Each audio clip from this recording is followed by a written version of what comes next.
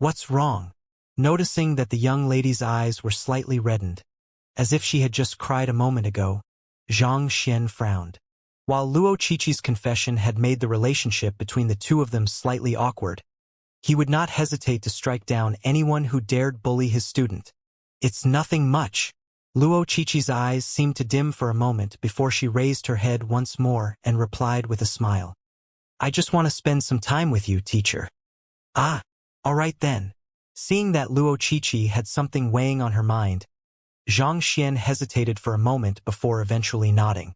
It was inevitable for those two outstanding to be fancied by others. As long as he maintained an appropriate distance between the two of them, there was no issue with them spending some time together.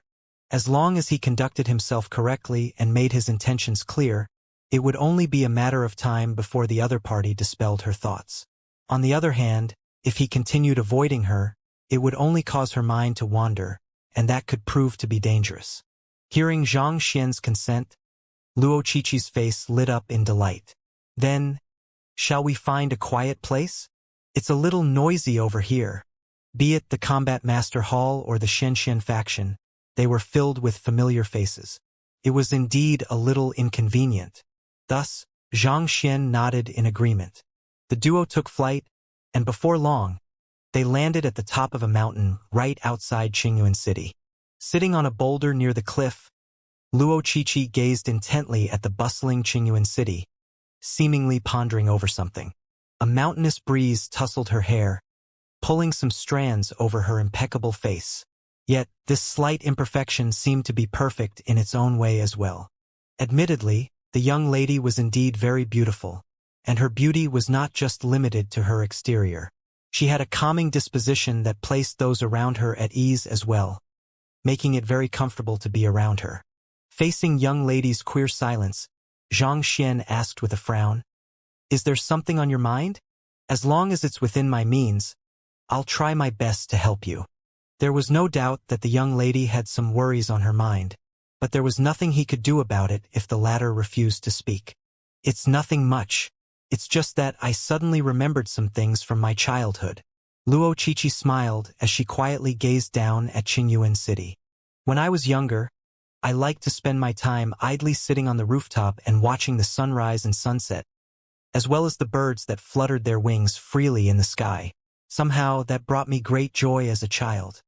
There was one time when I found myself deeply desiring an artifact. I really wanted it a lot, so I pestered my father to get it for me. In the face of my relentless pleas, my father eventually caved in. However, he said that he would only give it to me after I mastered a cultivation technique, so I frantically cultivated regardless of day or night. A year later, I finally succeeded. My father did not renege on our promise either, and he gave the artifact to me. I can still remember how happy I was the day I received the artifact. It was something that I had acquired through my hard work. I brought it around with me every day, hugging it to sleep even. But on one occasion, while I was fighting with another, it broke. I was truly heartbroken, and I wept for 3 whole days. My father found an identical one to comfort me, and it was really the same no matter how one looked at it. But for some reason, I no longer wanted it. With her knees hugged to her chest and her chin resting atop them, Luo Qiqi tilted her head over and asked, "Teacher, do you know why?" Xianxia shook his head. "It is because it is no longer the same one that I liked. Even if it appears identical, it isn't," Luo Qiqi replied. Not knowing how to respond to it, Xianxia was quiet for a long moment before replying with a nod. This should have been a common experience for many. When an object that one liked a lot was destroyed, even if an identical one was bought to replace it, the anticipation for it would no longer be there. Sentiment was not something that could be transferred just because 2 objects appeared or were identical. Eventually, I slowly came to understand that just because I like something doesn't mean that I'll be able to possess it forever. Just like that shattered artifact, no matter what I do, I'll never be able to get it back to how it was anymore. At this point, Luo Qiqi turned to look at Xianxia once more. It seemed like she had many words at the back of her throat, but she was unable to voice them. Noticing that there was something amiss with the young lady's state, Xianxia said, "What's wrong?" Did someone bully you? If the other party is at fault, I'll exact vengeance for you. Eft. Luo Qiqi suddenly burst into laughter. She looked at Xianxia playfully as she asked, "Will you really exact vengeance for me?" "Of course," Xianxia replied with a light smile. "You are the one who bullied me. Do it. Exact vengeance for me," Luo Qiqi said earnestly. Xianxia was rendered speechless. A moment of carelessness, and he had fallen into the young lady's trap once more. Back then, she had claimed that she had some doubts in mind and needed answers, but in the midst of clarifying her doubts, he had ended up being confessed to. It seemed like it was the same this time around as well. A pitiful front, but if he were to earnestly respond to it, he would fall into a pit as well. Just as Xianxia was at a loss, the young lady suddenly stared at him intently and said, "Teacher, you haven't given me a proper response yet. You should also know that my feelings for you are more than just those between a teacher and a student. Is this how you should talk to your teacher?" Xianxia frowned. "If that's all you want to say, I'll be leaving now."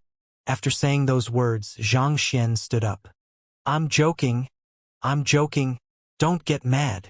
Luo Qiqi quickly appeased Xianxia while secretly sticking her tongue out. "It's not funny. Please do not make that kind of joke again." Xianxia waved his hand. "All right, teacher." Luo Qiqi paused for a moment before asking, "Will you teach me pill forging one more time?" "Sure." Xianxia nodded. "What kind of pill do you want to forge?" There were many different pill formulae in the world, and each of them had a unique forging method. "The pill that I want to forge is the grade 7 spirit reinforcing pill," Luo Qiqi replied. "Spirit reinforcing pill?" Xianxia was taken aback. It was just a moment ago that he had told Hall Master Xing that he needed some spirit reinforcing pills, and he had been intending to find them at the Apothecary Guild. Who could have known that Luo Qiqi would suddenly ask to learn to forge the pill at this moment? "That's right," Luo Qiqi replied with an innocent blink of her eyes. Xianxia hesitated for a moment before asking, "Do you have the required pill formula and medicinal herbs?" This would be a good opportunity for him to refine the forging method for the spirit-reinforcing pill. With this, he would be spared from a lot of trouble when he headed to the Apothecary Guild. "I have already prepared them," Luo Qiqi answered with a smile before flicking her wrist to take out a jade token. Xianxia took the jade token and scanned it with his consciousness. The content imprinted within the jade token was swiftly transferred into his mind. It was indeed the pill formula for the spirit-reinforcing pill. With Xianxia's knowledge as a 7-star pinnacle apothecary, it did not take him too long to deduce the most ideal method to forge the pill. "Here are the medicinal herbs." Luo Qiqi flicked her wrist once more, and a huge pile of medicinal herbs appeared before her eyes. Taking a swift look at the medicinal herbs, Xianxia was stunned. "Where did you find these medicinal herbs?" The medicinal herbs that the young lady had taken out each had a maturity of at least several thousand years. One must know that such medicinal herbs were worth an astronomical sum. An ordinary spirit-reinforcing pill only required medicinal herbs that were 50 years mature. If one were to use these several thousand-year-old medicinal herbs to forge the spirit-reinforcing pill, the produced pills would at least be several dozen times more potent. "As you know, I like to study and explore. I happened to discover an ancient domain a while back, and these medicinal herbs came from there," Luo Qiqi explained. "You really are quite lucky," Xianxia remarked. Given how meticulous Luo Qiqi was, even being able to trace the underground chamber where Wu Yangzi had been imprisoned through a forged weapon, it was not surprising that she had discovered other ancient domains as well. "Teacher, are these medicinal herbs sufficient to forge the origin-reinforcing pill?" Luo Qiqi asked. "Definitely. Not only sufficient, the spirit-reinforcing pill will also be of exceptional quality." Xianxia nodded. "However, these medicinal herbs are valuable, so you have to be careful not to make an error during the forging. A cauldron explosion with these herbs would be a huge pity. With such valuable medicinal herbs, as long as the forging process was perfect as well, there was a good chance that they would be able to up the grade of the spirit-reinforcing pill." Luo Qiqi nodded. Since the medicinal herbs used are of a significantly higher maturity, I'll have to make some changes to the forging method. Give me a moment, Xianxia said. Naturally, the forging method had to be changed when the potency of the medicinal herbs used was different. Xianxia swiftly went through his forging method once more to tailor it to the current conditions before flicking his wrist to summon the Golden Origin Cauldron. While the Golden Origin Cauldron was a weapon cauldron, it could also be used as a pill cauldron as long as several conversion formations were cast over it. Let's use the Golden Origin Cauldron for the forging. It should lower the chances of a cauldron explosion. All right, Luo Qiqi replied. Once everything was ready, Xianxia whipped out a brush and penned down the revised pill formula before passing it over to the young lady.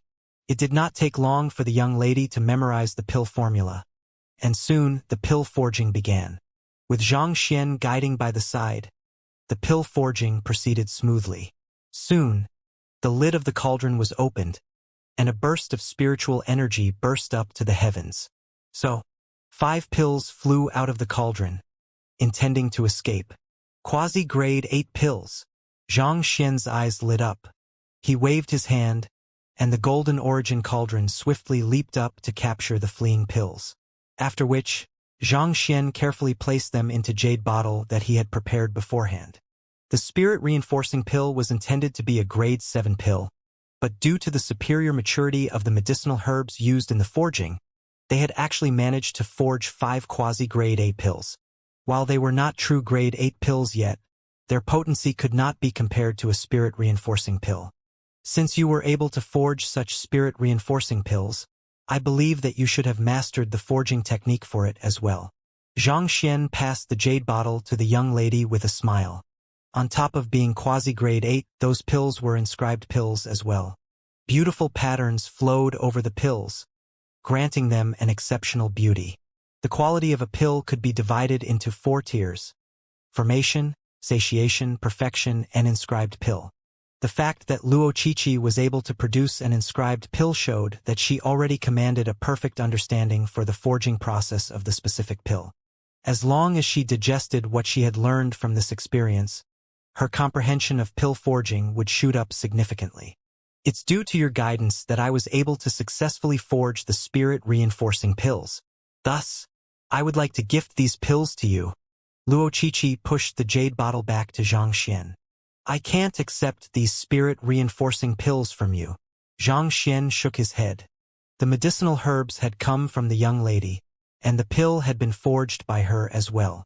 Even though he had guided her from the side, this was not a good enough reason for him to accept these incredibly valuable pills from her. Then, how about this? I'll keep 1 for myself and gift the remaining 4 to you. If you still feel that it's too much to accept, you can compensate me with spirit stones. Seeing through Xianxia's thoughts, Luo Qiqi took a pill out of the jade bottle before pushing the rest back to him. After a moment of hesitation, Xianxia eventually nodded. All right then. It just so happened that he needed some spirit-reinforcing pill, and the effectiveness of these quasi-grade 8 pills was equivalent to several dozen ordinary ones. With 4 of these, he would have no trouble achieving a breakthrough to embryonic soul realm pinnacle.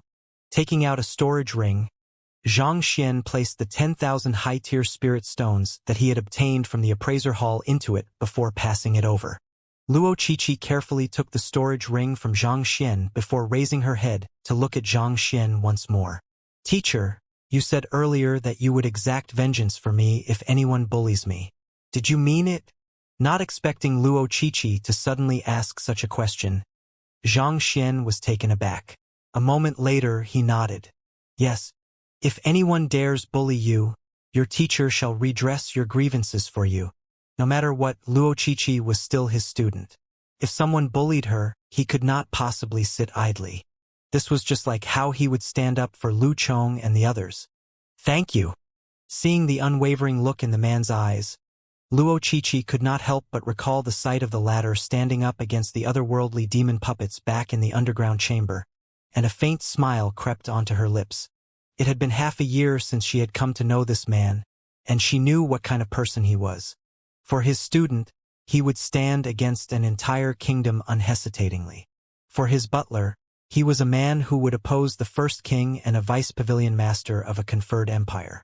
Domineering, but very protective of those whom he cared for. Just by this alone, she had no doubt that he would rush to her rescue if something happened to her. And this was why she loved him. Earnest, gutsy, responsible, and decisive. To those whom he cared for, he would treat them earnestly, not showing the slightest hint of hypocrisy. Teacher, I'm happy to hear such words from you. All right, I'll be heading back first. Luo Qiqi patted the dust off her hand as she flashed Xianxia a smile. I won't impose on you any longer. Xianxia waved his hand. Go on. Even though he had not voiced it explicitly, his actions should have clearly shown his rejection for her feelings. After the affairs today, she should understand that he viewed her as another one of his precious students, and her affection toward him would never bear fruit. Hopefully, she would cast aside those thoughts and find one who was truly suited for her. Luo Qiqi turned around before muttering softly, Farewell, teacher. After which, she leaped into the air, and before long, she vanished from sight. At Luo Qiqi's departure, Xianxia heaved a sigh of relief. He had only spent 2 hours with the other party, but he felt as if he had fought a war. It seemed like he would really have to hold himself back in the future and maintain a lower profile, or else it would be troublesome if too many ladies were to fall in love with him. Sometimes, being too outstanding was a sorrow. Shaking his head, Xianxia was just about to find a place to cultivate with his newly acquired spirit-reinforcing pills when he suddenly saw a figure heading over. It was none other than Yu Feier. Xianxia, aren't you being a little biased? You should have told me that you were teaching Qiqi pill forging. I want to learn it, too. Yu Feier harumphed as soon as she landed on the cliff, apparently displeased by the private time he had spent with Luo Qiqi. The both of them had confessed, and yet, Xianxia had still chosen to spend some private with Luo Qiqi. She could not help but feel a little jealous at that. I was only teaching her pill forging. Nothing of what you are thinking happened. Xianxia rubbed his glabella in frustration. Knowing that it would be better to be straightforward with someone of Yu Feier personality, he decided to get straight to the point. To be honest with you, I already have someone that I like. Really? Who is it? Is it Qiqi? Yu Feier asked in alarm. It's not her but the little princess of the Luo clan, Xianxia replied. Luo clan? As in the Sage clan. Yu Feier did not believe what she was hearing. The Luo clan is a lofty existence in the master-teacher continent. So how could you be acquainted with their little princess? The Sage clans were existences that stood at the very peak of the master-teacher continent, the very embodiment of absolute power. In comparison to the Luo clan, her Hongyuan royal family was truly nothing at all. Considering that Xianxia originated from the humble Tianxian kingdom, how could he possibly be acquainted with someone as noble as the little princess from the Luo clan, let alone fall in love with her? You can choose not to believe my words if you want to. As for how I came to know her, I can only say that it was the workings of destiny. Furthermore, I can tell you that the feelings that we have for one another are mutual. At this point, Xianxia could not help but think of Luo Ruoxin, and his lips unknowingly curled up into a smile. It was a misunderstanding that had brought them together the first time they met. He had thought that she was being pursued by spirit beasts back then, and he had forcefully pulled her down into a river, only to faint in the end. Thinking about it, the misunderstanding seemed almost like the miraculous working of fate.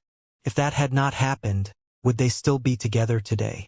In any case, since he already had someone he loved, he did not want to get too deeply involved with other ladies anymore. Yu Feier was a headstrong and resolute person, so he felt that he should nip her feelings in the bud. I don't believe you. You are lying. Yu Feier's face paled. All along, she had thought that Xianxia had no girlfriend and that she, Luo Qiqi, and Hu Yaoyao all stood a chance as long as they worked diligently. However, it seemed like they were already too late. You are a wonderful lady, but what I am saying is the truth. Xianxia shook his head. But I, too agitated. Yu Feier's breathing hastened, rendering her unable to continue. Gritting her teeth, she turned around. After a moment of silence, She spat, one word after a word. Xianxia, I have imposed on you today. I'll be leaving now. Then, not even waiting for Zhang Xian's response, she leaped into the sky and took flight, disappearing into the horizon in a few moments. Even though she did not say anything, her voice was tinged with sorrow and shock. She could not believe that Zhang Xian was taken, and she could not accept it either. Geez! Seeing that he had unintentionally hurt two ladies in just a few moments, Zhang Xian shook his head and sighed. If possible, he did not want to have done that either. But he simply did not harbor any romantic feelings toward them. If he had allowed their feelings for him to develop, it would only have caused them greater pain in the future. Only for Luo Ruoxin did his heart beat. Having experienced 2 lifetimes in 2 different worlds, he had already seen many things, allowing him to remain unfazed and composed before most matters. Yet, before Luo Ruoxin, he acted like a young man. Out of jealousy, he had ended up beating Feng Sun up and intentionally traumatizing Zhang Jiuxiao. Despite his rational personality, he found himself with an irrational hate for the Zhang clan as well. Luo Qiqi and Yu Feier were beautiful and outstanding ladies, but neither of them were able to generate such feelings within him. He knew very well that all he felt for them was the care and concern that a teacher would have for his students. Since that was the case, rather than get needlessly entangled with them, it would be better to dash whatever hope they had before they descended deeper into the abyss. After all, the greater the expectation, the greater the disappointment. He was certain that this was the best course of action. Forget it, I shouldn't think too much into it now. I should raise my cultivation to embryonic soul realm pinnacle first. Shaking his head, Zhang Xian tossed aside the other thoughts he had in his mind and sat cross-legged on the ground. The area was exceptionally quiet, and there was not a person in sight. It was the ideal environment for him to cultivate in. He quickly conditioned the internal state of his body and his breath, and when his physical condition finally peaked roughly 2 hours later, he took out a spirit-reinforcing pill and swallowed it. The spirit-reinforcing pills that Luo Qiqi had forged were made using extremely mature medicinal herbs. Those medicinal herbs harnessed rich medicinal energy, and the pills were perfectly forged on top of that, reaching the tier of inscribed pill. As such, every single one of the 4 pills harnessed several dozen times more spiritual energy than the one he had obtained from Hallmaster Xing. As the pill dissolved in his mouth, he immediately felt a blazing surge of energy coursing through his meridians before eventually gathering around his origin soul. Upon reaching Saint 3 Dan intermediate stage, his origin soul had adopted a form reminiscent of an 8-year-old child. Its every move seemed to be tinged with incredible might that could shatter the world. Calming his mind, Zhang Xian focused his consciousness on the internal state of his body as he began to drive his Zhenqi according to the Saint 3 Dan Heaven's Path divine art. Whenever he felt that he was running low on spiritual energy, he would unhesitatingly swallow a spirit-reinforcing pill. As he absorbed more and more spiritual energy from the spirit-reinforcing pills, his cultivation and strength swiftly rose. Embryonic Soul Realm Intermediate Stage. Embryonic Soul Realm Advanced Stage. Embryonic Soul Realm Pinnacle. An hour later, his origin soul had already adopted the form of a 16 to 17-year-old young man, sharing an identical appearance with him, just slightly younger. Its size remained the same as back when it was just an infant 10 meters tall. It did not become any taller during its development. Finally, Zhang Xian exclaimed after a deep exhalation. He had really gone through a lot of trouble just to raise his cultivation to this level. Fortunately, diligence did not fail him. After overcoming all the difficulties in his path, he had finally managed to reach embryonic soul realm pinnacle. However, the 4 spirit-reinforcing pills that Luo Qiqi had given him also ended up being depleted as well, and he had become poor once more. Assessing his internal condition again, he felt that the flow of Zhenqi in his body was far smoother than ever, and his strength had already risen by leaps and bounds as compared to before. He stretched out his hands and lightly closed his fists together. Pong! A sonic boom sounded, and the next moment, the boulder beneath him suddenly burst into dust. It was fortunate that he had flown up in advance, or else he would have been cloaked in dust. This is the might wielded by an embryonic soul realm pinnacle expert. Xianxia clenched his fists tightly together in excitement. Incredible! Even though it was hard for him to determine his current strength until he exchanged blows with a true expert, he was confident that if he were to meet the Qingtian Emperor once more, he would be able to crush the latter into meat paste with a single punch. Voila! Rising to his feet, he reined in his aura, and the pressure he exerted finally vanished. In the eyes of other cultivators, he would only appear as an ordinary Saint 3 Dan pinnacle. Even though he had raised his cultivation significantly, he still had every intention of maintaining a low profile. If he could avoid standing in the spotlight, he would try his best to do so to avoid unnecessary trouble. At my current cultivation realm, ordinary spirit reinforcing pills won't be of much use to me anymore. There's no longer any point in me heading to the Apothecary Guild. Xianxia's original intention had been to pay a visit to the Apothecary Guild to purchase some spirit-reinforcing pill to advance his cultivation. However, along with the rise in his cultivation, it would seem that the concentration of the spiritual energy within ordinary spirit-reinforcing pill was no longer sufficient for his cultivation. As such, it would be futile no matter how many of them he acquired. He would only be wasting his money. Forget it, I should just return to the Combat Master Hall. Those 3 hall masters should still be around, so I can assess my new strength on them, Xianxia thought with a chuckle as he began making his way back to the Combat Master Hall. However, just as he was about to make his way back, he suddenly froze for a moment. Flicking his wrist, he took out a jade token. Wuxia had sent him a message. After taking a look at it, his face immediately turned grim. Pavilion Master Go is dead? In the Qingyuan Empire Master Teacher Pavilion, straw mats lay side by side on the ground, and 8 corpses were neatly placed on top. The corpses were each dressed in a Master Teacher robe, and the 7 gleaming stars on their chests indicated their identities. Xianxia was extremely familiar with the elder in the center. It was due to the injustice that the elder had brought upon him that he had gone to the extent of crashing the Master Teacher Pavilion, even directly exchanging blows with him in the midst of doing so. He had thought that the elder would be severely judged by the Master Teacher Pavilion headquarters, but who would have thought that he would die before then? Xianxia turned to Wuxia and asked grimly, "What happened?" "It happened earlier in the day.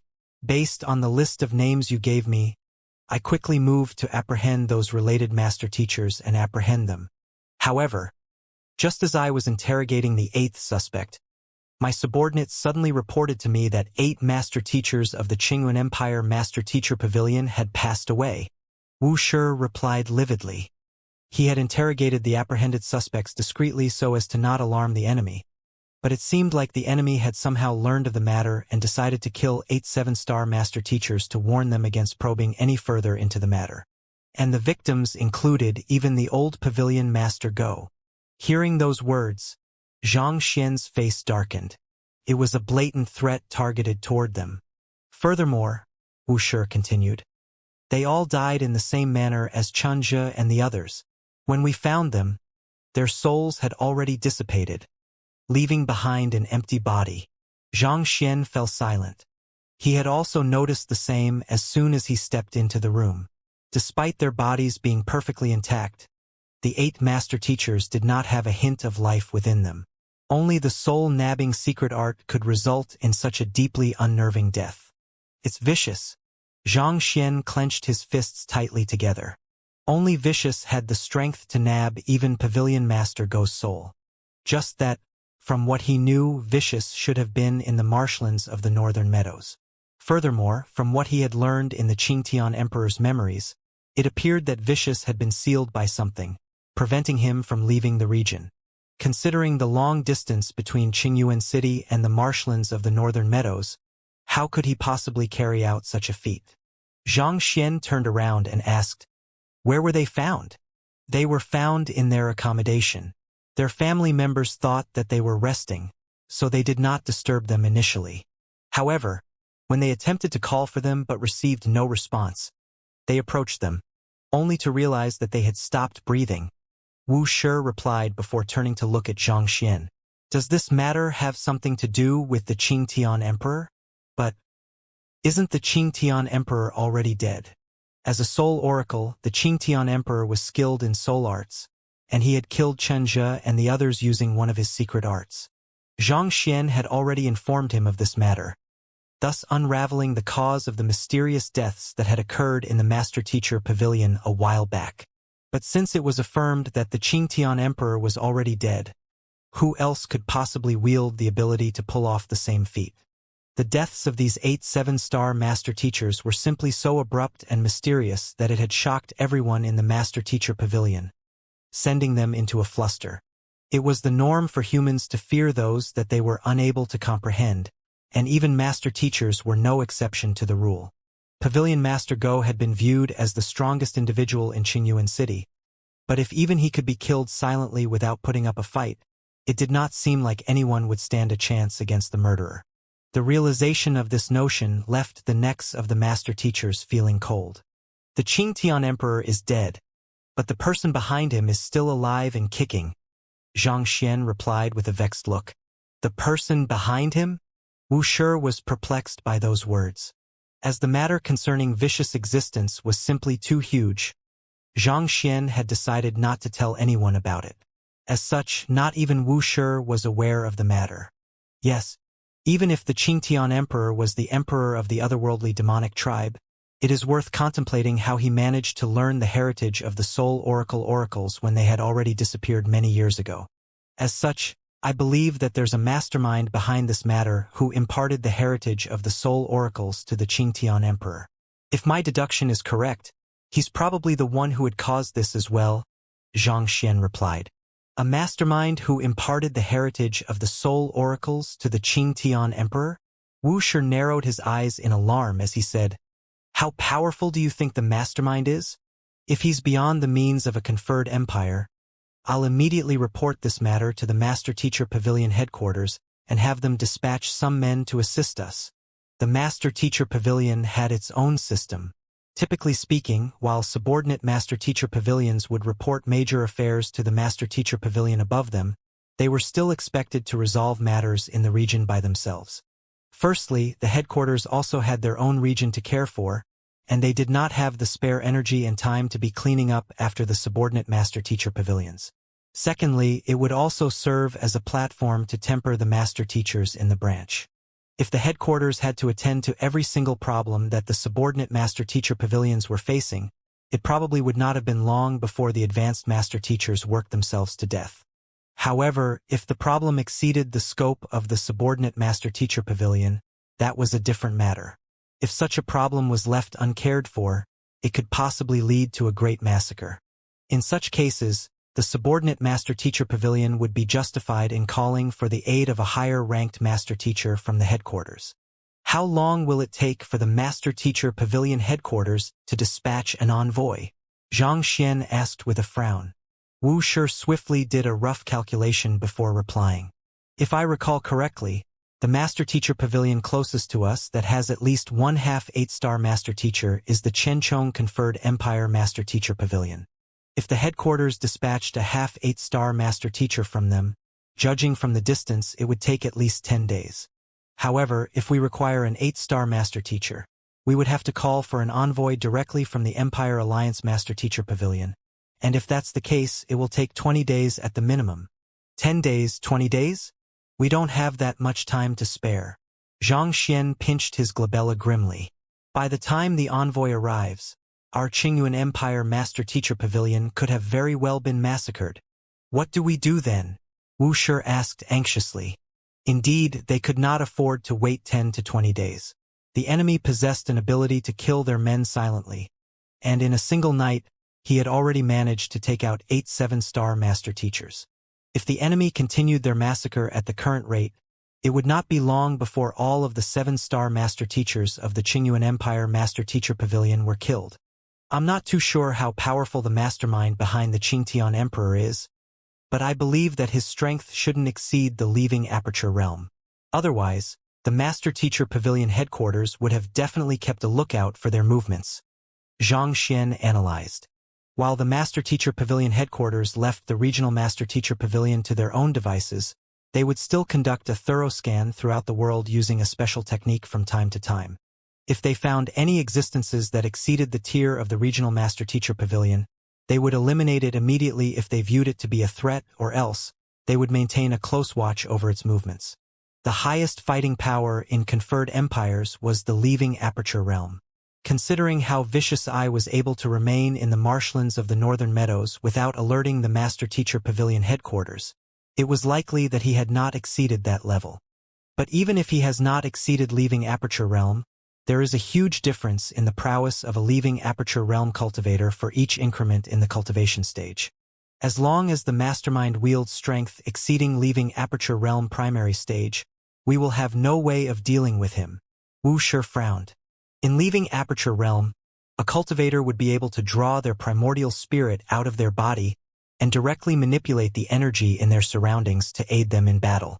Every increment in the cultivation stage would call forth a lightning ordeal, and as long as the cultivator survived it, it would temper their primordial spirit and significantly enhance their control over their surroundings.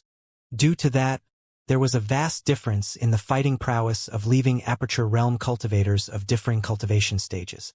For example, even though it might appear that there was only a small cultivation stage difference between leaving aperture realm primary stage and leaving aperture realm intermediate, a dozen leaving aperture realm primary stage cultivators might not have even been a match for a single leaving aperture realm intermediate stage cultivator.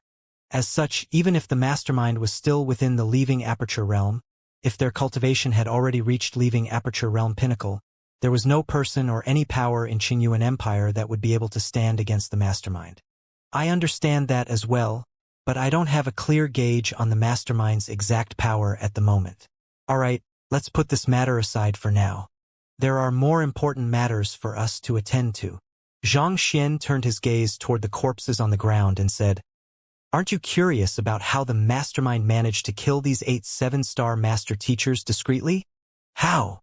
That night, when I was assaulted by the Qingtian Emperor, I happened to learn of the secret behind their soul-nabbing secret art. They utilize a medium to infiltrate the consciousness of a cultivator and take their soul away. This medium could be anything, such as an altar or even a soul fragment. So, one aspect that we should explore is what medium the mastermind used to kill these 8 men. Did you find anything during your investigation of the case?" Xianxia asked. In close proximity, Vicious could nab the soul of anyone easily. However, over tens of thousands of li, he would have to rely on a medium to channel his soul energy. Like the altar that he had found beneath Chun's residence a while back. However, the altar should have been taken away by Wuxia and sealed. So, how did Vicious manage to kill these 8 master teachers? Wuxia was taken aback for a moment before replying. I haven't been paying much notice to this matter. Try to look into it. It could very well lead us to some clues," Xianxia instructed before falling silent. Activating his eye of insight, he began examining the corpses before him carefully. Pavilion Master Go had a horrified expression on his face, as if he had encountered something he dared not believe before his death. After a moment of examination, Xianxia shook his head and sighed. The physical state of Pavilion Master Go was identical to that of Chunja back then. Even through his eye of insight, he did not notice anything peculiar. At this moment, Xianxia suddenly recalled a crucial figure in this matter, and he hurriedly asked, "Wait, where is King Zhongqing? Where is he imprisoned?" "I dispatched my men to have him arrested once more, and he was locked in the prison of the Master Teacher Pavilion. Last night, Emperor Chu Tianxing came to pay me a visit, presumably over the matter concerning King Zhongqing, but I turned him down," Wuxia replied. "Emperor Chu Tianxing came to pay you a visit?" Xianxia frowned. King Zhongqing was only a mere subordinate of the Qingyuan royal family. It was not as if he was Emperor Chu Tianxing's son or anything. So why was Emperor Chu Tianxing so desperate to protect him, coming over whenever something happened? Willing to pay a hefty price for his release even? That's right. However, I did not allow the 2 of them to meet. Furthermore, we have a legitimate reason to have King Zhongqing imprisoned this time around. So I don't think that Emperor Chu Tianxing will be able to do anything about the matter for the time being," Wuxia replied. "I see. However, there's really something amiss about Emperor Chu Tianxing. I think we have to look into him," Xianxia said grimly. Based on the Qingtian Emperor's memory, Xianxia was able to confirm that King Zhongqing had indeed defected to the otherworldly demonic tribe. Considering how close Emperor Chu Tianxing was to King Zhongqing, it was a little hard to believe that there would be nothing wrong with him as well. Should I have him captured and interrogated? Wu Shi also had the same suspicions, but due to Emperor Chu Tianxing's position, he had been a little hesitant to make a move. We shouldn't rush into this matter. It would surely cause a huge uproar if we made a move against Emperor Chu Tianxing, so we have to amply prepare. What's more urgent right now is finding the medium that the mastermind is using to conduct the killings. After that, we should focus our efforts on getting rid of the mastermind. Xianxia contemplated in silence for a moment before sharing his analysis. Only when the mastermind is dead will everyone be safe. That's true. Wu Shi nodded. Xianxia was right. In a sense, an emperor could be said to be the very heart of an empire. Thus, if anything happened to the emperor, it could easily induce pandemonium among the populace of the empire. And the pandemonium was only one small aspect of the matter. If the Master-Teacher Pavilion failed to deal with the problem properly, they could risk losing their credibility. Considering how the Master-Teacher Pavilion was in charge of maintaining order within the region, if they wished to deal with the royal family, they would need to have concrete, irrefutable evidence. Otherwise, what would the other empires make of the matter? Wouldn't they feel that their sovereignty was threatened by the presence of the Master-Teacher Pavilion as well? As such, no matter how confident they were of their speculations, it was far from enough. Wu Shi nodded. I'll have my men look into the matter this instant. Aside from that, I might also need you to organize a group of men for an expedition to the marshlands of the Northern Meadows. An expedition to the marshlands of the Northern Meadows? Wu Shi frowned. That's right. I suspect that the mastermind is hiding there, Xianxia explained. I see. All right. I'll pick out the elites of the Master-Teacher Pavilion and liaise with the Combat Master Hall to dispatch some of their experts as well, Wu Shi said. All right then. I'll be taking my leave first to make some preparations myself, Xianxia replied. Farewell. There were two things he had to do before heading to the marshlands of the Northern Meadows. Firstly, he needed to try to raise the strength of the Golden Origin Cauldron another level, preferably to the Leaving Aperture realm.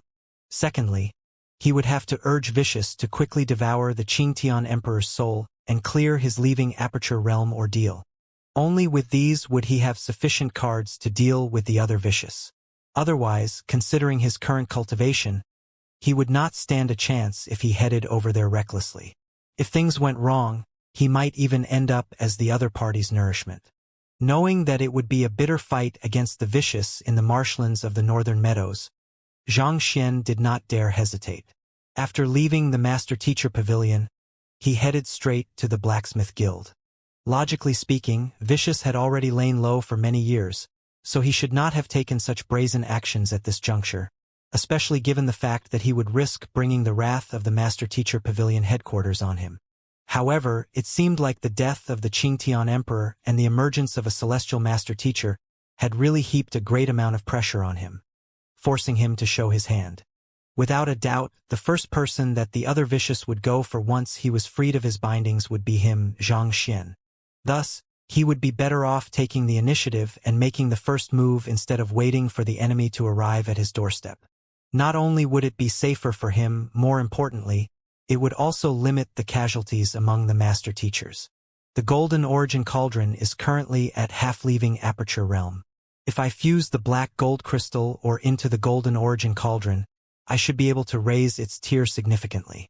Even if I'm unable to bring it up to the level of a Saint high-tier artifact, I should have no trouble raising its cultivation to the Leaving Aperture Realm, Xianxia hypothesized as he made his way forward.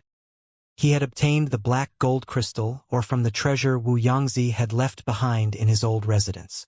After splitting a portion of it with Luo Qiqi, he still had a slice of it left. It was just that he had been too busy recently, and he had not found the required materials to perfectly fuse it into the Golden Origin Cauldron. Since he had already decided to set off to the marshlands of the Northern Meadows, he would really have to equip himself well in advance.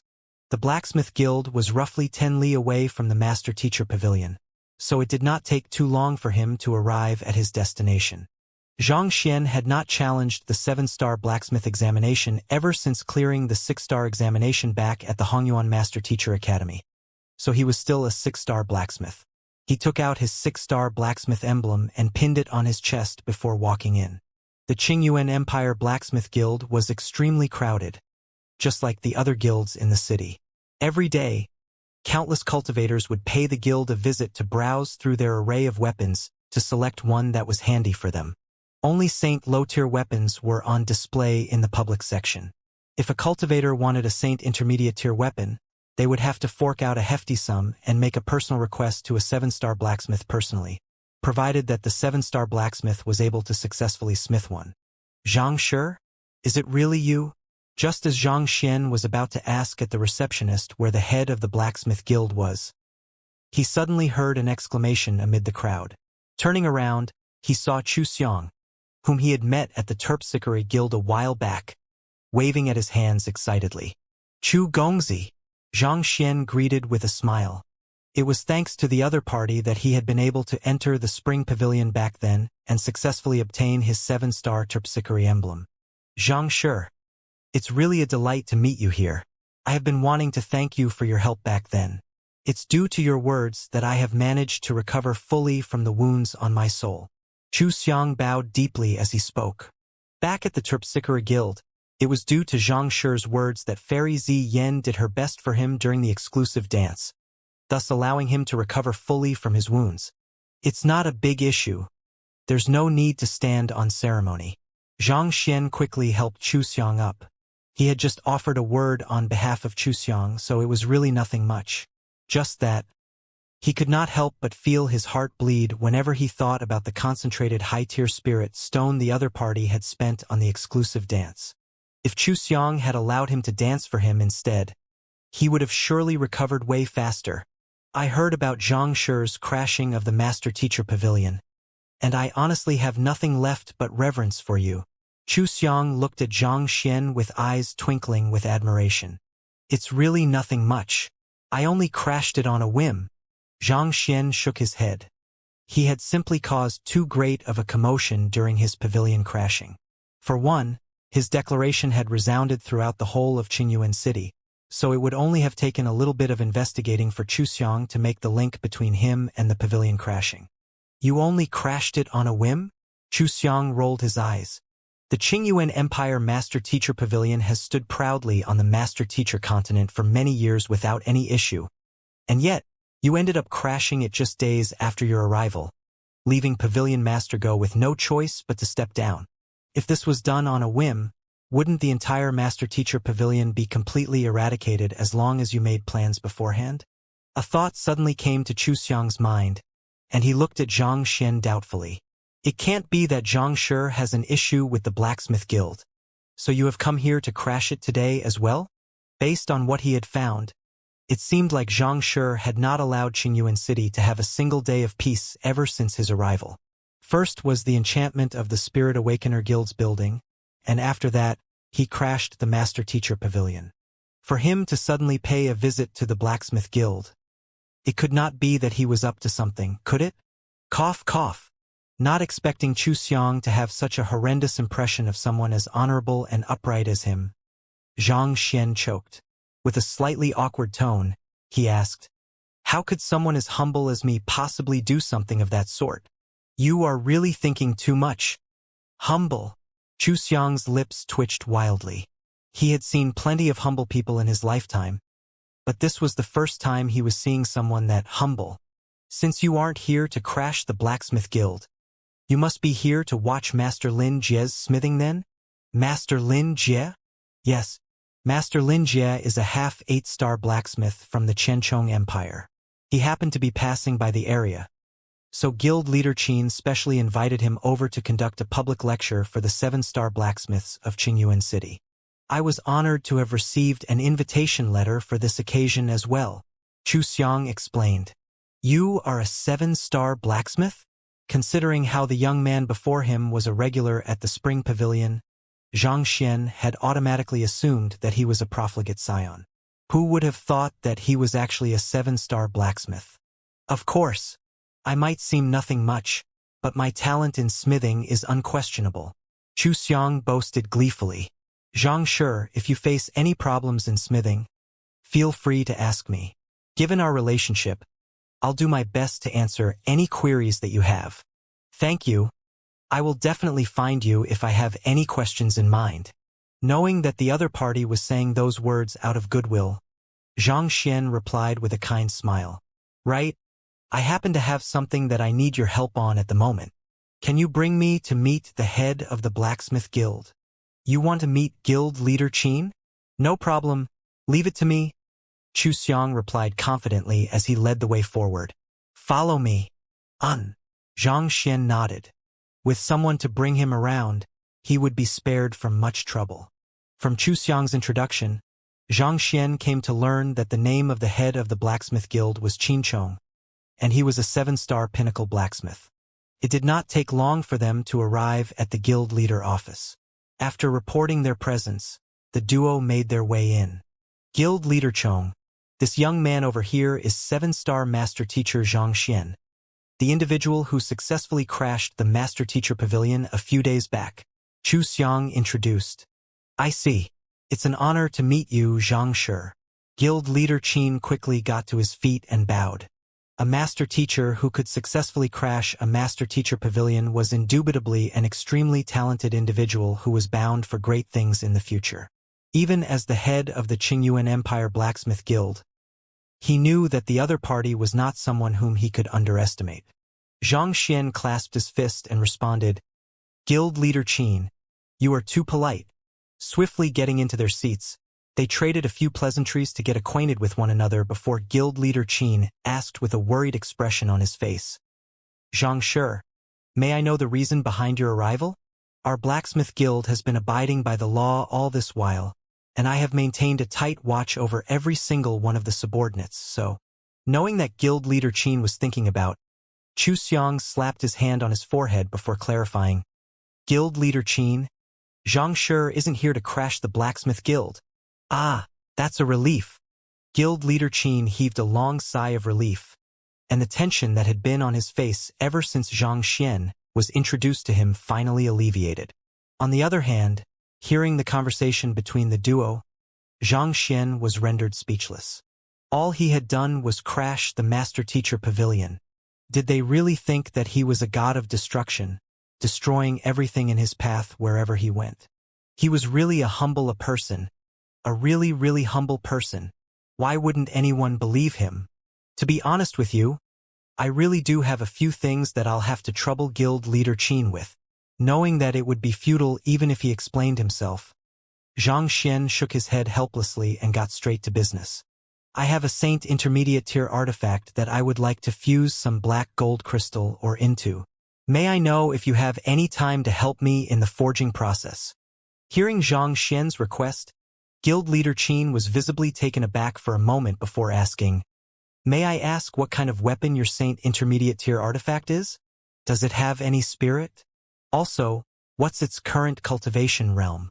It's a half-leaving aperture realm weapon cauldron, and it does have a spirit, Zhang Xian replied. A frown emerged on guild leader Qin's face. Xianxia, I'll be frank with you here. If your weapon cauldron was only at primordial spirit realm primary stage, I might still have been able to help you reforge it and fuse it with your black gold crystal but half-leaving aperture realm, I haven't even reached that level of cultivation realm yet. So I fear that your request is beyond my ability. If that's what you are worrying about, there's really no need to. I'll be giving you some guidance from the side during the forging process, and as long as you follow my instructions strictly, there won't be any problems, Zhang Xian replied. No matter what, he was determined to overlook the Golden Origin Cauldron's forging personally. Otherwise, no matter who did the job, he would not be able to put his mind at ease. You will be giving guidance? Guild leader Qin was taken aback. Xianxia is a blacksmith? I studied it for a while in the past. I am currently a 6-star blacksmith, Zhang Xian replied. He had collected all the books concerning smithing in the Master Teacher Pavilion and read the compiled 7-star Heaven's Path Smith Art too, thus raising his understanding on smithing to 7-star pinnacle, which was comparable to most 8-star primary blacksmiths. However, it was just that he never had time to practice forging before, so with his current proficiency, he could only make metal blocks at the very most. Fearing that he would end up misshaping the golden origin cauldron, he had sought Guild Leader Qin's help instead. 6-star blacksmith? Guild Leader Qin and Chu Xiang exchanged a glance as frowns emerged on their faces. There was a huge gap between a 6-star blacksmith and a 7-star blacksmith. For a 6-star blacksmith to actually speak of guiding a 7-star blacksmith like Guild Leader Qin, was this a joke? Noticing the peculiar gaze in the duo's eyes, Xianxia realized what was going through their minds, and he swiftly clarified, "Actually, my proficiency in smithing has already reached 7-star. It's just that I have been too busy recently, so I haven't been able to find time to take the examination." "I see." Guild Leader Qin nodded in comprehension. "Since that's the case, allow me to invite Xianxia to follow me to our forging hall. Only the earth flames there will be able to produce sufficient heat to melt a Saint Intermediate Tier artifact and the black gold crystal Oregon." "Sure." Xianxia nodded. Most blacksmith guilds tapped into the earth flames underground for their smithing. There were differing tiers to earth flames as well, and the black gold crystal ore was known to be exceptionally difficult to process, while the golden origin cauldron had reached half-leaving aperture realm and had been tempered by lightning, so ordinary earth flames would not do the job. The trio swiftly arrived at the forging hall, only to meet with a huge crowd. Astonishingly, every single one of them had 7 stars on the emblem pinned conspicuously on their chests. They were all 7-star blacksmiths. This, Xianxia frowned. He had thought that the forging hall would be empty. If that were the case, he would have been able to go all out in the reforging of the golden origin cauldron. But with just a swift glance, he could see at least several hundred 7-star blacksmiths in the room. Noticing Xianxia's unhappiness, Guild Leader Qin quickly explained, "Xianxia, pardon me. Only the flames of the forging hall are sufficient to process the black gold crystal ore, and it just so happens that Master Lin Jie will be conducting a lecture on smithing for us today. If Xianxia is willing to wait, why don't you listen to Master Lin's lecture first? He's a half 8-star blacksmith, so his understanding of smithing is bound to have reached an unfathomable level. Through his teachings, your grasp of smithing could improve by leaps and bounds." "I fear that I don't have that much time to spare," Xianxia replied with a frown. Vicious could make another move at any moment, so he had to quickly raise the prowess of the golden origin cauldron so that he would be prepared to face him. Thus, he really had no time to spare on a lecture. Right after Xianxia said those words, a displeased voice suddenly sounded from the center of the room. "Do you mean to say that listening to my lecture is a waste of your time?" Turning around, Xianxia saw an elder with a flowing white beard walking over. There was an air of valiance surrounding him, and astonishingly, his cultivation was indiscernible on first glance. "Master Lin Jie." Guild Leader Qin hurriedly clasped his fist and greeted the elder, whereas Chu Xiang lowered his head respectfully. Be it in terms of cultivation or comprehension of smithing, they came nowhere close to matching up to the half 8-star blacksmith before them. "Master Lin Jie, allow me to introduce you. He is a 7-star pinnacle master teacher, Xianxia." Fearing that the duo would end up fighting one another, Guild Leader Qin hurriedly introduced the two of them.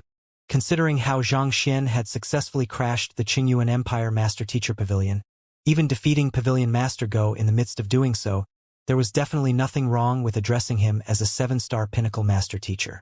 7-star Pinnacle Master Teacher? Master Lin Jie was taken aback for a moment. "For one as young as you to wield such power, I see that you do have the right to act conceited." Initially, Master Lin Jie had thought that it was some arrogant individual trying to humiliate him publicly, but since the young man was a 7-star Pinnacle Master Teacher, it was unlikely that he would lower himself to something as crass as that. Xianxia clasped his fist and requested, "Pardon me, but I have some urgent issues concerning the Master Teacher Pavilion that cannot be delayed.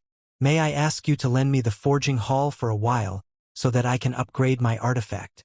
Considering that Master Lin Jie had specially been invited there by Guild Leader Qin to conduct a lecture, it was indeed a little disrespectful for him to suddenly barge in and request to use the earth flames. Upgrade your artifact? Is Xianxia a blacksmith as well? Master Lin Jie asked curiously. I have learned it for a while and happened to obtain a 6-star emblem, Xianxia replied. Master Lin Jie nodded in response. May I know what kind of artifact Xianxia hopes to upgrade? While the Qingyuan Empire Blacksmith Guild was not as grand as the Chenchong Empires, there were at least 600 to 700 private chambers where one could access earth flames. Just what kind of artifact was the young man dealing with that he would absolutely need to use the forging hall? If the other party was a 7-star pinnacle blacksmith, he would not have bothered to ask that question. Just that. The young man's proficiency in smithing seemed to be a little low, and the earth flames in the forging hall were exceptionally wild. The slightest lapse in control would not only result in the failure of the tempering, the artifact could possibly be destroyed as well. It's this one. Xianxia flicked his wrist, and the golden origin cauldron appeared in the room. Master, are you intending to reforge me? Ha ha ha.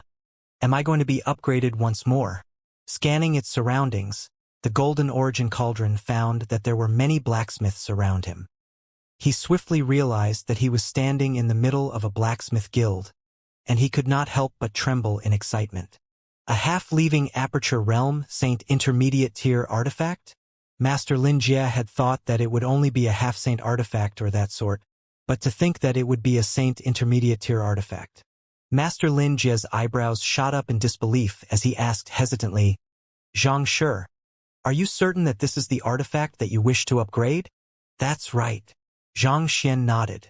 This, attributing it to the young man's inexperience, Master Lin Jie could not help but advise him. To forge a Saint Intermediate Tier artifact on top of wielding sufficient strength, more importantly, one must possess a deep understanding of smithing so as to ensure that the forging and upgrading do not damage the spirit within the artifact. Otherwise, not only will the artifact not be upgraded, its tier might even decline sharply instead. Even a half-8-star blacksmith like him only had a 20% chance of successfully upgrading a Saint Intermediate artifact like that, so for a 6-star blacksmith to do so, he was certain that the Saint Intermediate Tier artifact would be ruined during the upgrade. It was truly not worth the risk. Before Xianxia could even speak, the golden origin cauldron had already harumphed in discontent. Old man, what do you mean by those words? My master was able to raise my tier from Saint Low Tier to Saint Intermediate Tier just by giving pointers to an apprentice blacksmith. So do you think that he needs you to lecture him? Ever since its creation, its current master was the only one that it had felt so much respect and awe for, and yet, that old man actually dared to doubt its master's capability. Count yourself lucky that I didn't charge forward to crush your puny head with my butt. By giving pointers to an apprentice blacksmith? The crowd was taken aback by the golden origin cauldron's words. One must know that an apprentice blacksmith was an individual who had yet to successfully smith a mortal low-tier weapon, and such a person was able to upgrade a Saint Low-Tier artifact to Saint Intermediate Tier just by receiving some pointers from the young man before them.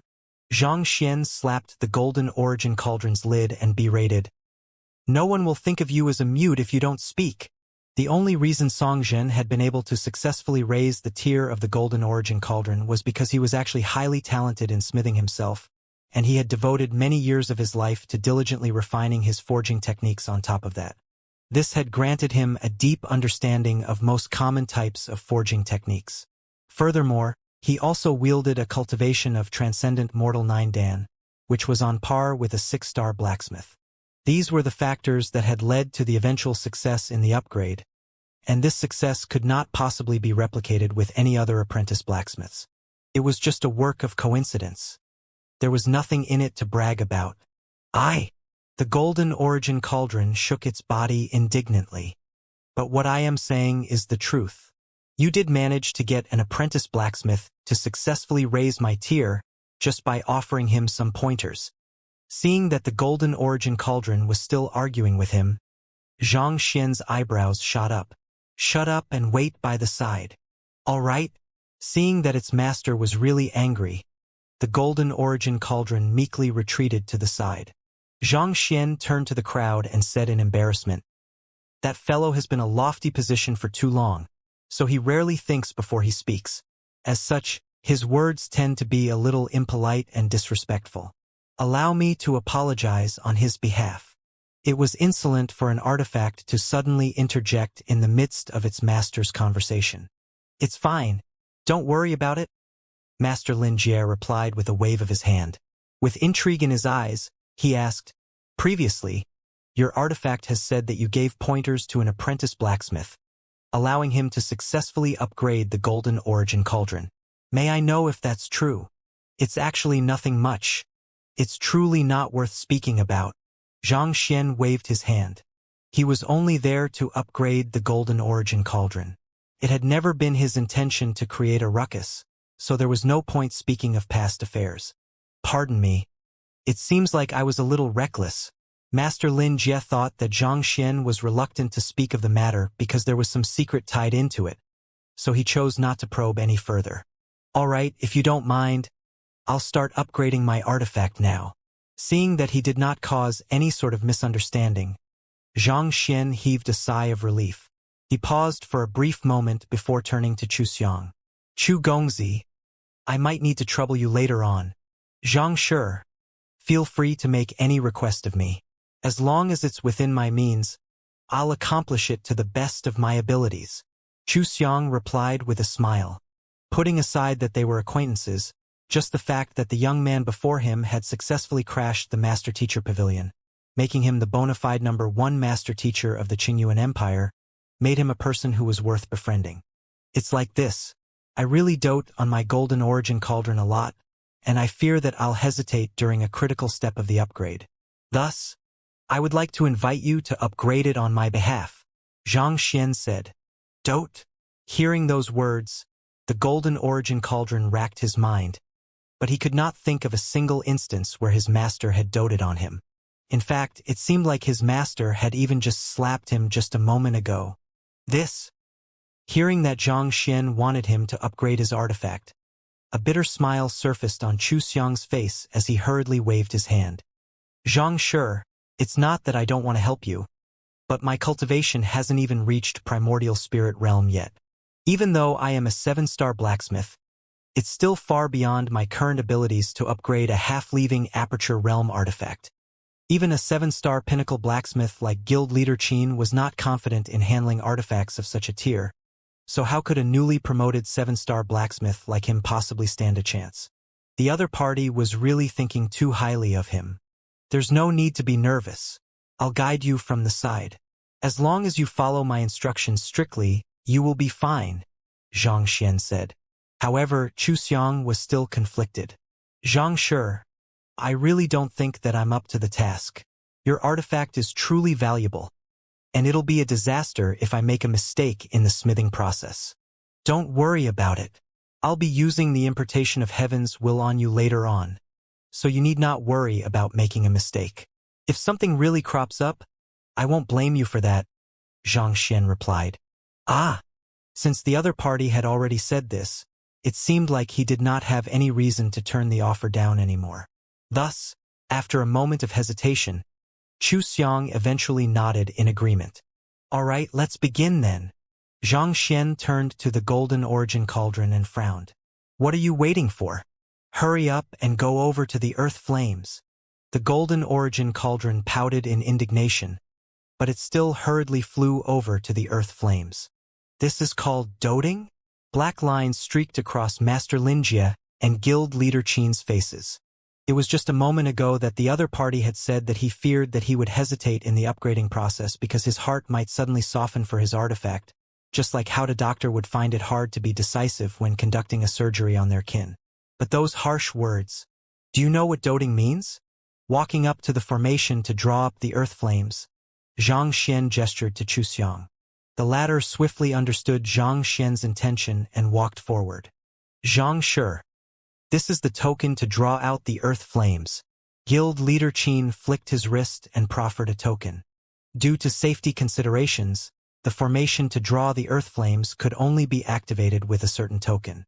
However, before he could pass it to the other party, the young man had already begun speaking.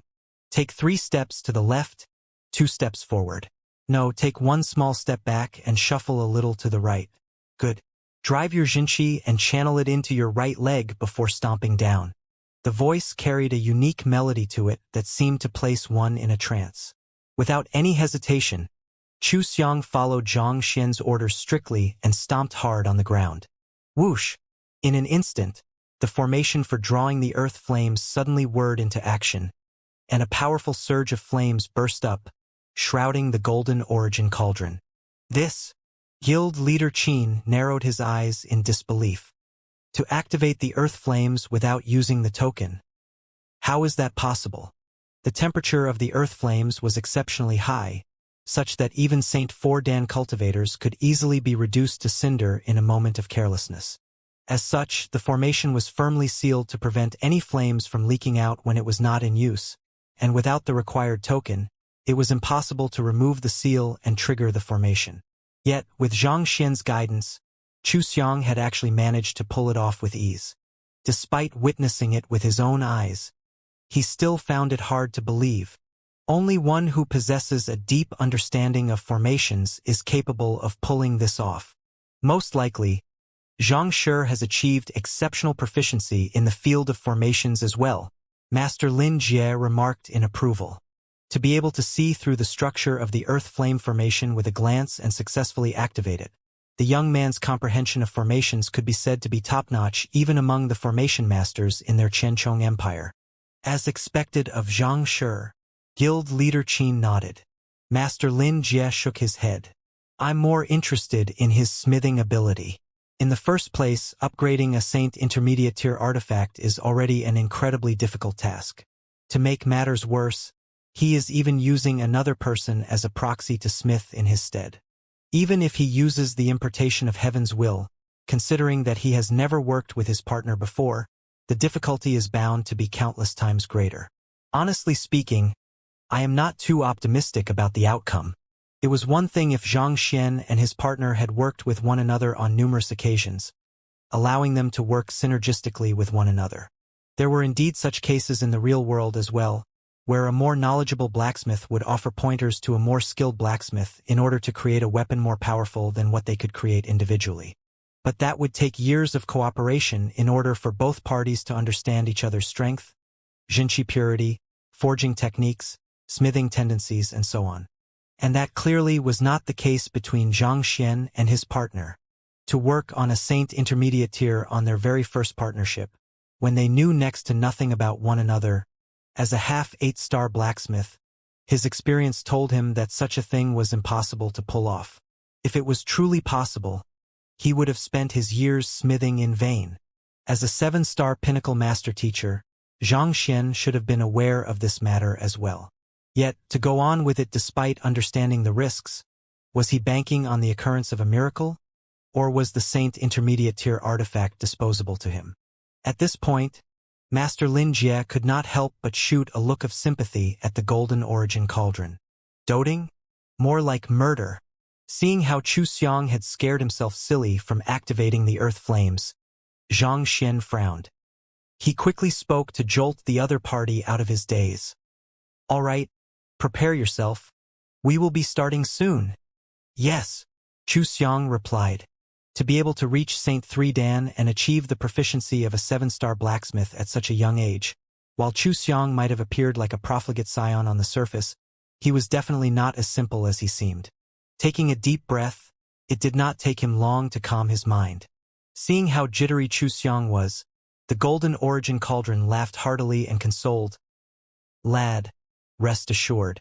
It's not that I want to brag, but as long as you follow the instruction of my master word for word, Grandpa Ding will be completely fine. Perhaps, I might even be upgraded by a tier. It appeared that it was not worried in the least. On the other hand, upon hearing those words, Master Lin Jie and Guild Leader Qin could not help but share a look, and they could see the worry in each other's eyes. Are you really that gutsy? Or is there something wrong with your head?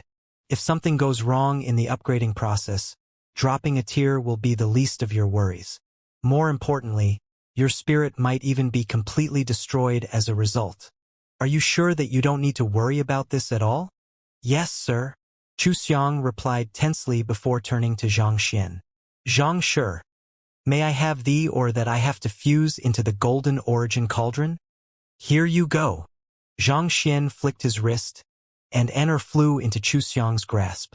This, seeing thee or that was being passed over, Master Lin Jie's eyes narrowed in astonishment. Isn't that the black gold crystal ore? The black gold crystal ore was an incredibly valuable and rare ore. Just fusing a pinch of it into the weapon could potentially raise the prowess of the smithied weapon significantly. It was highly sought after, even among the top conferred Empire blacksmiths. Who would have thought that the young man actually had such a thing in his possession? A moment later, Master Lin Jie frowned as he analyzed the situation. But it will be difficult to fuse that with the cauldron. As rare as black gold crystal or was as a half 8-star blacksmith, he still had various channels that he could acquire some from. What truly stumped most blacksmiths was not the rarity of the ore but the sheer difficulty in processing it. Even with the earth flames in the forging hall, it would still be extremely difficult to melt the black gold crystal ore. If the black gold crystal ore was not fully melted, it would be impossible to fuse it with the golden origin cauldron perfectly. If only we were in the Chenchong Empire Blacksmith Guild. The earth flames there would have no problem melting the black gold crystal ore, although it would take a great deal of effort. However, here, Master Lin Jie shook his head pessimistically. The earth flames in the forging hall boasted the highest temperature in the Qingyuan Empire, but they were still lacking compared to the earth flames in the Chenchong Empire Blacksmith Guild. It really would not be easy to melt the black gold crystal ore here. Staring curiously to see what Xianxia would do in this situation, Master Lin Jie suddenly heard the young man issuing an instruction, and right afterwards, the golden origin cauldron opened its lid and swallowed the ore.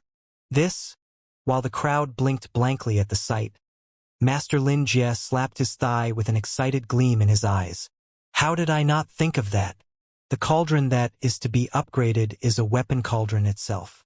While the temperature of the earth flames is limited, the superior heat conductivity of the weapon cauldron can channel the heat through it, thus raising the temperature another notch. With this, there should be no problem melting the black gold crystal ore. Just that. Just what? While the black gold crystal ore can be melted through this method, the problem is that he will be unable to view the current state of the black gold crystal or to determine whether it has fully melted or not, Master Lin Jie replied. Due to the firm exterior of the weapon cauldron and the intense flames, it will be impossible to extend his spiritual perception into the cauldron as well. If the black gold crystal ore is retrieved too early, it will not have melted properly. If retrieved too late, its properties could very well have been destroyed by the heat. Either way, it will adversely affect the result of the upgrading.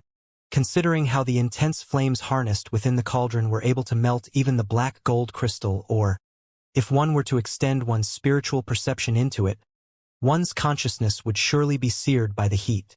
If one could not view what was going on in the cauldron, it would be impossible to accurately discern when the black gold crystal ore needed to be retrieved to move on to the next step.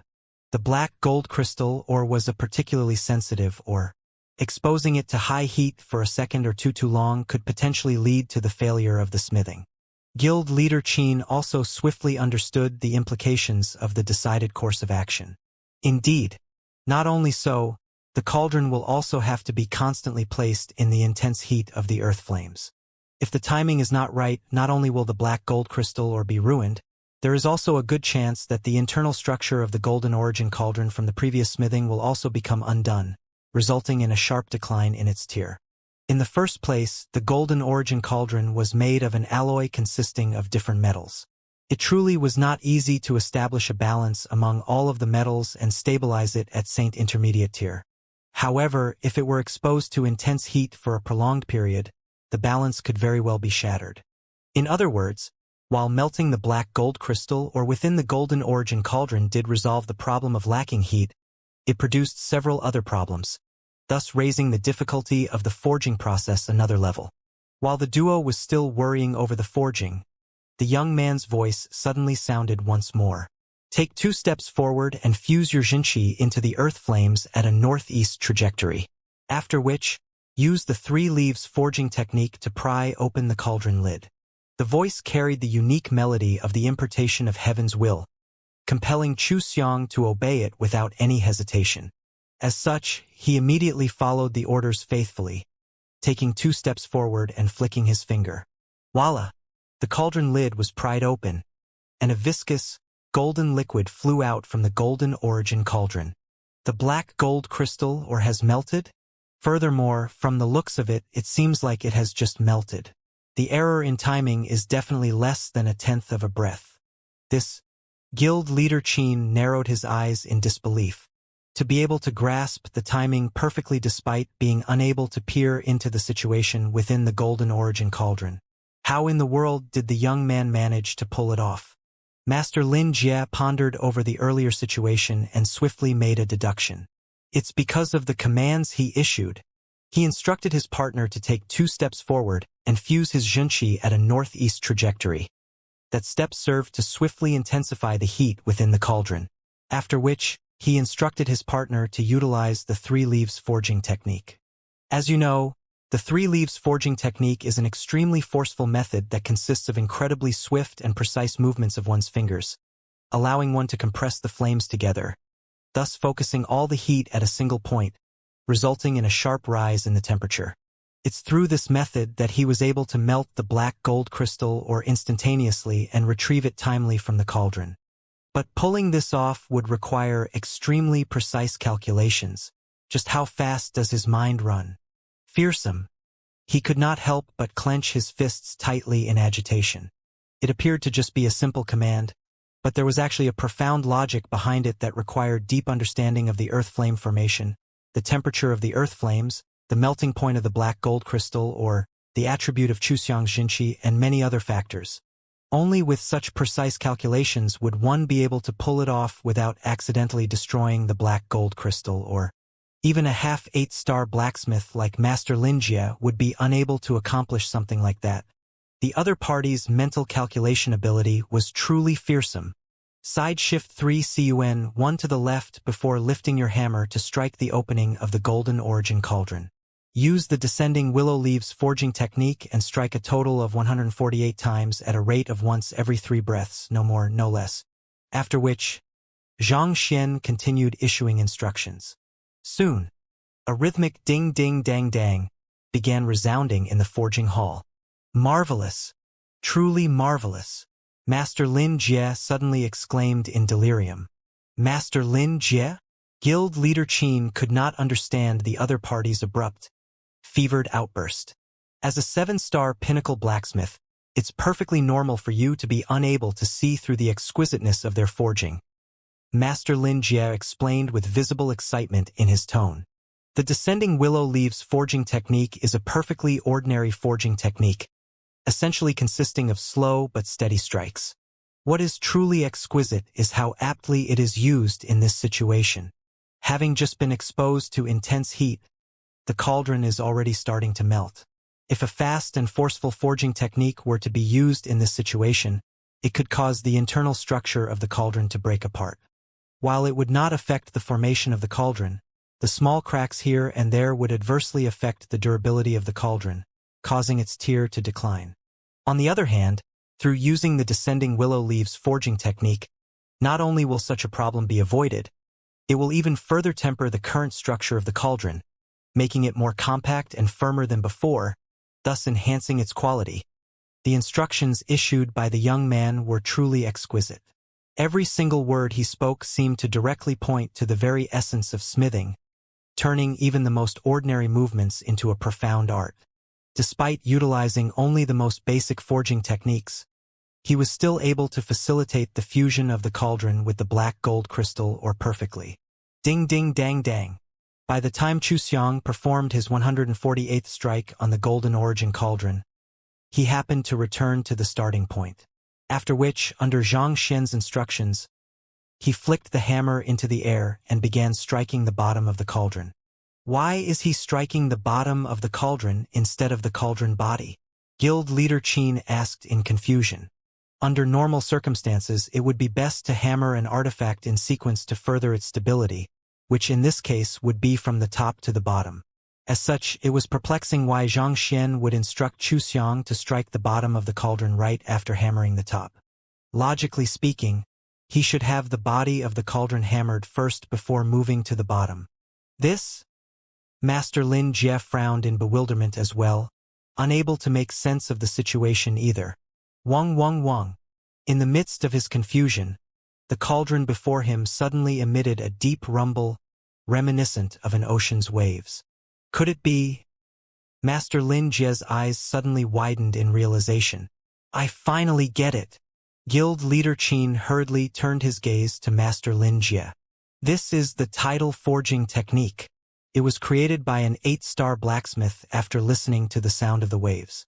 By striking the bottom of the cauldron in a specific manner right after hammering the top, a unique resonance is produced within the cauldron via the strikes, allowing the black gold crystal or to better fuse into the body of the cauldron without hammering it directly, thus reducing the potential damage the hammering could cause to its structure.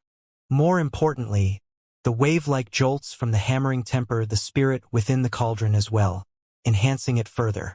Formidable. Truly formidable. How did he manage to think of something like this? The more Master Lin Jie spoke, the more astounded he was. At this point, he could not help but feel a little light within. The tidal forging technique was an obsolete forging technique, applicable only in very few circumstances. As such, he had never really used it before despite having heard of it. Yet, who would have thought that he would actually see it being perfectly applied here? There were many forging techniques in the world, some more profound than others. However, just because one forging technique was more profound than another did not necessarily mean that it would be better. What was more important was to use the forging technique more apt for the situation. For example, not only would the tidal forging technique preserve the integrity of the Golden Origin Cauldron's internal structure to the greatest degree, it would also temper its spirit. There were simply too many people in the world, and this was including blacksmiths as well, who thought that the stronger the physical structure of a weapon was, the stronger the weapon would be. They attempt to fuse all kinds of superior ores into their weapon, only to neglect the enhancement of its spirit. As a result, they would end up with a weak weapon spirit trying to drag a body far stronger than it along, and naturally this was detrimental to the overall prowess of the weapon. The usage of the tidal forging technique at this crucial juncture solved this issue perfectly. This was truly killing two birds with one stone. Witnessing what he had previously thought to be impossible, he could not help but feel a little dreamy inside. To be able to think this far ahead while issuing instructions to another, just how deep an understanding does he have of smithing? His years of experience in smithing told him that Xianxia and his partner were doomed to fail, but from the current looks of the situation, it seemed like they would really succeed. Just from this alone, it could be seen that the young man's comprehension of smithing was much deeper than his. In fact, they were not even on the same level. He continued watching the forging process, and his shock only served to deepen at every turn. Every instruction made by Xianxia was profound and precise, such that he could not find the slightest flaw or error in it. On top of that, he astonishingly realized that the young man had really taken everything into consideration, factoring in his partner's strength, Xianxia attribute, level of mastery in smithing, and so on. He had still been able to comprehend what the young man was doing at the start, but as the forging process went on, he swiftly found that there were many aspects that were beyond his understanding.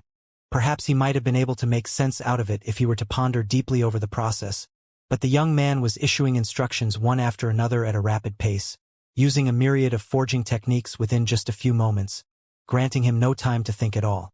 After some time, a resounding echo suddenly sounded, and under Zhang Xian's instructions, Chu Xiang rapidly retreated several steps. Hong Long, following which, an overwhelming aura burst into the air, and the sky abruptly darkened. It's the leaving aperture ordeal. Everyone stared at the sight before them with mouths agape. St. Five Dan leaving aperture realm was the level where a cultivator's primordial spirit gained the ability to leave its physical body and survive for a prolonged period of time independently, but in order to do so, the cultivator had to undergo the leaving aperture ordeal first. While artifacts were able to reach the leaving aperture realm as well, their spirits were unable to make the metamorphosis into primordial spirits. As a result, unlike normal cultivators, they were unable to leave the confines of their body. Nevertheless, they would still gain the ability to grow hands and legs, granting them greater ease and flexibility of movements. The Golden Origin Cauldron had already been at half-leaving aperture realm prior to the upgrading, and after having the black gold crystal or fused into it, it successfully overcame its previous bottleneck and drew in the leaving aperture ordeal. Dark clouds swiftly gathered in the area, causing the darkness to spread. A powerful gale raged, tearing apart the roof of the forging hall, exposing the room to the world. This was the first time that most blacksmiths in the room had witnessed an artifact's leaving aperture ordeal, and they stared at the sight before them intently as their bodies trembled in excitement. Kacha! A deafening peal of thunder rumbled as countless blue streaks of lightning tangled with one another within the dark clouds. Why would the cauldron draw in the leaving aperture ordeal despite having yet to be tempered? Does Xianxia not intend to temper it? Guild leader Qin asked in confusion. There were 3 main steps to smithing and upgrading a weapon. First, the fusing of the ores to form a suitable alloy. Second, the forging of the alloy into the correct form. Third, the tempering of the formed artifact to enhance its durability and flexibility. Most blacksmiths would be able to grasp the first 2 steps with sufficient practice. What was truly difficult to master was the third one. Whether an artifact would be able to achieve true perfection depended on how well the blacksmith was able to conduct the tempering. There were many techniques used in the forging process that he was not able to understand, so he had thought that the tempering stage would be an eye-opener for him as well, allowing him to catch a glimpse into the prowess of a true genius blacksmith. Yet, before the tempering could be carried out, the leaving aperture ordeal had already fallen. It's not that he doesn't intend to temper his cauldron. He is going to temper it now, Master Lin Jie replied hoarsely, his quivering tone reflecting his disbelief at the situation. He's intending to temper it now? Wait a moment, Master Lin Jie, you don't mean that Xianxia intends to use the leaving aperture ordeal to temper his cauldron? Guild leader Qin froze upon hearing those words, and his eyes bulged in disbelief. Master Lin Jie nodded. That seems to be the case. He's probably intending to use the lightning to temper his cauldron to perfection. But the devastating might of the leaving aperture ordeal is one that could incapacitate even true leaving aperture realm experts. To temper an artifact that rose to leaving aperture realm just a moment ago with the leaving aperture ordeal is utter madness. Guild leader Qin exclaimed in shock. At this moment, he really felt that Xianxia had gone insane. In the leaving aperture ordeal, one would have to undergo a lightning tribulation, which was the nemesis of souls and spirits alike. Even true leaving aperture realm experts would cower from it, not daring to take it head-on. Even though the deceased Pavilion Master Go had long reached the leaving aperture realm, he still had not dared to undergo the leaving aperture ordeal due to his old age, fearing that his soul would dissipate. While everyone was eager to avoid the leaving aperture ordeal, that fellow was actually intending to use the lightning to temper his artifact. Wasn't he being too gutsy?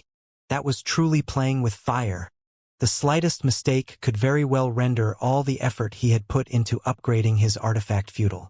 More importantly, if the Golden Origin Cauldron failed to withstand the lighting ordeal, it could very well explode on the spot. That would be equivalent to the explosion of a leaving aperture realm cultivator. The entire blacksmith guild and everything in its vicinity would be utterly obliterated. Elders, begin evacuating everyone from the area. Guild leader Qin could not afford to take this risk, so he quickly issued commands.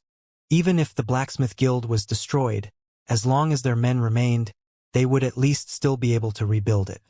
But the problem was that all of the 7-star blacksmiths in Qingyuan City were currently gathered in this room to listen to Master Lin Jie's lecture. If all of them were killed due to this, the Qingyuan Empire Blacksmith Guild would really become a thing of the past. Yes. Everyone, hurry up and flee. Quick. Contact the Master Teacher Pavilion and have them dispatch some personnel here. If something goes wrong, it could end in a disaster. The other blacksmiths also swiftly came to realize the grave danger they were in, and their faces turned ghastly pale. They hurriedly rushed out of the blacksmith guild and dashed into the distance. Soon, only Xianxia, Chu Xiang, Master Lin Jie, and guild leader Qin were left in the room. In this moment, Chu Xiang's face was pale in fright as well, and his body would not stop trembling. He quickly turned his gaze toward Xianxia, only to see the latter standing with his hands behind his back, looking at the sparks of lightning in the sky calmly. Not only was there not the slightest hint of fear to be seen on his face, there was even a tangible vibe of excitement around him. Xianxia? Chu Xiang gulped as he called out to Zhang Xian in apprehension, perhaps wanting to seek comfort from the other party's words in this unnerving situation. Seeing through Chu Xiang's worries, Zhang Xian replied with a light chuckle. There's no need to worry. Just a mere leaving aperture ordeal. The golden origin cauldron will be able to survive it with ease.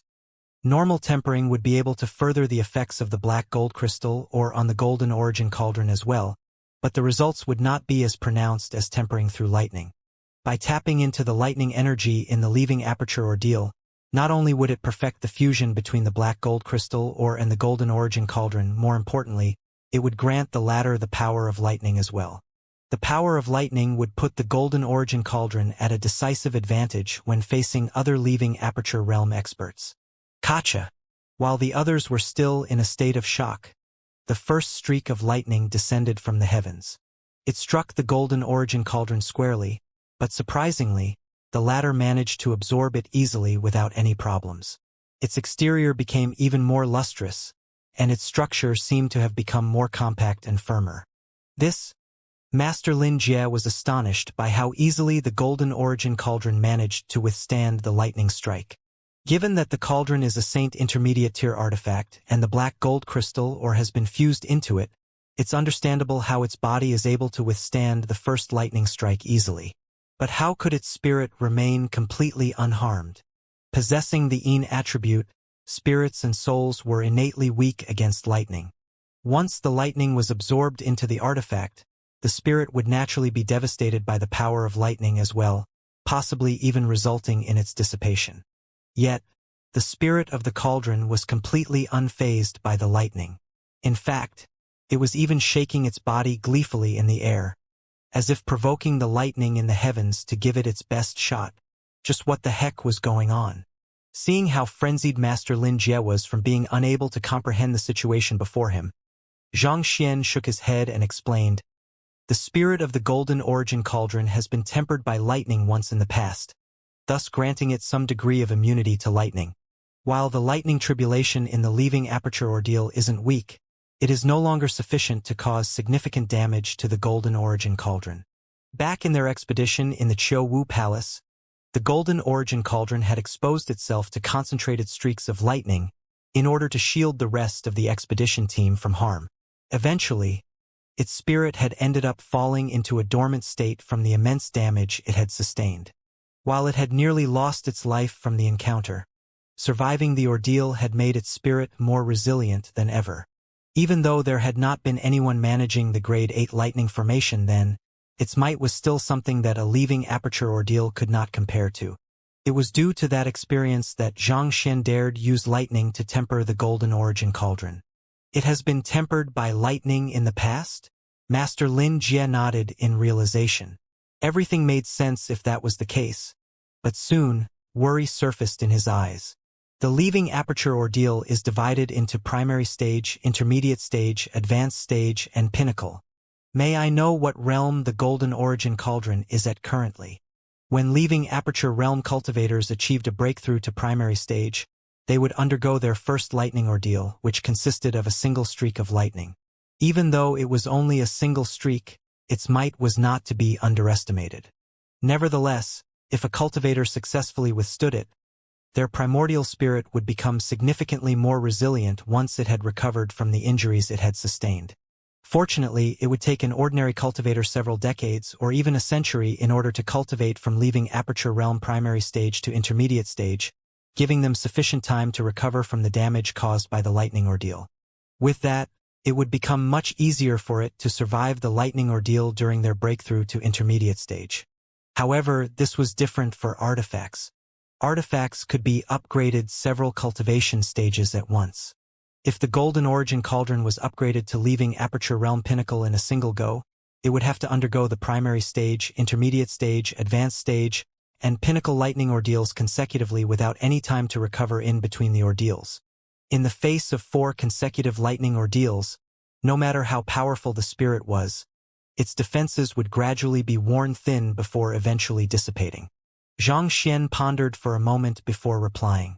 Chu Xiang's forging technique is still slightly lacking, so he inevitably made a few minor errors in the forging process. As such, the Golden Origin Cauldron was unable to achieve a breakthrough to leaving Aperture Realm Pinnacle. So, it should currently be at advanced stage. While the black gold crystal had the incredible effect of raising an artifact's tier, the materials that the Golden Origin Cauldron was made of were simply too weak, thus limiting how much it could be upgraded. Furthermore, Chu Xiang's proficiency in his forging techniques were also slightly lacking as well, so even though there was no error in Zhang Xian's guidance, it had still met its bottleneck at leaving Aperture Realm Advanced Stage. Nevertheless, the leaving Aperture Realm Advanced Stage Golden Origin Cauldron was not to be underestimated. At St. Five Dan, the advancement of every single cultivation stage became incredibly difficult with bottlenecks at every turn. With the Golden Origin Cauldron's current cultivation and the power of lightning it would wield after its tempering, ordinary leaving Aperture Realm Pinnacle cultivators would not be a match for it. Putting aside the Qingyuan Empire, the Golden Origin Cauldron would probably go unmatched even in the Qianchong Empire I. Master Lin Jie's lips twitched upon hearing those words, and a worried frown emerged on his face. Leaving Aperture Realm Advanced Stage? Doesn't that mean that it'll have to undergo 3 consecutive lightning ordeals? That will be dangerous. Since the Golden Origin Cauldron had reached leaving Aperture Realm Advanced Stage in a breath, it would have to undergo the primary stage, intermediate stage, and advanced stage lightning ordeal consecutively. Each one would be more fearsome than the last, and to clear all 3 of them was nigh impossible. I know. Zhang Xian nodded. However, I believe that my Golden Origin Cauldron will be able to succeed. How could one see the rainbow without weathering the storm? The Golden Origin Cauldron might have appeared immature and unreliable at times, but it was still a spirit that had lived for innumerable years, nourished by the spirit of countless master teachers. Since it had survived the field of lightning back at the Qiuwu Palace, Zhang Xian believed that it would surely be able to withstand the leaving Aperture ordeal as well. Boom! While they were still chatting with one another, the second streak of lightning fell. The energy harnessed within this lightning bolt was more destructive than the previous one, and even the air seemed to char from the overwhelming energy it possessed. Kacha! When the lightning bolt struck the Golden Origin Cauldron, the latter shuddered slightly. Under the devastating might of the lightning streak, it was unable to keep itself in the air any longer, and it fell heavily onto the ground, leaving a massive depression in its wake. Even though it was a tough fight, the Golden Origin Cauldron eventually managed to withstand it. Hong long long. As soon as the second streak of lightning came to an end, the third streak fell before anyone could respond. The deep blue third streak of lightning had a width reminiscent of a large water vat, and it ripped through the air with incredible momentum to strike the Golden Origin Cauldron. Seeing the astounding might of the lightning, the composure of Zhang Xian's face finally cracked, revealing a hint of anxiety. Shit! The lightning ordeal is stronger than I thought. The Golden Origin Cauldron might not be able to withstand it. As much as he trusted the Golden Origin Cauldron, the third streak of lightning was simply too powerful. If the cauldron took it head-on, there was really a good chance that its spirit would dissipate on the spot. Golden Origin Cauldron. Swallow the earth flames and use them to neutralize the might of the lightning, Zhang Xian immediately commanded as he flicked his wrist and whipped out a bunch of formation flags. So.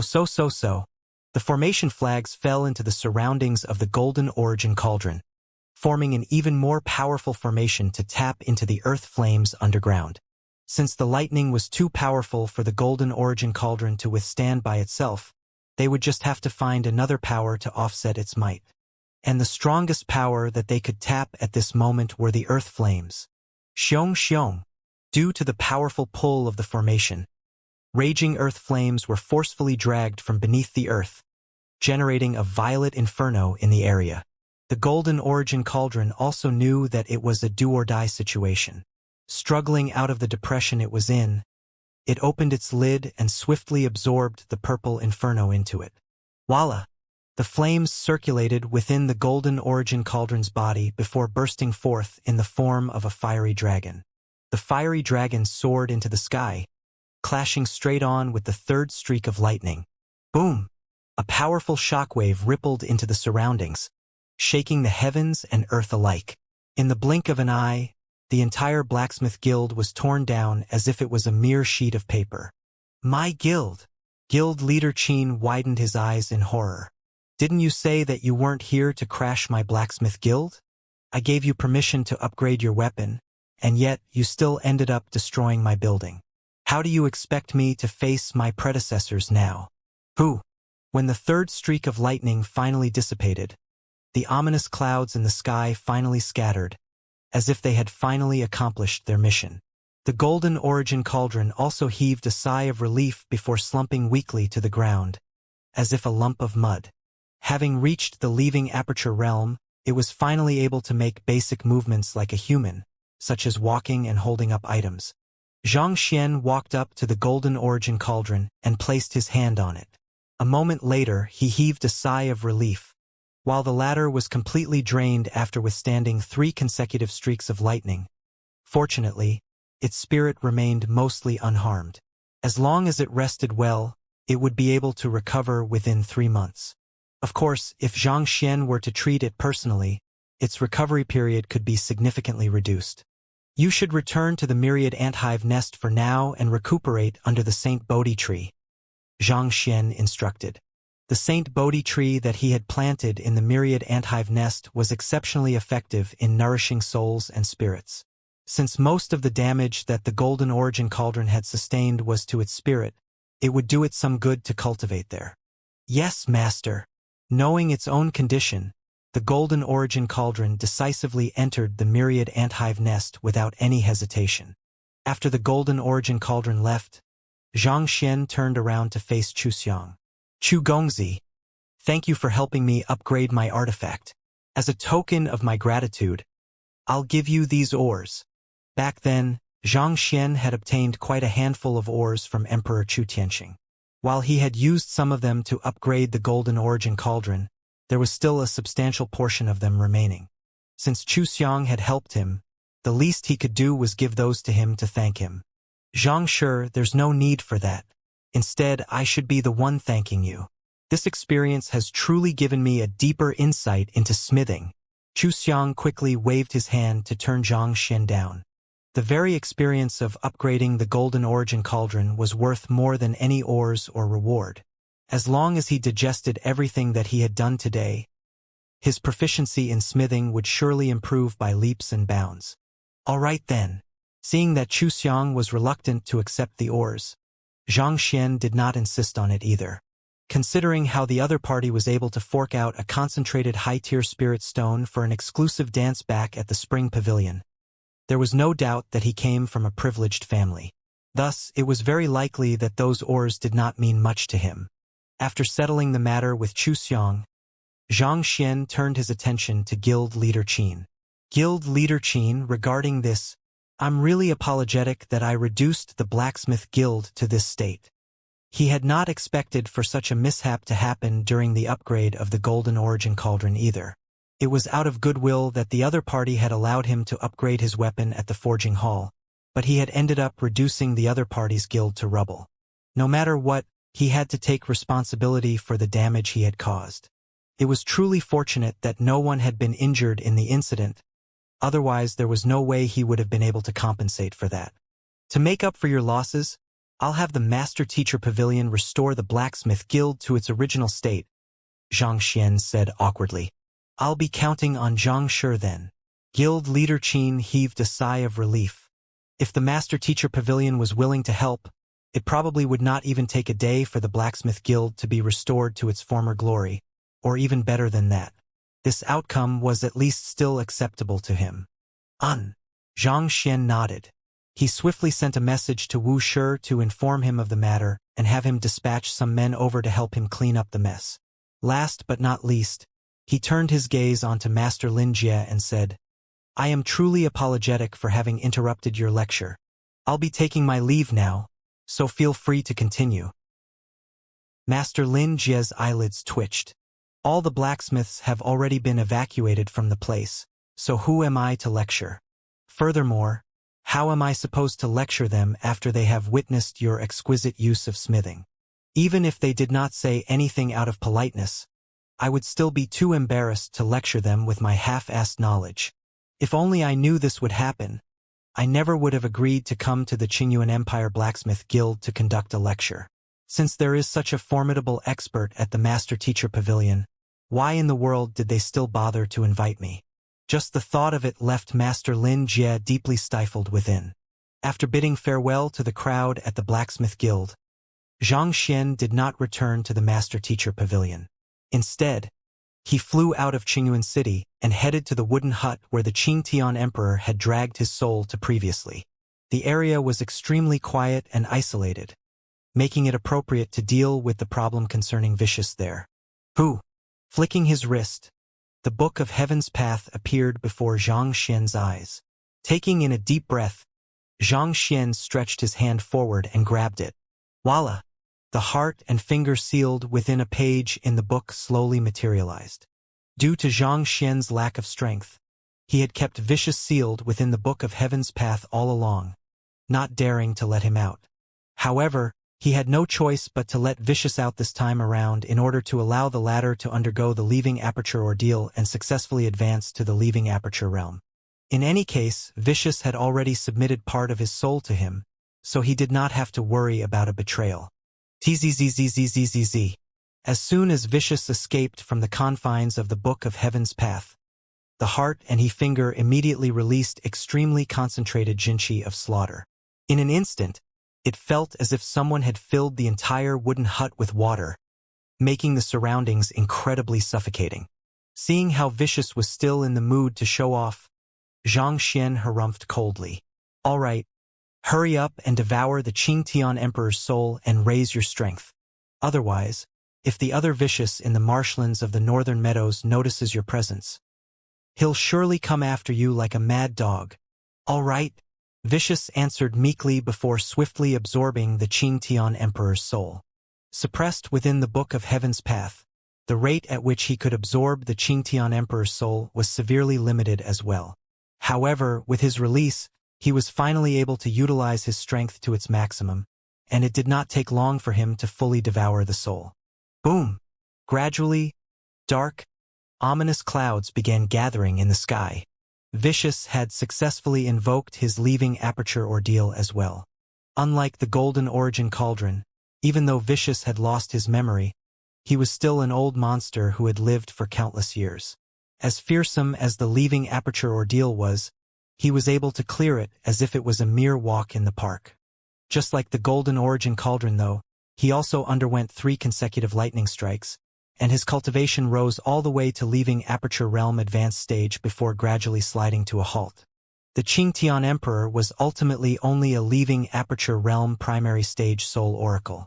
Even though his soul harnessed an incredible amount of energy in it, it was only sufficient for Vicious to reach Leaving Aperture Realm Advanced Stage. Seeing that Vicious had succeeded, Zhang Xian heaved a sigh of relief. Good, rest up well. I'll be bringing you to the marshlands of the northern meadows in 2 days, so make sure that you are in your peak condition to deal with the other Vicious by then.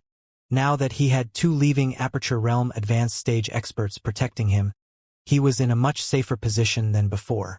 On top of that, he also possessed substantial strength himself after achieving a breakthrough to Saint 3 Dan Embryonic Soul Realm. As long as the Vicious in the marshlands of the northern meadows was not beyond the Leaving Aperture Realm, he would be able to deal with the other party without much trouble. All right, time to return to the Combat Master Hall.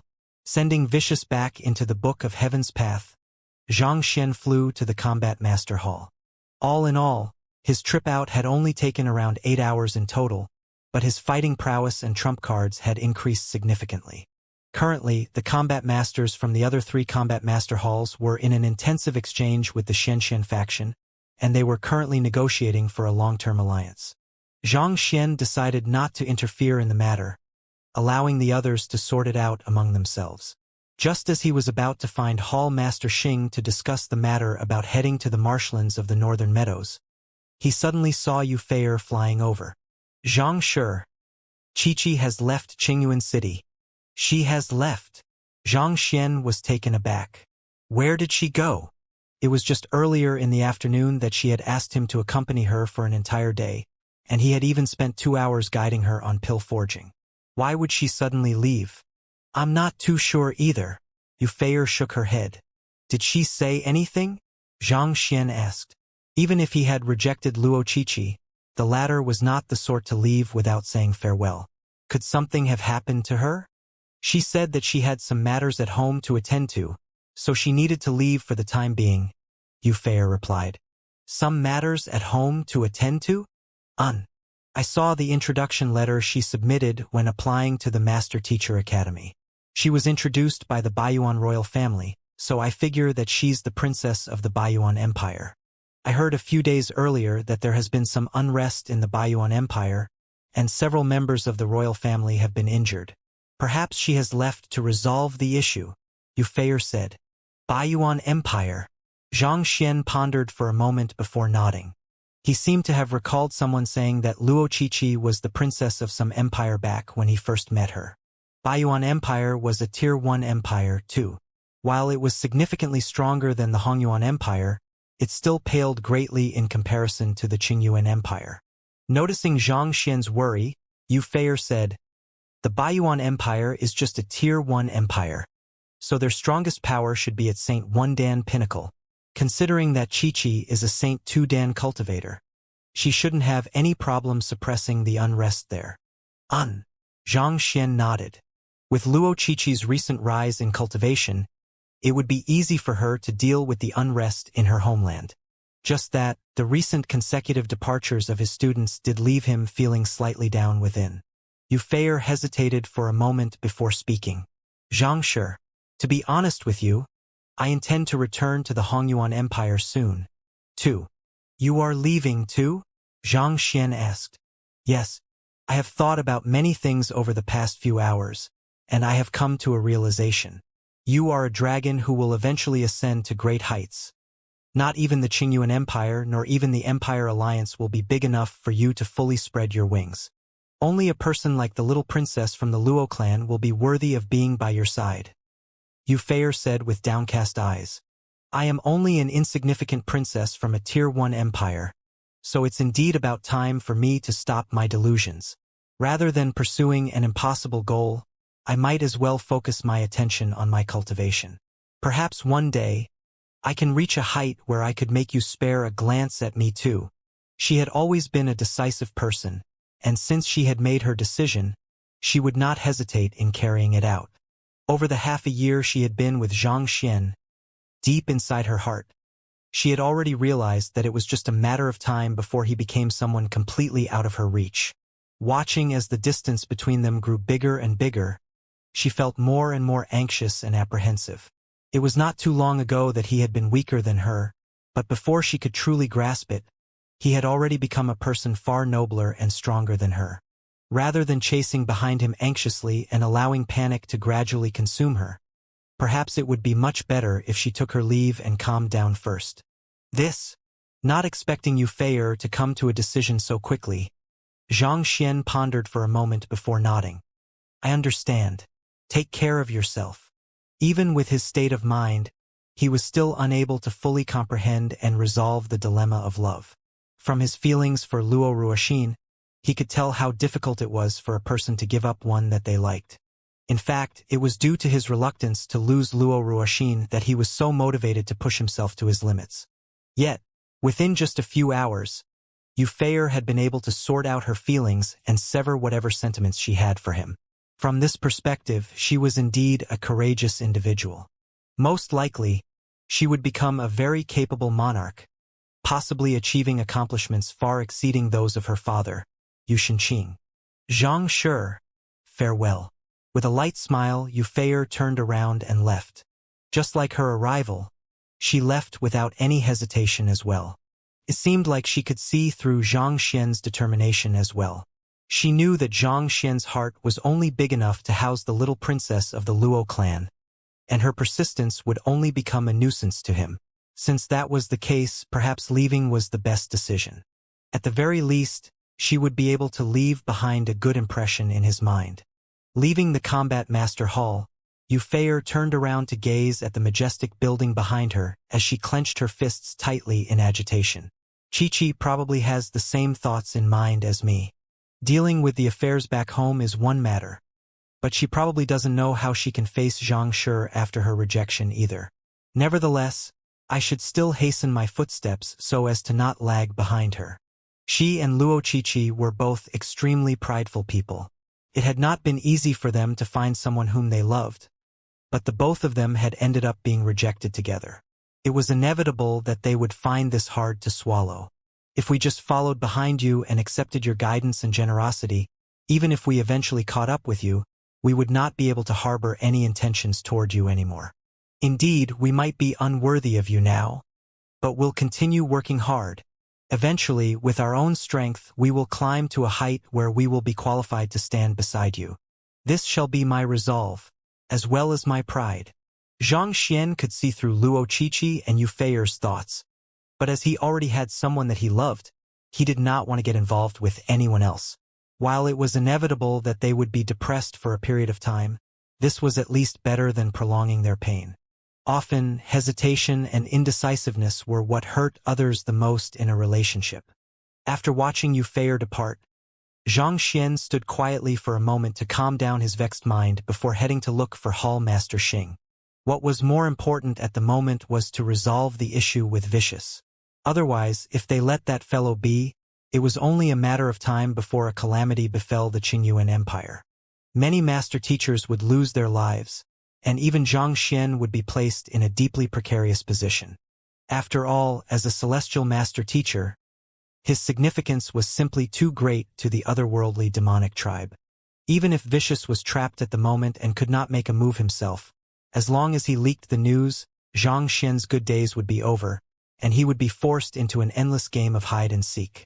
Upon hearing the story from Xianxia, Hall Master Xing replied with a resolute gaze. Our Combat Master Hall is a part of the Master Teacher Pavilion, so there's no way we can stay out of this. Xianxia, I'll head to the marshlands of the Northern Meadows with you. Given that an otherworldly demon actually dared make a move against the Master Teacher Pavilion, as the head of the Combat Master Hall, it was his responsibility to step up and vanquish that otherworldly demon. All right, it'll suffice to bring 2 of your strongest subordinates along. It'll be best for our expedition team to not be too big, or else we will catch the enemy's attention easily. If the enemy notices our presence and guards against us, it'll make our mission more difficult than ever, Xianxia said. As an existence who had rivaled Kong Shi in the past, Vicious was an opponent who they could not afford to underestimate.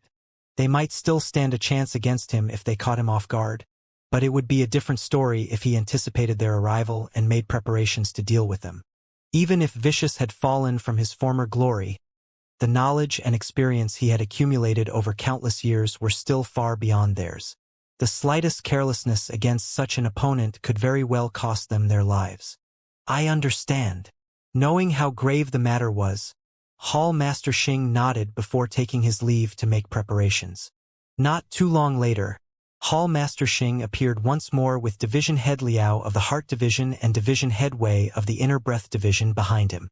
They are the ones who started to cultivate the Vitreous Heart Tempering Sutra the earliest, so their mental resilience could be considered the strongest within the Combat Master Hall at the moment.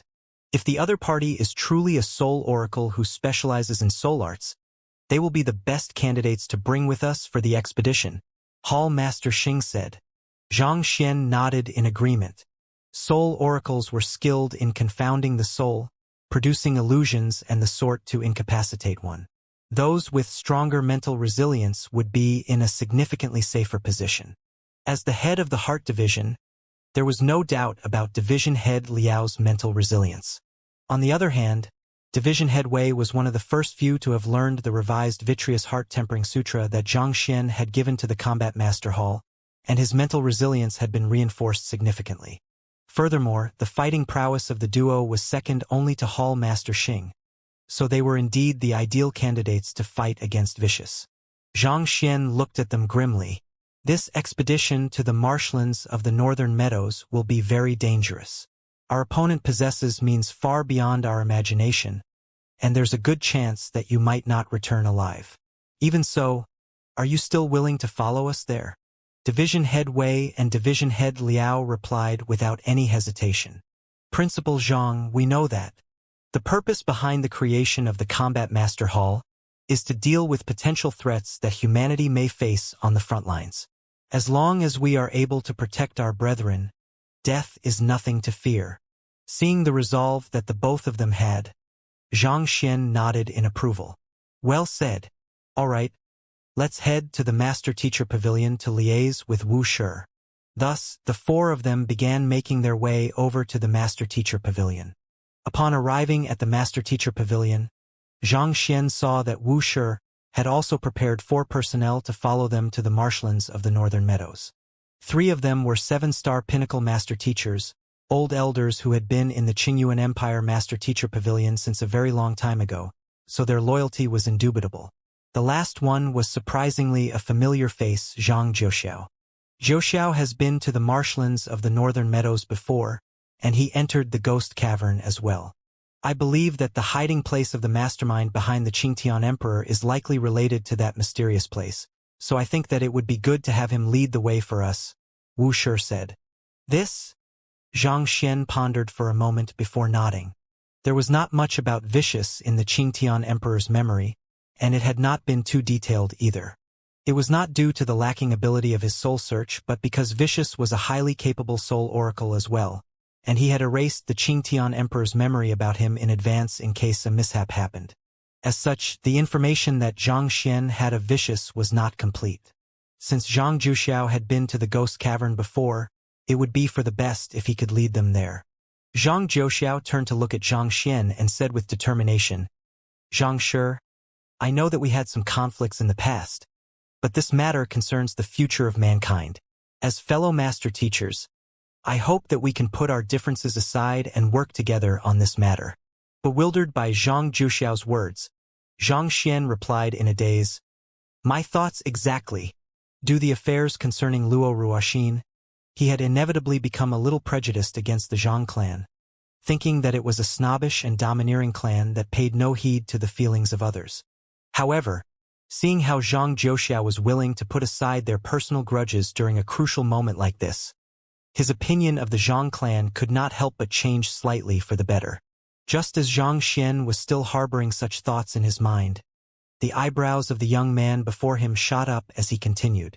You might appear to be an insurmountable wall before me at the moment, but it'll only be a matter of time before I surpass you. I'll have you know that I, Zhang Jiuxiao, am a true genius. Surpass me. Once again, Zhang Xian did not expect Zhang Jiuxiao to have such thoughts in mind. He shook his head helplessly and said, Whatever pleases you. Surpass him. Perhaps there might really be geniuses in the world who were capable of pulling it off, but without a doubt, the young man before him was not one of such people. Be it in terms of state of mind, fighting prowess, supporting occupations, forget it, he could probably list on till the end of time. As a human, it was still good to have dreams, no matter how implausible they were. Since everyone is here, let's set off. After confirming the personnel for their expedition, Wuxia found the strongest aerial Saint Beast in the Master-Teacher Pavilion and had everyone step aboard it. Before long, they were already on their way to the marshlands of the Northern Meadows. The marshlands of the Northern Meadows was slightly north of the Northern Meadow City, roughly several million li away from Qingyuan City. Even though the aerial Saint Beast they were riding on had already reached Primordial Spirit Realm Pinnacle, it would still take around 6 days before they arrived at their destination. Seated in the wooden hut at the back of the Saint Beast, Zhang Xian took out a few pills and passed them around. Here are some pills that I have forged specially for this expedition. When we arrive at the marshlands, make sure to swallow one. It'll grant you immunity to whatever poison we will encounter there, and it will help to prevent any soul oracles from possessing your body. All in all, including him, there were 9 people in the expedition to the marshlands of the Northern Meadows. Even though their fighting prowess was ranked at the very top of Qingyuan City, considering that it was Vicious that they were going to be dealing with, it would not hurt to be prepared. Yes. The crowd took the pills and carefully placed them into their storage rings. The old adage always holds true, better safe than sorry. The collaborative formation used by the Combat Master Hall isn't too bad. flexible in terms of numbers, executable with any number of combat masters. However, it's a pity that it has quite a few flaws in it. Thus, I improved it a little earlier and I have jotted down the formula in this book. Look through it quickly and learn it well. Xianxia flicked his wrist once more to take out a book before passing it over. Most combat masters and master teachers that were associated with a combat master hall or master teacher pavilion would practice a collaborative formation of some kind. To the eyes of ordinary cultivators, their collaborative formation was already plenty formidable, but to Xianxia, it was filled with so many horrendous flaws that he could barely bring himself to look at it without cringing. Thus, he made use of the time on the aerial Saint Beast to quickly improve on it. You improved our Combat Master Hall's collaborative formation? Hall Master Xing and Division Head Liao turned to Xianxia with widened eyes. They quickly took the book from Xianxia to browse through it, and it did not take long for their eyes to redden in excitement and their breathing to hasten in agitation. The collaborative formation of their Combat Master Hall had been refined by many predecessors, and it had long reached a bottleneck where it would be hard for any change to generate a net improvement in it. Yet, after seeing the improved formation that Xianxia had written down, they realized that they had only been seeing the tip of the iceberg all along. They swiftly browsed through the collaborative formation and memorized it. After which, Zhang Jiuxiao also took a look at the improved collaborative formation, and his face gradually turned paler and paler. Eventually, all the emotions bubbling within him were released with a helpless shake of his head. It seemed like there was no way he could match up to the young man before him in the field of formations. He would just have to find another field to compete against the young man in. Stroking his chest to alleviate the suffocating sensation there, Zhang Jiuxiao consoled himself. Even the most formidable genius will have his flaws. There's no such thing a perfect man in the world, so he's bound to have a weakness, too. With sufficient time, I'll eventually find it. Just as he was about to begin learning the collaborative formation too, Xianxia suddenly turned to him and asked, "Brother Zhang, you are from the Zhang clan, right? I happen to have a question to ask of you." "Zhang, sure. Feel free to speak." Xianxia hesitated for a moment before asking, "I have heard rumors that there's an unparalleled prodigy in your Zhang clan who possesses an exceptionally pure bloodline. May I know if that's true? As the saying goes, know thyself, know thy enemy. 1,000 battles, 1,000 victories." Since Zhang Jiuxiao was from the Zhang clan, this was a good opportunity for him to listen into the affairs of the rumored genius of the Zhang clan, so that he could make some preparations in advance to deal with him. "I am from a side family in the Zhang clan, so I am not qualified to interfere or learn of the affairs concerning the main family. However, I have heard of the little prodigy you spoke about as well. If I'm not mistaken, he should be 20 this year. The talent that he wields is so great that it is truly not an exaggeration to call it unparalleled." Zhang Jiuxiao hesitated for a moment before adding, "But those are only things I have heard. I have never met the little prodigy before either." The astounding phenomena that had happened along with the birth of the Zhang clan's young master had caused a huge ruckus, making his existence common knowledge among those of the upper tier of the master-teacher continent. As such, it was not a big deal for him to speak of it to Xianxia. "You have never met the little prodigy before either?" Xianxia asked with a perplexed frown. "Indeed. To be honest, members of the side family like me don't get many opportunities to interact with the members of the main family," Zhang Jiuxiao said as he sighed deeply. "I heard that the little prodigy of your Zhang clan is engaged to the little princess of the Luo clan. May I know if that matter is true too?" Xianxia asked. "That? I'm afraid that I don't know much about the matter. The main family doesn't allow members of the side family like me to probe too much into their affairs, and we aren't allowed to speak of the matters in the clan lightly either." Seemingly a little fearful of the Zhang clan, Zhang Jiuxiao was visibly reluctant to linger too much on this topic. "I see. Then, of the disciples of the main family you have seen, how does their talent compare to yours?" Xianxia asked. "How does their talent compare to me? I am just a mere ant before them. Even if I devote my entire life to cultivation, there's still no way I'll be able to catch up with them." A bitter smile emerged on Zhang Jiuxiao's face as he said these words. He raised his gaze to look at Xianxia before continuing. Putting everything aside, Xianxia, while it is highly possible that there's no cultivator in the history of the Qingyuan Empire who possessed as much talent as you, compared to the disciples of the main family, I fear that you are still severely lacking. I am still severely lacking? Zhang Xian's eyebrows shot up in disbelief. As a practitioner of the Heaven's Path divine art, while he dared not say that his rate of cultivation was fast, surely there should have been very few people in the world who would be able to match him. Were there truly people in the world whose talent surpassed even the might of the Heaven's Path divine art? That's right. Xianxia, it's not that I want to traumatize you, but the more formidable inner disciples are able to easily reach the primordial spirit realm without cultivating just by awakening their bloodline. With that high of a starting point, it is truly a breeze for them to reach the leaving aperture realm or even higher. Against those monsters, there's no way ordinary cultivators like us stand a chance, Zhang Jiuxiao said with a bitter smile. The difference in talent from individual to individual sure was something frustrating and exasperating.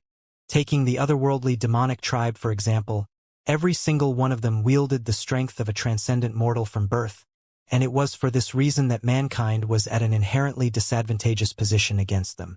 Most inner disciples of sage clans were able to advance to heights that most ordinary cultivators dared not dream of just on the basis of their pure bloodline.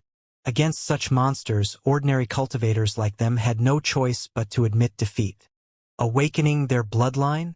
Does the improvement induced by the awakening of their bloodline depend on the purity of their bloodline? That's right. In a sense, I guess you can say that this is similar to the case with saint beasts. The closer their bloodline to ancient beasts is, the greater the increment in their cultivation will be as a result of awakening their bloodline. It is on this foundation that the sage clans were able to remain the top powers on the master-teacher continent despite the passing of several dozen millenniums. Zhang Jiuxiao replied, "Does that mean your bloodline isn't pure? To be honest with you, I can only be considered the side family of the side family. So there is no way the purity of my bloodline can be compared with that of the main family," Zhang Jiuxiao said awkwardly. "If bloodline is that important, is there any way to purify one's bloodline or increase the tier of one's bloodline?" Zhang Xian asked. Purify one's bloodline or increase the tier of one's bloodline? How can there be something as convenient as that in the world? Zhang Jiuxiao shook his head. The purity of the bloodline of a sage clan offspring is determined at birth. In fact, there are many inner disciples who had the purity of their bloodlines verified even before their birth. Similar to unique constitutions, this is something innate. There are no external forces that can possibly change one's constitution and bloodline easily. Hearing those words, Zhang Xian fell into deep thoughts. As he had never come into the contact with the sage clans before, he wasn't aware of many of their affairs. However, he did have two students with unique constitutions and one with a unique bloodline. Zhao Ye and Wei Ruyan possessed the pure Yin body and the innate poison body and poison soul constitution respectively, and Yuan Tao possessed the emperor's bloodline. These weren't things which one could cultivate postnatally. Just like how a tadpole could never evolve into a divine dragon no matter how hard it trained, there were simply some things in the world that couldn't be achieved through hard work. Otherwise, he would have long given Zhengyang, Lu Yang, and the others with unique constitutions as well so as to enhance their rate of growth. I see. It seems like I have been taking this matter too lightly. Zhang Xian shook his head. With the experience of cleansing the bloodline of spirit beasts to stimulate their growth, he thought that the sage clans might have some kind of means similar to that as well. However, it seemed like there was no way there could be something that convenient in the world. While the bloodline from sage clans enables one to cultivate swiftly in the initial phase, allowing one to easily reach heights that most ordinary cultivators would never be able to reach, it comes with some flaws as well. For one, the bloodline will also limit one's future potential, making it difficult for one to exceed the accomplishments of our ancestor. This is also the reason why most sage clans have focused on preserving their strength instead of pushing their way forward. It's simply too difficult to reach greater heights due to the limitations of the bloodline.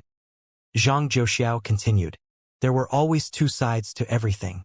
Inheriting the bloodline of past sages would allow one to cultivate swiftly in the earlier stages, as if propelled by a rocket. However, as the individual had heavily relied on the inheritance of their ancestor to climb to their current height, it would also be extremely difficult for them to forge their own path forward beyond their ancestor. After asking for a while longer, Zhang Juxiao said everything that he was able to say. As for information that was confidential, his lips remained firmly sealed, refusing to speak a single word about it. Knowing that this was the rule within the Zhang clan, Zhang Xian also chose not to probe any further either and put Zhang Juxiao in a spot. While the other party had left out the most important information, Zhang Xian still managed to gather quite a few critical intelligence. For one, it seemed like there was indeed an engagement between the Zhang clan and the Luo clan, and just like what Mu Shi had told him back then, the little prodigy of the Zhang clan was a very mysterious and elusive figure. Nearly everyone had heard of his name, but somehow, it was as if not a single person had caught a glimpse of his shadow.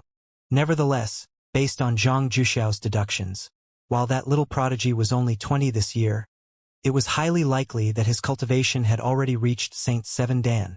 While Zhang Juxiao hadn't met the little prodigy, he did meet the other inner disciples of the Zhang clan before. One of them possessed an incredibly pure bloodline, and he was already at Saint 7 Dan before he reached 30. Considering how even he could reach such height, the little prodigy would surely be even more incredible than that. Saint 7 Dan. Zhang Xian couldn't help but feel deeply pressured. The elder of the Luo clan who had confronted him a few days back, Luo Qingxin, was at this cultivation realm as well. Even without using any battle technique, the other party was able to render him completely powerless with just a mere thought, leaving him unable to retaliate at all. The difference in their strength was as if the gap between the heavens and earth. Beyond primordial spirit realm, the increment in every cultivation stage will be extraordinarily difficult. If I want to marry Luo Ruoxin openly, I'll really have to try harder than that. Zhang Xian clenched his fists tightly. Beyond Saint 4 Dan, the advancement of every single cultivation stage demanded incredibly pure spiritual energy and superior talent. If he wanted to receive the Luo clan's approval, the least he could do was to attain strength that matched the Zhang clan's little prodigy. If he couldn't even defeat his love rival, how could he vie Luo Ruoxin from the other party's hands? I really have to start cultivating now. Feeling deeply pressured, Zhang Xian spent the next few days either cultivating or digesting the information in the books he had collected within his library of Heaven's Path. His efforts weren't wasted. Not only did he manage to further reinforce his cultivation, his comprehension of battle technique had also reached a new peak. He had spent the majority of his time studying the heavenly art of dimension unravel left behind by ancient sage Qiu Wu, and it had granted him a greater grasp over the laws of space. While he was only at embryonic soul realm, he was already able to execute the spatial seal which only leaving aperture realm cultivators were capable of pulling off. Once executed, he would able to leave everyone within a 5-meter radius around him feeling as if they were treading through a marsh, significantly reducing their strength and speed. Within this area, he was confident that he would be able to subdue even Hall Master Xing with a single finger, let alone Wu Shi and the others. However, this is mainly due to the superior strength of my origin soul and Jinqi. Ultimately, my grasp over the laws of space is still a little too weak. However, I'm still some distance away from fully compiling the 2-Dan heavenly art of dimension unravel.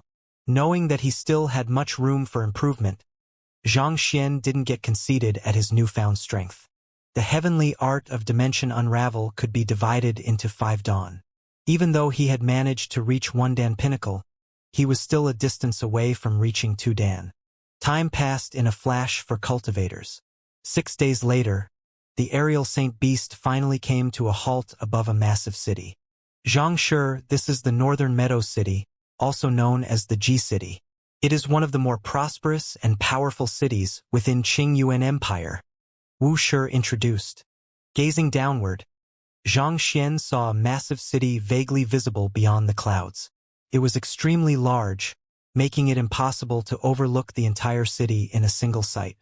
What was different about the city was the amazing number of high-rise buildings that they had, which reminded Zhang Xian a little about the world he had been in previously. Just from a swift glance, it could be seen that it was indeed quite a prosperous city. Even if it was nowhere on par with Qingyuan City, it was far grander than Hongyuan City and the others. The marshlands of the northern meadows is an incredibly dangerous territory to venture into. Its sky is filled with exceptionally powerful turbulent air currents, making it impossible to enter it by flight. On the other hand, the ground was filled with all kinds of threats, ready to prey on the unknowing. As such, we need to find a guide familiar with the local terrain to bring us around. Otherwise, there's a good chance that we'll lose our life even before we manage to find the ghost cavern. Wuxia said. I understand. Xianxia nodded. Through reading books concerning the area, he had also gained some understanding of the marshlands of the northern meadows as well. Just like what Wuxia said, it was an extremely treacherous terrain. Even primordial spirit realm experts had to venture through it on foot, or else they would risk being torn to shreds by the turbulent air currents. Without a guide to lead the way, they could very well fall into the traps that hunters had set up in the area, come under the encirclement of the regional Saint Beasts, or even step into a pit filled with lethal worms. Considering the superior fighting prowess of their expedition team, these naturally didn't pose much of a threat to them. However, it would still impede their advancement, and the longer they spent roaming in the marshlands, the more likely that Vicious would notice their presence. The head of the Northern Meadows City Master Teacher Pavilion, Ji Tianxiong, is my good friend. He's a trustworthy person, and I have just sent a message to him a while back. He should be arriving very soon. I intend to have him bring us through the marshlands so as to spare us some trouble. Wuxia said. Ji Tianxiong? I have heard of him well. He has spent a period of time in our Combat Master Hall, and his fighting prowess is really not bad. Division Head Liao couldn't help but interject at this moment. Indeed, his freezing Jinqi spared with his glacier finger is capable of turning water into ice in an instant, and this capability is exceptionally useful and practical on marsh terrains. With him leading the way, we should be able to overcome any danger easily. Wuxia nodded, clearly deeply confident in his close friend. While they were speaking, the crowd suddenly saw an elder flying in their direction. Taking a close examination at the elder, Zhang Xian noted that the other party had the appearance of one in his 50s, and he had a pair of incredibly sharp eyes that were filled with spirit and vigorous. At first impression, he seemed like an exceptionally keen individual. His cultivation realm was at primordial spirit realm pinnacle, and he exuded an aura reminiscent of a snowy mountain. It was very apparent that he cultivated an ice-type cultivation technique.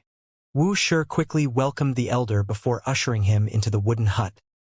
Everyone, this is the head of the Northern Meadows City Master Teacher Pavilion, Ji Tianxiong, Ji Shi. This young man over here is Zhang Shi, and this is Hall Master Xing of the Combat Master Hall. He swiftly introduced everyone to one another. Upon hearing Zhang Xian's name, Ji Shi immediately bowed respectfully and said, Ji Tianxiong pays respect to Zhang Shi. Even though a distance of several million li sat between Qingyuan City and the Northern Meadow City, he had still heard news of Zhang Xian's pavilion crashing. For an individual to successfully overcome an entire master-teacher pavilion, just this feat in itself made him a person worthy of respect. There's no need to stand on ceremony. Zhang Xian replied with a smile.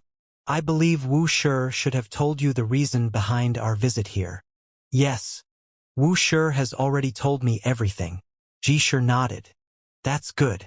We intend to enter the depths of the marshlands to find the so-called ghost cavern, so we'll require Ji Shi's help in leading the way forward. Zhang Xian said. Regarding that, the ghost cavern is actually a peculiar existence in the marshlands. It has no fixed location. There are some who follow the directions given by those who have found it in the past, only to see that it was no longer there. I can only fathom the rough area it would be, but as for whether we'll able to find it or not, I'm afraid that I can't guarantee that, Ji Shi said. While the ghost cavern was indeed in the marshlands of the Northern Meadows, it seemed like it wasn't fixed to a location. Luck played a heavy role in determining whether one would be able to find it or not. I understand. You just have to bring us to the vicinity of where it usually appears. Zhang Jiuxiao, Zhang Shi, over here has entered the ghost cavern once, so he might be able to find some clues to track it down. Zhang Xian replied with a smile. All right, Shi agreed. The Ghost Cavern was a place which could temper one's mental resilience. Every year, there would be many master teachers who would drop by the marshlands to try their luck. Some of them did succeed, but there were also those who vanished without a trace as well. The previous time Zhang Juxiao had been in the marshlands, he had a guide to bring him around as well. The marshlands were rather similar to a desert, changing greatly with time. Even if one had visited the marshlands in the past, it would still be wiser to hire a guide to bring one around, or else one could very well end up losing his way. You have already flown for many days now. Do you want to take a brief rest at our Master Teacher Pavilion first? Shi offered. There's no need for that. We'll head over right now, or else more Master Teachers could possibly lose their lives. Xianxia waved his hand to turn down the other party's kind gesture. An additional day delayed for them meant an additional day for Vicious to strike. Considering that the lives of Master Teachers were on the line, they couldn't afford the luxury of time. In any case, as cultivators, they could recover their fatigue through cultivation, so they weren't in dire need for rest either. Very well, let's set off now then. Shi nodded in agreement. He swiftly pointed out a direction for the aerial Saint Beast, and it began making its way over to the marshlands.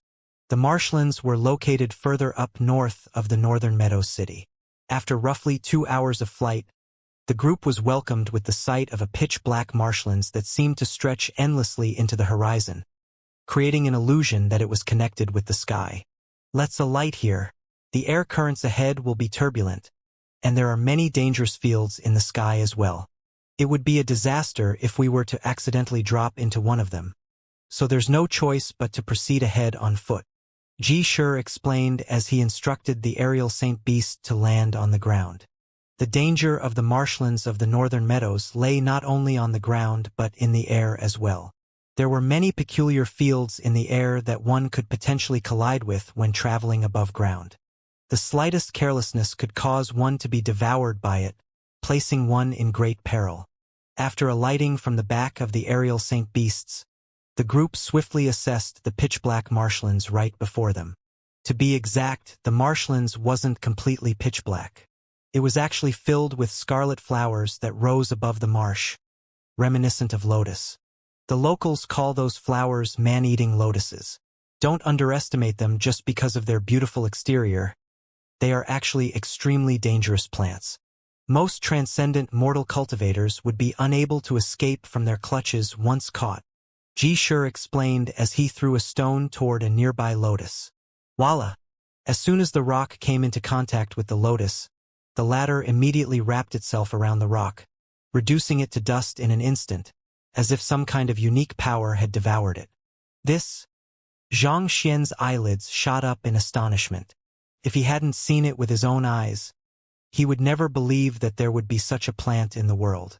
The man-eating lotus had devoured the energy swiftly, precisely, and accurately. Just like what Shi had said, it was indeed unlikely for ordinary transcendent mortal cultivators to be able to escape from their clutches. Other than the man-eating lotuses, there are also some unique poisonous worms that live within the marsh. Once bitten, one's body will immediately be numbed, making it impossible for one to exert any strength. Unable to move, one will only continue to sink deeper and deeper into the marshlands, until one is reduced to white bones. There was even a year where 100,000 cultivators and master teachers had died here. As such, this area has been labeled as a forbidden zone for cultivators. As Shi spoke, he took out a slice of cooked meat from his storage ring and tossed it into the marsh. Initially, the cooked meat floated on top of the marsh. A moment later, a couple of black beetles suddenly dived out of the marsh and bit the meat. In the blink of an eye, the meat was reduced to a puddle of acid, as if it had been corroded by a very potent acid. Upon seeing this sight, the faces of the group turned extremely awful. They had heard rumors about how treacherous the marshlands was, but they hadn't thought that it would actually be so fearsome. Even as primordial spirit realm cultivators, they still couldn't help but feel their bodies turning cold in apprehension. However, there's no need to worry. As treacherous as the marshlands are, there is a way to pass through it safely. There are some plots of land that float above the marsh, and they form something similar to a suspension bridge. As long as we are able to find these plots of land, we will be able to pass through the marshlands without much trouble, Jishur said with a smile. After saying those words, he leaped 10 meters forward and stepped on solid ground on the marshlands. Everyone follow me closely. Make sure not to step wrongly or lag behind. Following which, he continued to leap forward. In just a dozen steps, he had already covered a distance of several hundred meters. Xianxia examined the area where Jishur had landed carefully, and while it was nearly indiscernible, there was indeed a slight difference in the color as compared to the rest of the marsh. It was slightly tinged green, and while there were no plants growing in the area, it gave a feeling of fertility, different from the desolate aura that the rest of the marsh was emanating. It doesn't seem likely for these plots of land to have been formed naturally. Most likely, they have been artificially constructed. Xianxia had no reason how the marshland came to be, but its formation should have resulted in the ground in the area to sink as a whole. For their plots of land where one could stand on to surface from the marsh, the chances were that they were man-made. Let's move on. Deciding not to think too deep into the matter, the group had the aerial Saint Beast to wait for them on the spot while they leaped onto the plots of land as well, following closely behind Jishur. As Saint Realm experts, their memory far surpassed ordinary humans. Even though they had only briefly seen Jishur's movements, they were still able to memorize his movements clearly and emulate them without any problem. Jishur, I heard that there are some native Saint Beasts that live within the marsh. I am curious to know how do they survive in such an environment.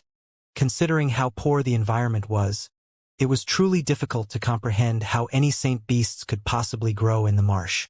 Nearer to the center of the marsh, there will be some islands, the largest of them being roughly several kilometers in diameter, which would produce unique Saint herbs and ores due to the unique environment of the marsh.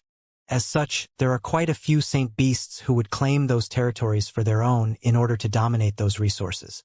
Often, there are some cultivators who unwittingly enter those areas, only to end up killed. At which, Jishur suddenly gestured forward and said, "Speak of the devil. There's one of those right in front of us." The crowd turned over and, as expected, they saw a significantly larger plot of land right in front of them. Lush with greenery, it resembled a remote island in the midst of an ocean. It was filled with all kinds of plants, and from time to time, they would even see some birds flying in the area. Proceeding forward, they finally arrived on the island after a 10-minute journey. The island was roughly 500 meters in radius, and there was a small hill in the middle of it. It floated above the marsh as if an upside-down tortoise shell. We should hurry forward. It'll be best if we could reach the center of the marsh before nighttime. The marsh gets even more frightening at night. Seeing that the crowd's attention was wandering around the island, Jishur urged anxiously. Taking a glance at the gradually falling sun, Xianxia nodded in agreement. Let's proceed forward.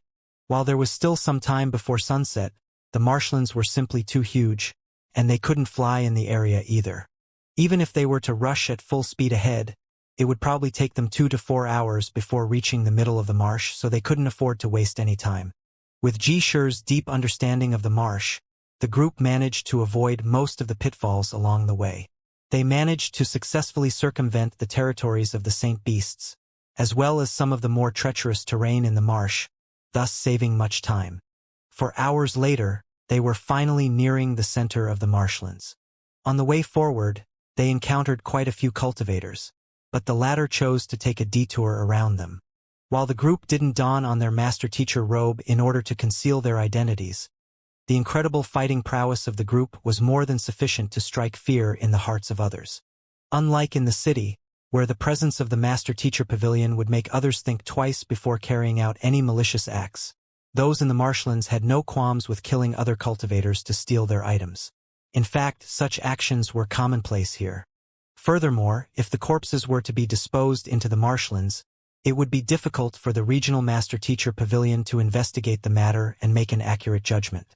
As such, it was considered as a lawless zone, and in such an area it went without saying that strength reigned supreme. After proceeding forward another hour, just when the sun was starting to disappear at the western horizon, Jishur lifted his finger and pointed. The island just ahead of us is the very center of the entire marshlands.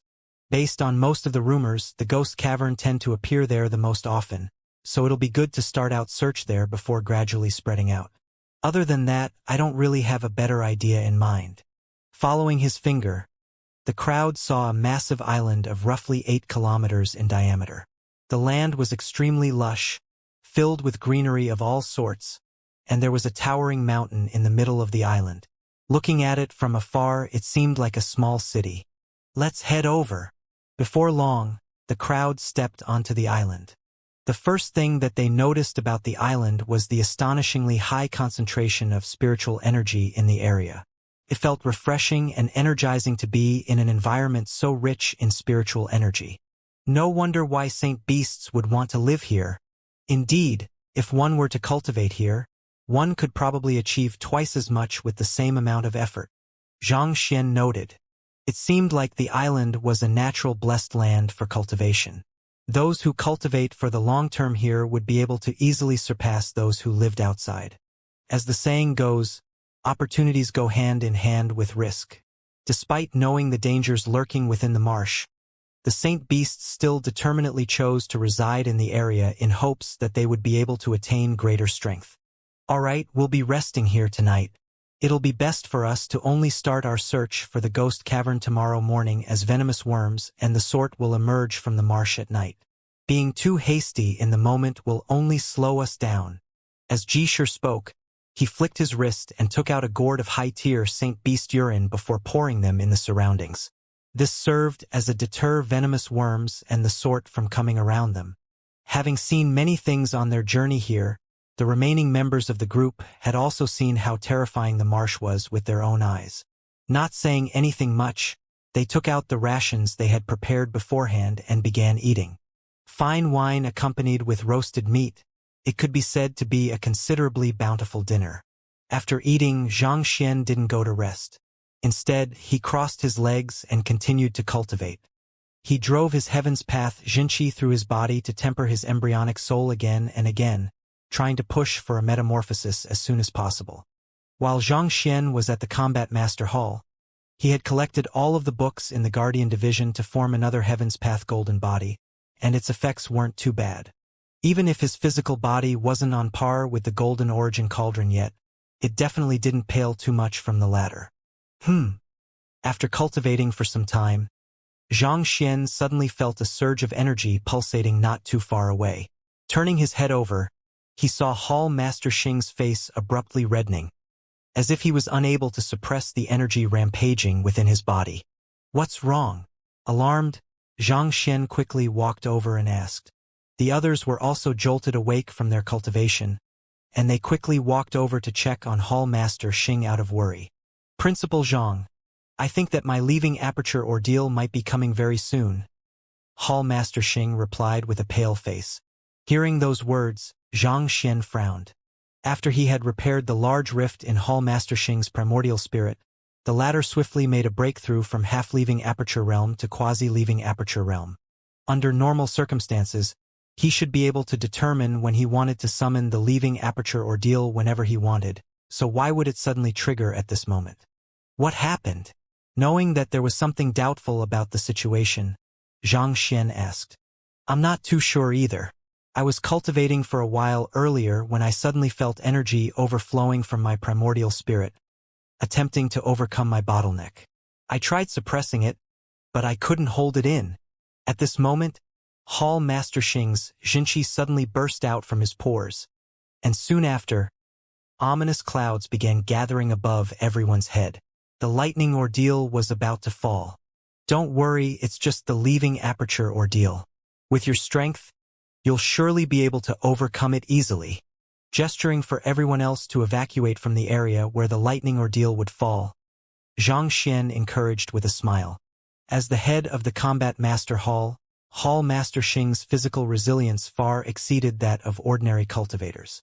It was only because Qingyuan City had been in turmoil for the past few days that he chose to keep putting off his leaving aperture ordeal, especially given the fact that it would take some time for him to recover from the overwhelming damage sustained from the lightning ordeal. Otherwise, he shouldn't have any trouble clearing the lightning ordeal. Boom! While Xianxia was speaking, a streak of lightning suddenly fell from the sky. Hula! Hall Master Xing drew out his primordial spirit and dove it straight toward the lightning. Tzzzzzzzz. As soon as his primordial spirit collided with the lightning, it immediately began shrinking as if cotton in the face of fire. A deep roar resounded deafeningly in the air, reflecting the immense pain that Hall Master Xing was going through. What? Zhang Xian's eyebrows shot up in alarm. The leaving aperture ordeal is incredibly dangerous. Shouldn't he keep his primordial spirit within his body so as to share the burden of the lightning ordeal with it? Why did he draw his primordial spirit out to meet it face-on?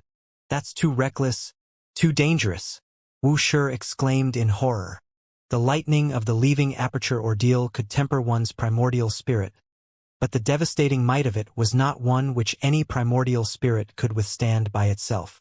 As such, most cultivators would choose to use their physical body to ward off most of the lightning, absorbing only a small portion of it into their primordial spirit. And yet, Hall Master Xing actually sent his primordial spirit straight into the lightning. That was practically no different from suicide. No, something is wrong. It doesn't seem like he's doing it voluntarily. Activating his eye of insight, Zhang Xian's face darkened. He isn't doing it voluntarily? You mean that he's under control? The crowd couldn't really comprehend what Zhang Xian meant. It seems like a soul oracle has made a move on him.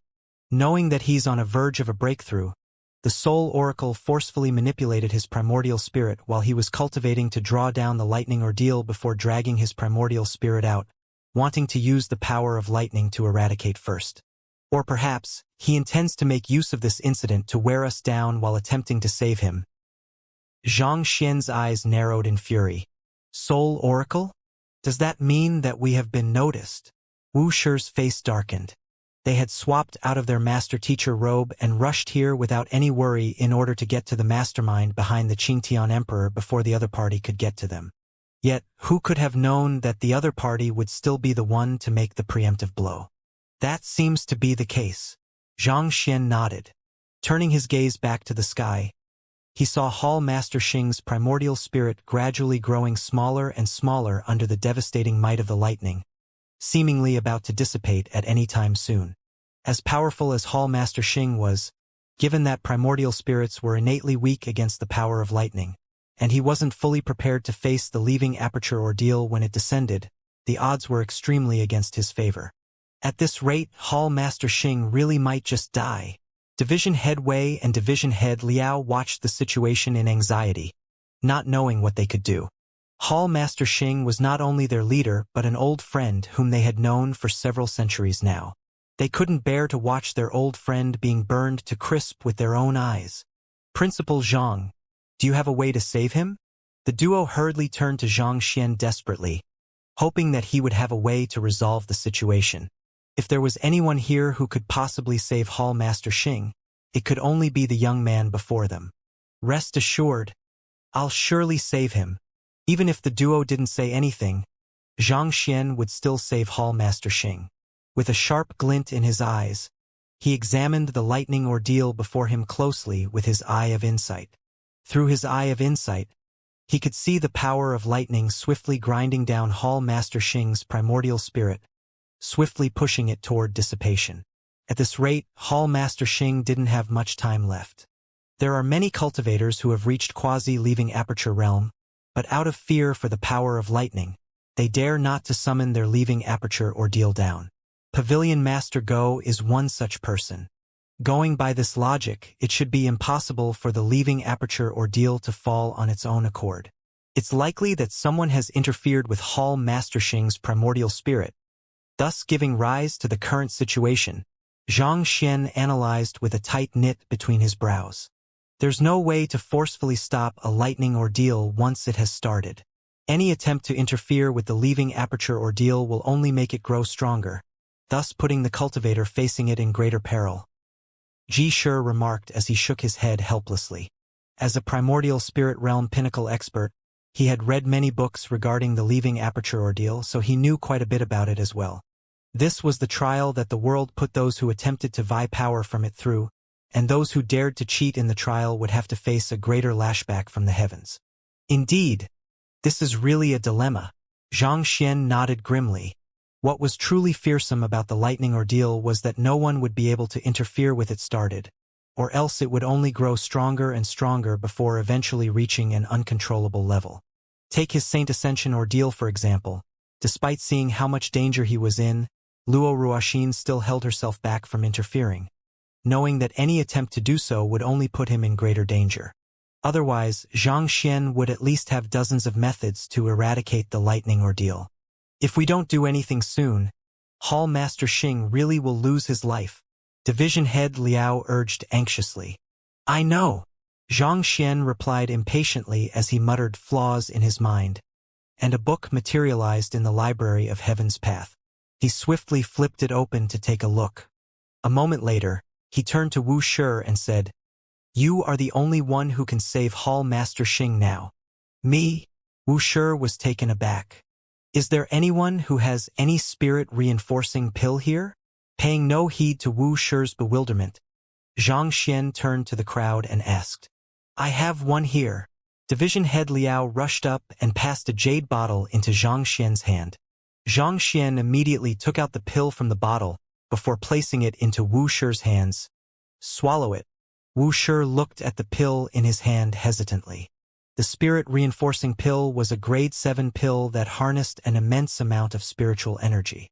Even as a half-leaving Aperture Realm cultivator, if he were to consume it recklessly, there was good chance that he would be unable to control the massive accumulation of energy within his body and explode on the spot. I don't have any time to explain. Just believe me and do it. Xianxia's face darkened further upon seeing Wu Shi's hesitation. Yes.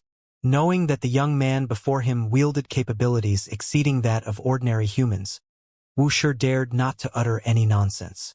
He quickly placed the pill into his mouth and swallowed it. A moment later, he felt a furious surge of energy rampaging angrily within his body, threatening to burst his meridians apart. There are a few flaws in your cultivation technique. Once you correct them, you will be able to achieve a breakthrough on the spot. Xianxia's voice began sounding melodiously in the air, before Wu Shi could even process what was going on. He realized that the Jinqi in his body had already begun to move in accordance with the words spoken by the young man before him. This is impartation of heaven's will?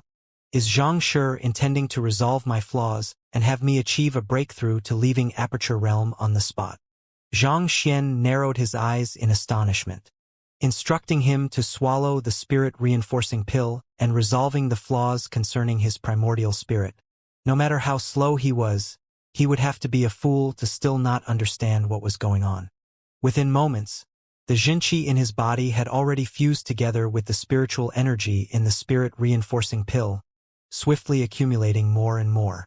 Boom!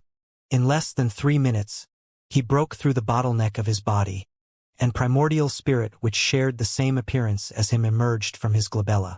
Go over! Xianxia instructed as he gave Wu Shi's primordial spirit a push on the back.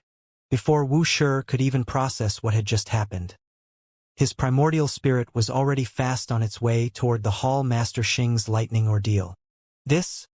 Watching as the fearsome streak of lightning swiftly enlarged before his eyes, Wu Shi nearly fainted on the spot. He had only achieved a breakthrough to leaving Aperture Realm, and he hadn't even had time to reinforce his cultivation when he was suddenly forcefully pushed toward the lightning ordeal. Could it be that Xianxia thought that it would be a pity for Hall Master Xing to depart alone? So he wanted to send him down as a companion for Hall Master Xing to walk the final journey with him? Quick! Push Hall Master Xing's primordial spirit back into his body. Seeing that Wu Shi was still dazing off in midair, Xianxia bellowed anxiously. Push his primordial spirit back? Wu Shi was stunned for a moment before realizing that even though he had stepped into the area of the lightning ordeal, he wasn't affected by the power of lightning. Heaving a sigh of relief, he hurriedly grabbed forward to push Hall Master Xing's primordial spirit down. Voila! Hall Master Xing's primordial spirit flew straight back into his body. Nourished by his body, Hall Master Xing's primordial spirit finally stabilized from its previous injured condition. As powerful as the lightning ordeal was, it wasn't sufficient to phase Hall Master Xing's incredibly resilient body in the short run. This, what's going on, isn't interfering with the lightning ordeal of another a huge taboo? How could they still be fine? Taking the scene into sight, the crowd was utterly dumbstruck by what they were seeing. Under normal circumstances, the leaving aperture ordeal would have surely intensified as soon as one stepped into the perimeter of the lightning ordeal. So, how could nothing happen when Wu Shi's primordial spirit headed over to save Hall Master Xing? Who says that they are fine? Speak of the devil, here it comes. Xianxia shook his head grimly, hurriedly turning their gazes over. The crowd saw the swiftly dissipating ominous clouds in the air suddenly gathering together once more. Wu Shi has barely reached quasi-leaving aperture realm, and as one who has to face a lightning ordeal himself, the lightning ordeal of others is unable to phase him. It's through making use of this loophole that he was able to save Hall Master Xing successfully. However, this maneuver on his part brought him to the lightning ordeal's notice, so his leaving aperture ordeal would be falling very soon as well.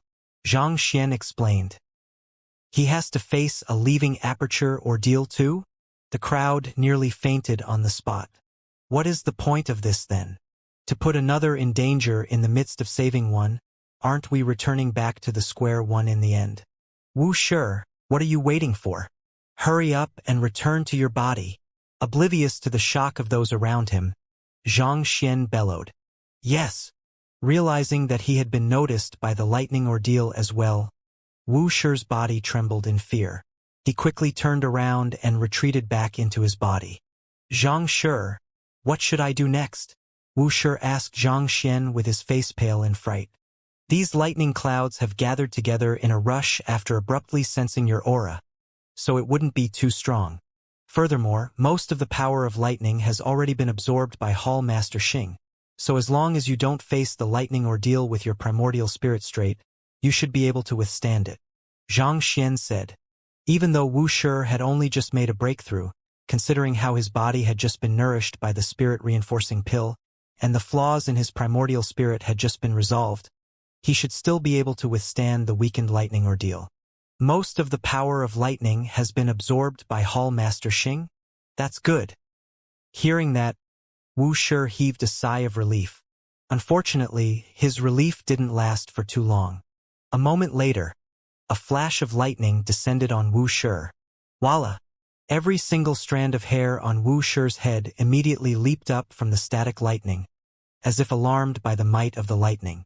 The astounding might of the lightning bolt nearly caused his primordial spirit to dissipate on the spot. You call this wouldn't be too strong? Why do I feel like it has gotten much stronger than before? Wu Shi roared in frenzy.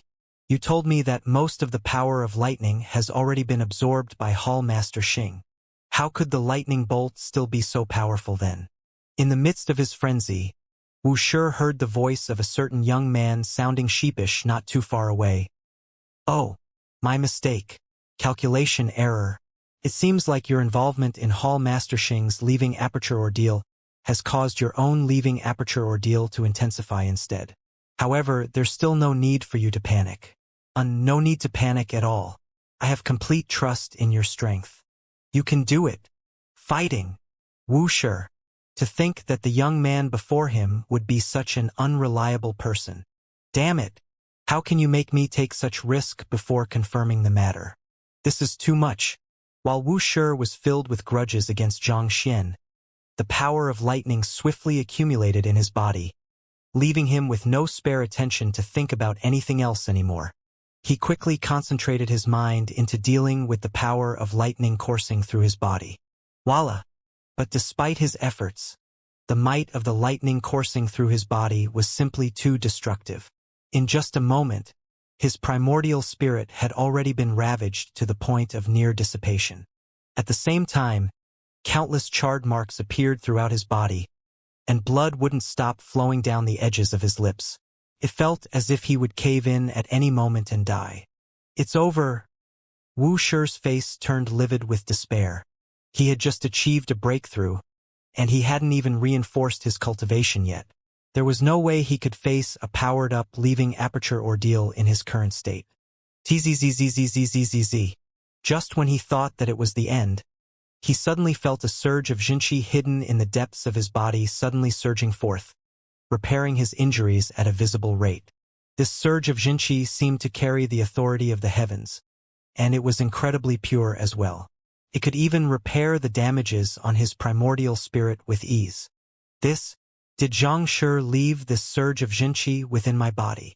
Wuxia widened his eyes in astonishment. He had verified with his own eyes Zhang Xian's identity as a celestial master teacher.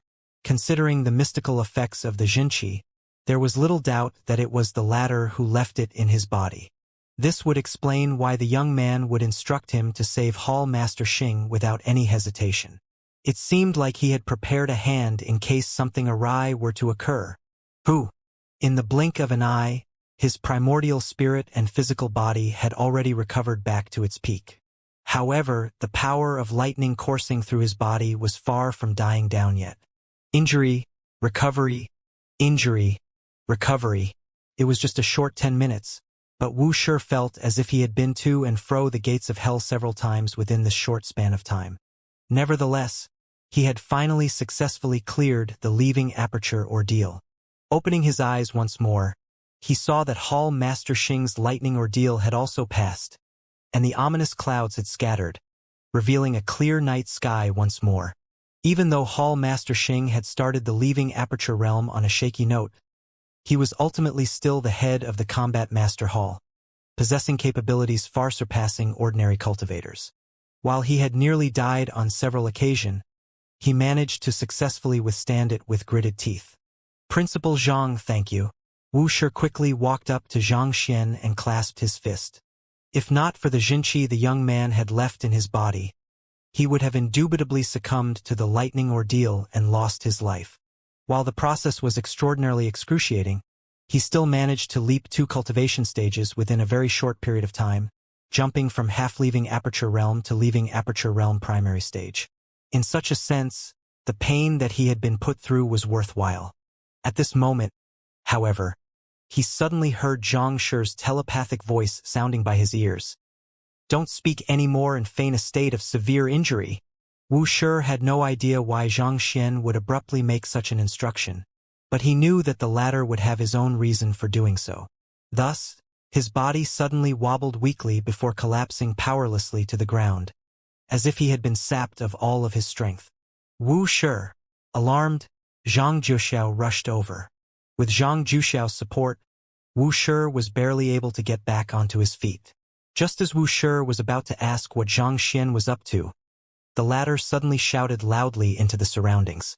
It seems you have already known that we would come. Since that's the case, why don't you show yourself straight? I know that you want to kill me, and you know that I want to kill you as well. There's no point wasting time playing hide and seek. Don't you think so? Hide and seek? What's that? More importantly, who is Principal talking to? Wuxia was taken aback. Wuxia wasn't the only one who was surprised by Zhang Xian's abrupt actions. The remaining members of the group were perplexed as well. They had swiftly scouted the island and scanned the area with their spiritual perception earlier and confirmed that there was no one in the area other than them. If there was truly someone in the area, there was no way that person could have managed to bypass the detection of their spiritual perception. While the uncomprehending crowd was just about to ask about the matter, an eerie voice suddenly echoed in the air. He, as expected of Xianxia, formidable indeed, noticing my presence right after I played a small trick, following which another island slowly surfaced from the depths of the marsh.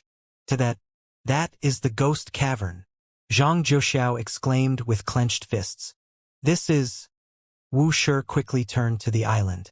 Despite being the vice-head of the Qingyuan Empire Master Teacher Pavilion, this was the first time he had seen the rumored ghost cavern. It was a small island, roughly 3 kilometers in diameter. At the very center was a lake shaped like an eye, and it was impossible to see how deep it was just by looking at its surface. Bizarrely shaped stones were scattered throughout the island. Even though the island had surfaced from the marsh, it was as if some kind of mysterious power was shrouding it, preventing the slightest hint of mud from being visible on the ground. On the contrary, There was low-lying lush greenery to be seen all around. The eerie voice sounded once more. If you wish to kill me, come over. I'll be hiding somewhere within. You can slowly take your time to find me. I'm in no hurry at all. Following which, a layer of mist seemed to suddenly drift into existence around the island, gradually shrouding it from view. It was as if the island would sink back into the marsh very soon. Let's head over, Xianxia said as he began to make his way over. However, before he could get to the other island, Division Head Liao abruptly stepped in his path to halt him. We can't go. It's obvious that the enemy has come prepared. We were nearly done in even before we could enter the ghost cavern. If we really enter the ghost cavern, there will surely be plenty of traps that will come our way. Even someone of Hall Master Xing's strength had nearly been eradicated by the lightning ordeal due to the other party's schemes. If they stepped onto the island, there was no doubt that they would face countless traps, and chances were that one of the traps would claim their lives. Xianxia shook his head and said, he already knows that we are going after him. If we don't enter the ghost cavern now, he will only have more time to prepare, and that will put us in greater danger in the future. From the looks of it, it was apparent that Vicious had anticipated their arrival and made preparations beforehand. As such, there was no point delaying the matter any longer. It would not make a difference either way. In fact, the more time they wasted, the more time Vicious would have to kill more master teachers. Since that was the case, it would be simpler if they barged in and got it over with. Otherwise, once the ghost cavern descended into the marsh once more, they would not be able to do anything about Vicious anymore. But Xianxia was still shaking his head as he interjected. If we do not enter the ghost cavern now, the enemy will just continue his attack. Rather than allow more innocent lives to be lost, we might as well head in to see what he's up to. Besides, if he really wanted to make a move against us, at least half of our group would have been dead by now. The enemy they were facing was Vicious, the legendary expert who had clashed directly with Kongshi back then. Furthermore, it was apparent that the memory of the Vicious in the ghost cavern had recovered to a greater degree compared to the Vicious in his Book of Heaven's Path. Even though Xianxia was able to withstand the other vicious soul arts, it was hard to say the same about the 3 primordial spirit realm pinnacle elders from the Master Teacher Pavilion. In fact, it was also doubtful whether Division Head Wei and Division Head Liao would be able to withstand vicious soul arts or not. Vicious inviting them into his lair instead of assaulting them head-on meant that he had some schemes in mind, and as risky as it might have been, this could have been their only opportunity to find out what Vicious was up to and bring him down. Seeing Xianxia insisting on the matter, Division Head Liao was a little conflicted. At this moment, he suddenly felt something hard in his hands. It was a wine gourd. At the same time, he heard a telepathic voice in his ears. Give Hall Master Xing this wine. You want Hall Master Xing to drink wine? Division Head Liao was taken aback. Hall Master Xing had just been through the lightning ordeal, and there was not the slightest patch of uncharred skin on his body. In such circumstances, he should be fed with pills in order to hasten his recovery. And yet wine? Division Head Liao stared at the wine in his hands in a dilemma. At that moment, the feeble Wuxia suddenly walked over and bellowed deeply, "Hurry up and go!" Yes. Hearing Wuxia agree with Xianxia, Division Head Liao swiftly got to action. He pried open Hall Master Xing's mouth and poured the fine wine in. A moment later, Hall Master Xing finally opened his eyes. Even though spirit had finally returned to his eyes, his movements were still dull with lethargy, similar to Wuxia. Since Principal Zhang has already said so, let's head in together. We have come as a group, so we should advance as one too, Hall Master Xing said. With Division Head Wei's support, he struggled to his feet before wobbling his way over to Xianxia. Xianxia shot him a faint smile before leaping over to the other island, and the others quickly followed suit. The little island was deathly silent, to the point where they could vaguely hear a deafening ring in their ears. It was as if there was some kind of formation that isolated them from the rest of the world. Wuxia and the others quickly scanned their surroundings as grimness seeped into their eyes. It seems like a grade 8 formation. Even though the island was completely sealed, they found that they were unable to tell exactly what was wrong with it. Without a doubt, The formation cast over the island was one that was on par with those they had encountered back at the Qiu Palace. A grade 8 formation, even though 2 members of their groups had just achieved a breakthrough to the leaving aperture realm, they were still far from matching a formation of that caliber. Xianxia nodded as well. While he did not think that it would be easy for Vicious to kill them, given that they were already standing in the other party's territory, it would be unwise for them to let their guard down. Vicious was an existence who had trapped even Kong Shi back in his prime, so the means he had up his sleeve were bound to be frightening. Zhang Xian activated his Eye of Insight and began assessing the island silently. There was indeed a formation cast around the island, but it was not one intended for offense. Instead, its purpose was to float and conceal the island. It seems like this land didn't float out of the marsh after all. Instead, it operates like a boat. Using the power of the formation, it floats above the marsh and roams around the area freely, appearing only before others when it wants to, Zhang Xian thought. Vicious needs to devour master teachers in order to regain his strength, so he intentionally spread the news regarding the abilities of the Ghost Cavern to draw cultivators and master teachers into the marshlands.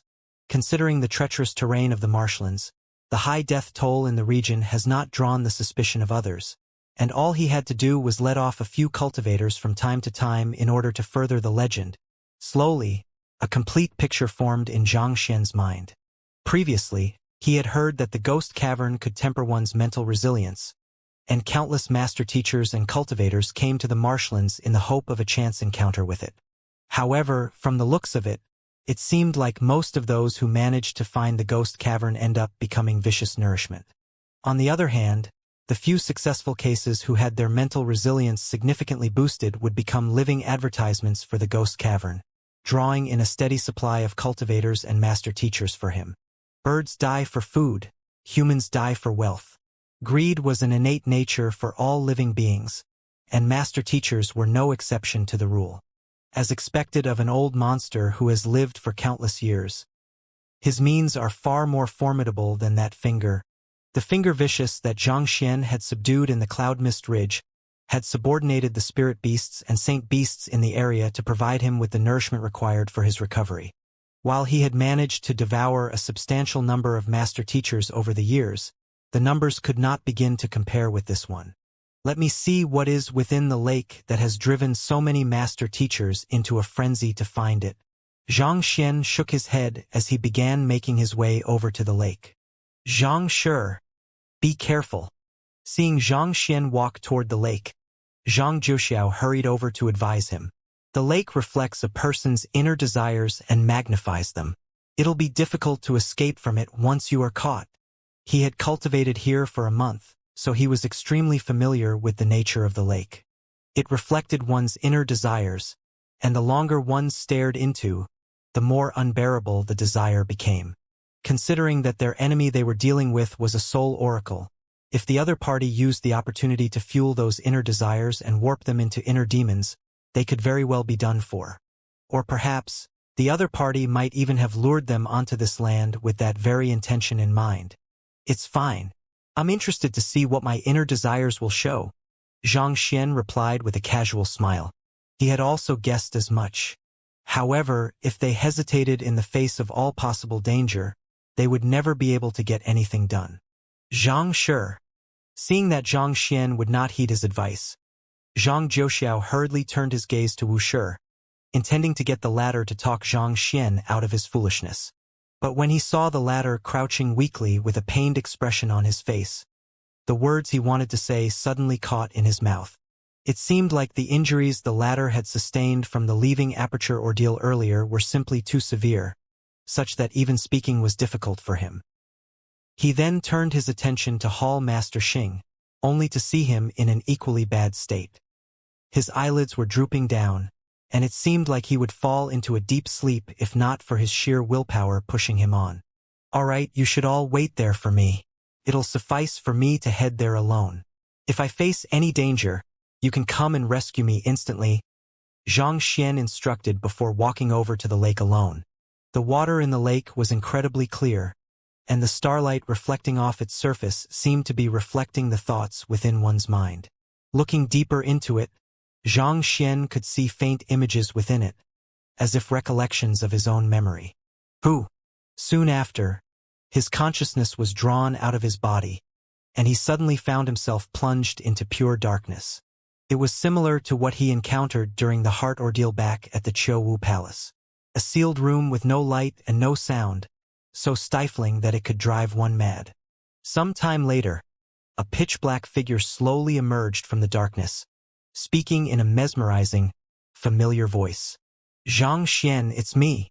The figure slowly approached, revealing an unbelievably beautiful face, one that belonged to the person of his dreams, Luo Ruoxin.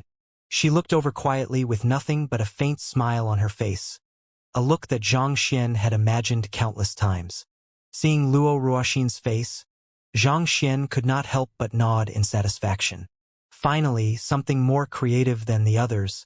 The inner demons that he had met previously were all incredibly revolting, to the point that his stomach would churn just by looking at their exterior. At the very least, the inner demons here seemed to at least have some wits, knowing to morph themselves into Luo Ruoxin's appearance based on his memory.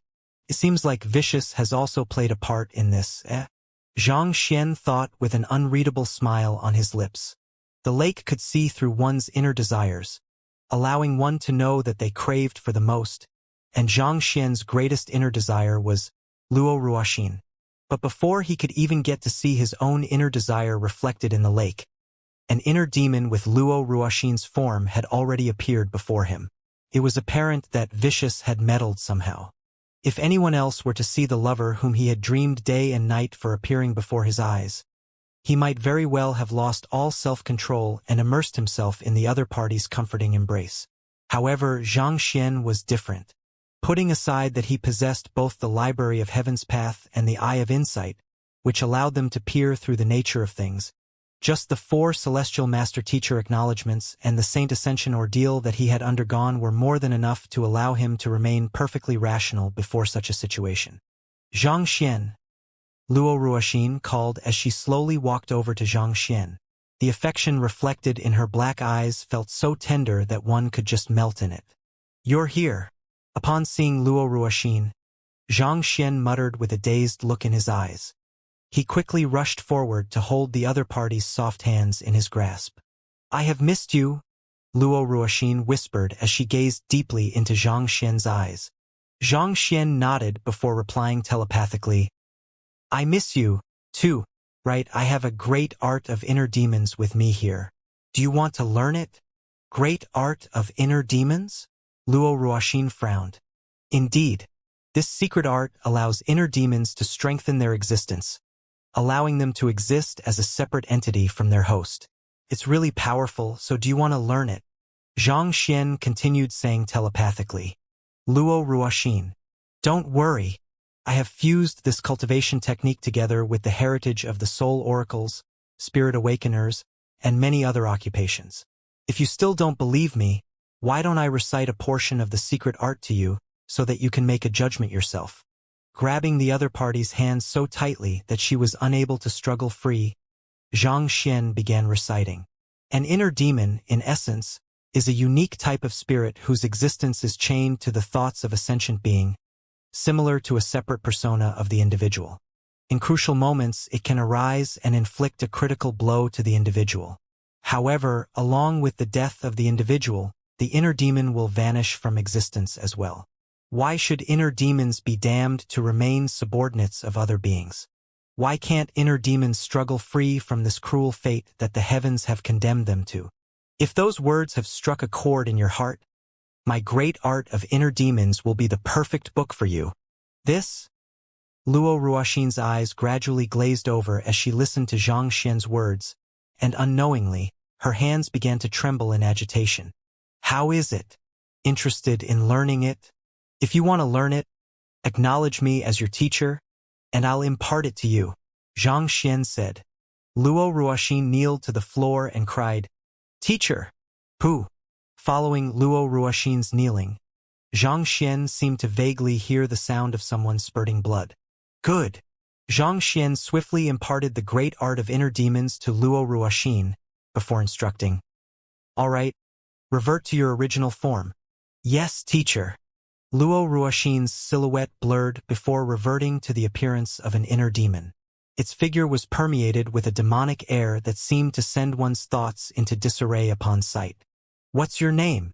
Xianxia asked. My name? I was born just a moment ago from your thoughts, so I don't have a name yet, the inner demon replied sheepishly. I see.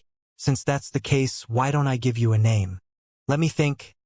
Xianxia pondered for a moment. All right, I'll call you Demona then. Teacher. Thank you for bestowing me with a name, Demona replied gleefully. Demona, Demona.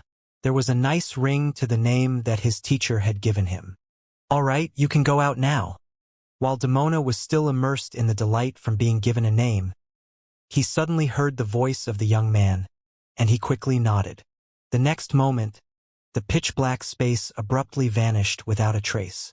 The surroundings before Xianxia blurred, and before he knew it, he found himself standing right before the lake once more, as if what had just happened was merely a dream.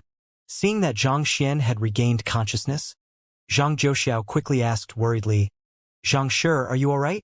Turning around, Xianxia saw the entire group looking at him worriedly, as if fearing that something would happen to him. Don't worry, I'm fine. Xianxia waved his hand. Noting how Xianxia seemed to be completely fine, devoid of the slightest disorientation in his mental state, Zhang Jiuxiao asked, You didn't encounter any inner demons? The lake could reflect the inner desires within one's heart, and these desires were the perfect tool to generate inner demons within one. There was no way their enemy would have passed on this opportunity to deal with them. Inner demons were the greatest fear of cultivators, capable of magnifying their greatest fears to put them through unbearable mental torture. So how could Xianxia have returned completely fine? I encountered one, Xianxia replied leisurely.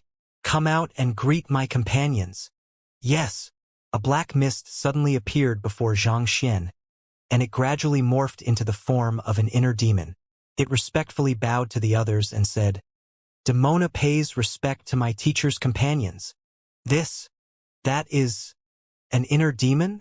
The lips of the entire group twitched as their eyes nearly bulged out of their sockets from disbelief. That was a living inner demon, in the real world, greeting them respectfully. Principal Zhang, what is going on? Division Head Liao asked with quivering lips. As the head of the Heart Division, he had read countless books regarding inner demons, and he knew very well that inner demons were existences bound to the thoughts of a cultivator, so it should have been impossible for them to exist in the real world.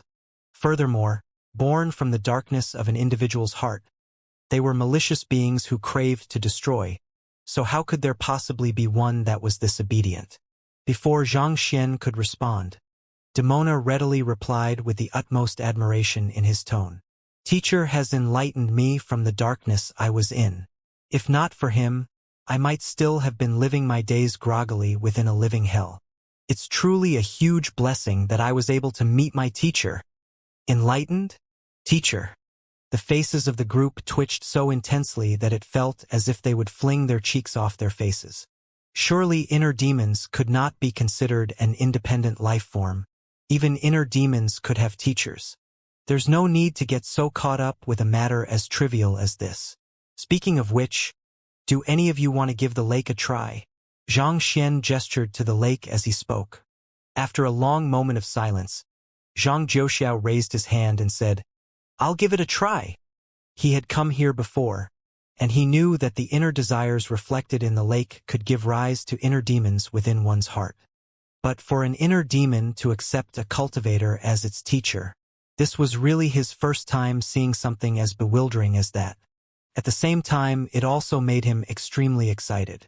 He suddenly felt as if a brand new world had opened up before his eyes, and he felt tempted to give it a try too. Xianxia infused a portion of his will into Zhang Jiuxiao's body before gesturing for the latter to take a look in the lake. All right, go ahead and take a look. All right. Turning his gaze to the lake, Zhang Jiuxiao immediately saw countless inner desires stacked upon one another surfacing on top of the lake, and these images seemed to resonate in his mind as well, leaving him feeling as if he would go insane. Hong Long. He immediately tried to sever these inner desires from his mind, but before he could do so, his surroundings suddenly faded. Just like what had happened to Xianxia earlier, he found himself plunged into darkness. Hula! A towering demon slowly rose before Zhang Juxiao's eyes, and there was a savage sneer on his lips. Upon seeing the appearance of Zhang Juxiao's inner demon, the will that Zhang Xian had left within the latter's body widened his eyes in disbelief. His inner demon is me? Who would have expected that he would actually be the greatest inner demon of the offspring of the Zhang clan? I will surely surpass you. Zhang Juxiao had initially entered with the intention of accepting the inner demon as a student, but upon seeing the inner demon, his eyes immediately glazed over in confusion, and he began shouting frenziedly at the top of his lungs. Unlike Zhang Xian, who could control his own state of mind, as soon as the inner demons appeared, the negative emotions that he had bottled up in his mind suddenly burst forth, consuming his consciousness whole, robbing him of his rationality. Surpass me? You wield great potential, but it's a pity that the cultivation technique you wield is beneath mine. However, if you cultivate according to my words, you might just be able to stand a chance. The inner demon tempted with a beguiling voice. Zhang Juxiao struggled internally for a moment, but eventually he still caved in. Very well then. So, this is what it is like when an ordinary cultivator encounters inner demons. Zhang Xian was astonished. So far, he had encountered inner demons on 3 occasions. It was only on his first encounter, during his Saint Ascension ordeal back in the Qiu Wu Palace, that he had been beguiled for a brief moment. As for the remaining 2 times, he had been able to retain his consciousness. He had thought that most cultivators would have been the same as him, but it seemed like that was far from the case. From the very start, the very existence of the inner demons reflected the inability of the cultivator to control their heart, resulting in an opening for the inner demon's birth. As a result, it was not too difficult for an inner demon to breach a cultivator's mental resilience and drive them berserk. Alright, I should start cleaning up now. After learning how inner demons were born, Zhang Xian's will finally emerged from where it was hidden. Little demon, come. I'll accept you as my student. Will Zhou Xiao be fine? Looking at Zhang Juxiao's shaking silhouette before the lake, the faces of the group turned grim. Principal Zhang has a deep understanding of inner demons. Since he was the one who gestured for Zhang Juxiao to head over, there shouldn't be a problem, Division Head Liao replied. I hope so. At that moment, Zhang Juxiao suddenly exhaled a mouthful of turbid air before slowly opening his eyes. Who? Following which, a pitch-black demon appeared before everyone's eyes. Zhang Xian turned to the demon and commanded, What are you waiting for? Hurry up and greet my companions. Yes, teacher. Demon B pays respect to my teacher's companions. The inner demon greeted respectfully. Demon B. Hearing that name, Demona fell into a daze. Why did it feel like there was something wrong with that name? In the midst of his bewilderment, it heard its teacher speaking once more. Who's next? I'll give it a try too, Division Head Liao said before walking forward. Not too long later, another inner demon surfaced before everyone's eyes, and it immediately bowed respectfully. Demon C pays respect to my teacher's companions. Demon D pays respect to my teacher's companions. Demona, Demon B, Demon C, Demon D, A, B, C, D. At this point, Demona finally understood what was going on, and it nearly spurted blood. It had been gleeful about the name that Zhang Xian had given it, but who would have thought that it was actually such a casual one? Looking at the neat row of inner demons before him, Zhang Xian nodded in satisfaction. Alright, we have 4 inner demons now. Who else wants to give it a try? Allow me.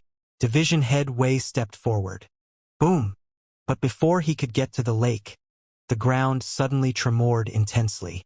Amid violent waves, the water level in the lake fell swiftly, as if someone had pulled open the plug in a bathtub. When the lake had finally been emptied of water, a flight of stone steps slowly rose, leading deep underground.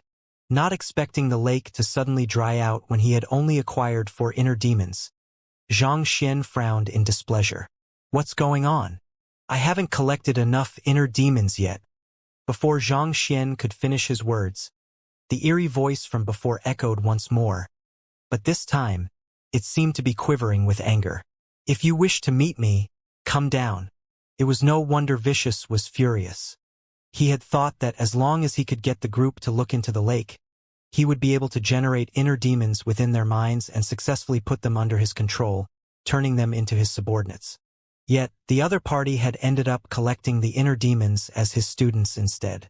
At this rate, not only would he not be weakening the other party's fighting prowess, he would even be bolstering their forces instead. The reason I am breeding inner demons in your mind is to use it to control you all, not to turn them into tools for your usage.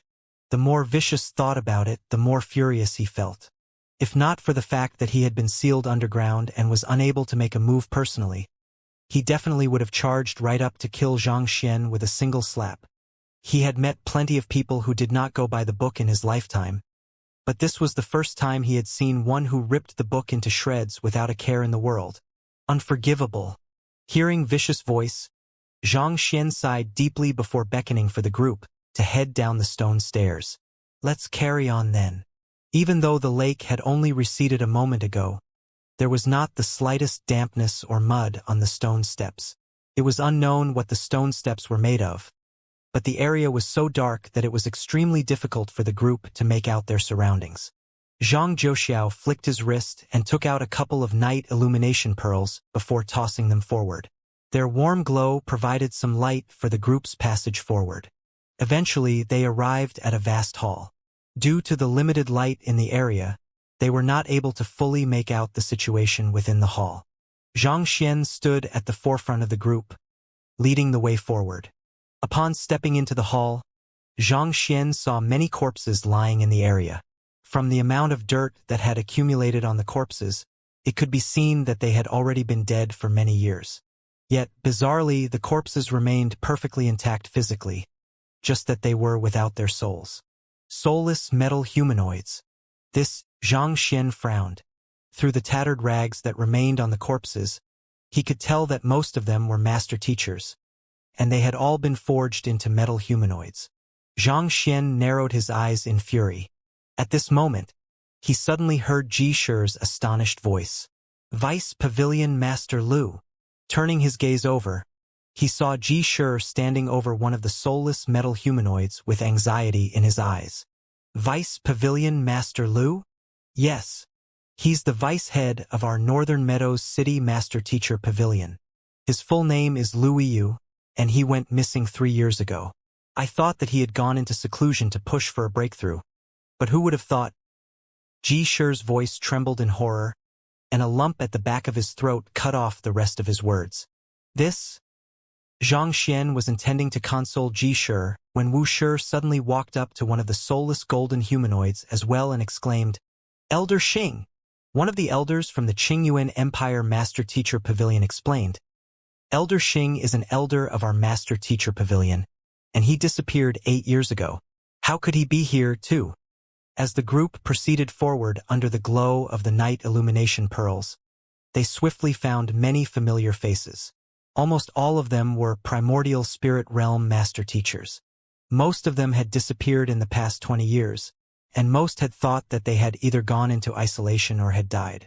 Yet, for them to have all been captured and converted into these darn things, unforgivable. Xianxia sighed deeply. There's no saving them anymore.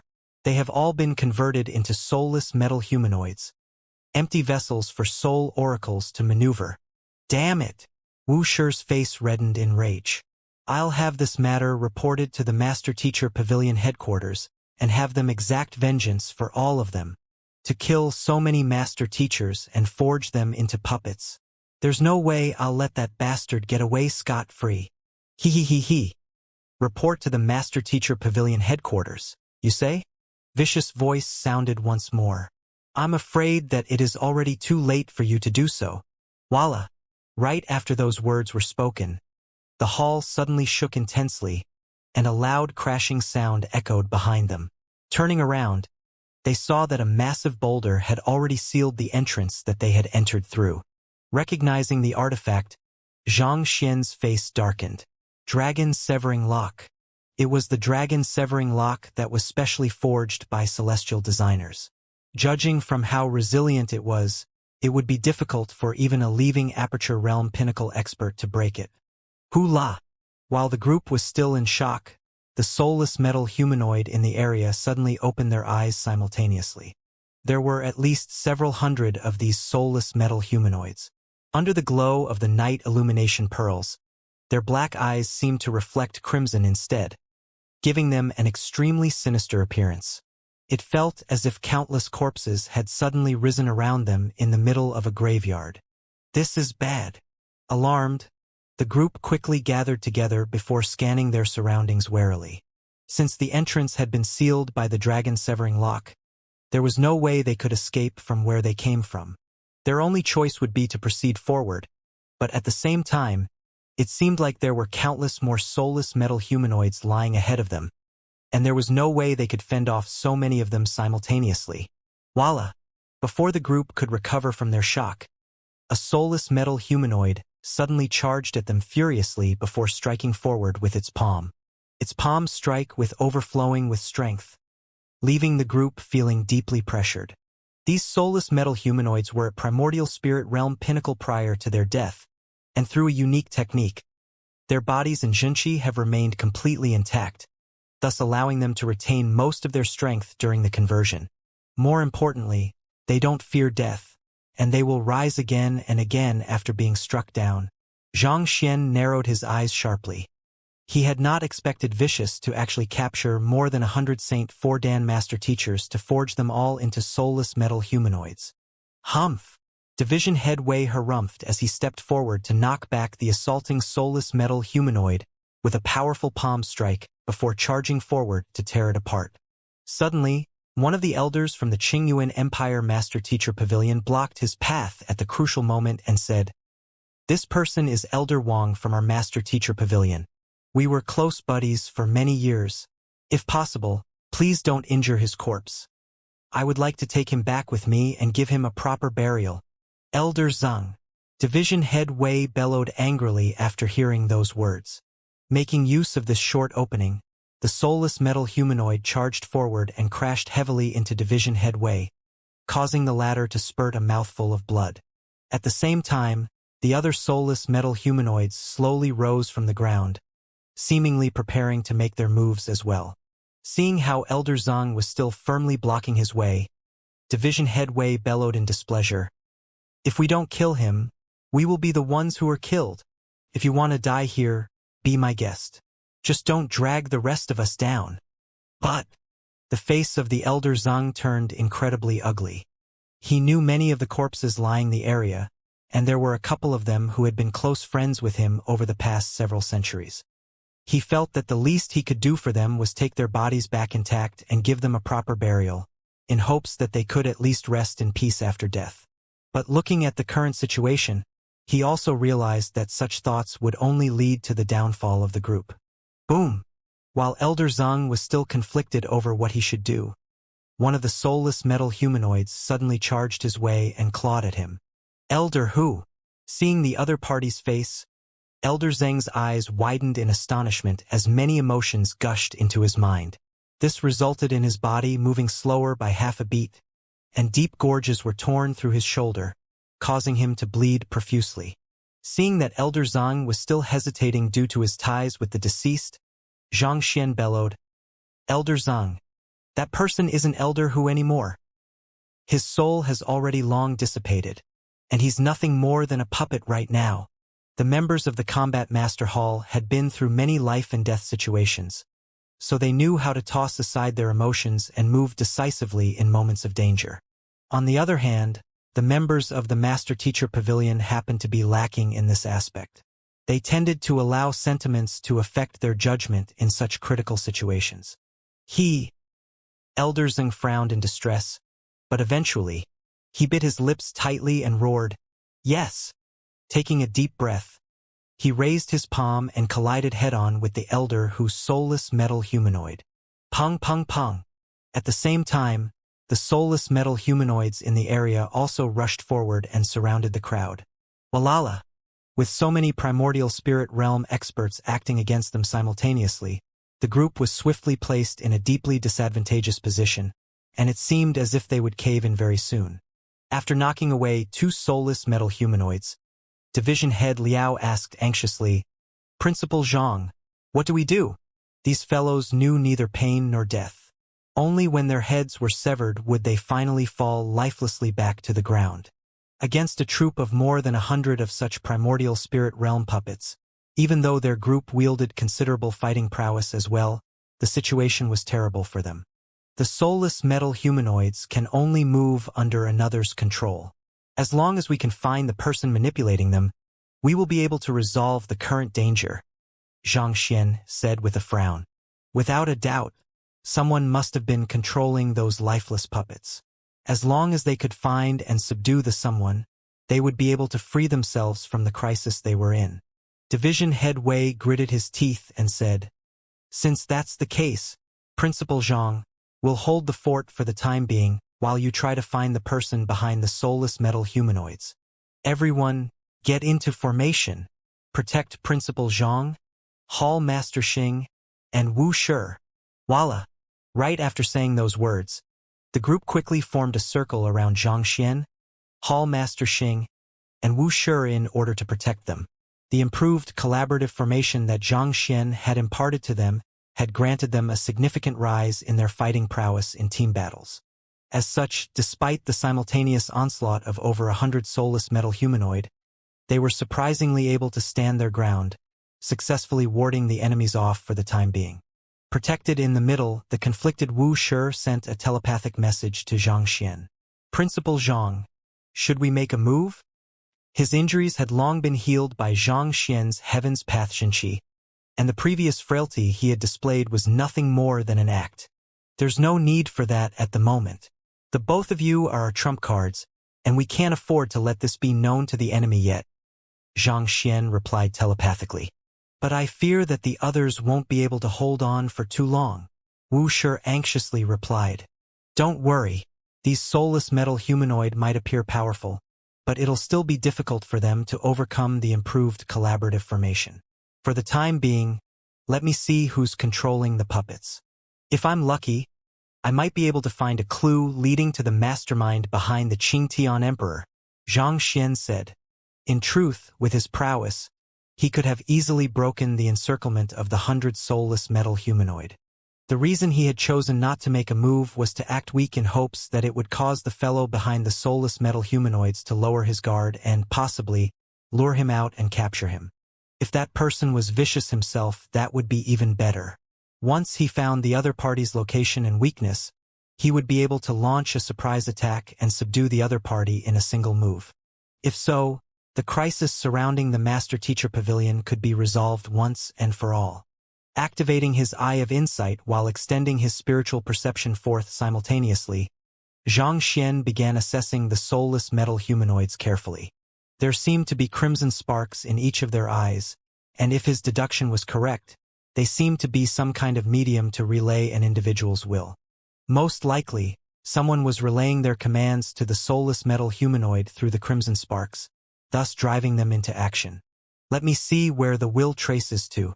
Xianxia randomly picked out a soulless metal humanoid, and concentrating the prowess of his Eye of Insight, he vaguely saw a narrow thread linked to the sparks of flame in the puppet's eyes. The narrow thread was not just attached to the eyes of that single puppet. There was a thread present for all of the soulless metal humanoids within the room, crisscrossing with one another as if a fish net.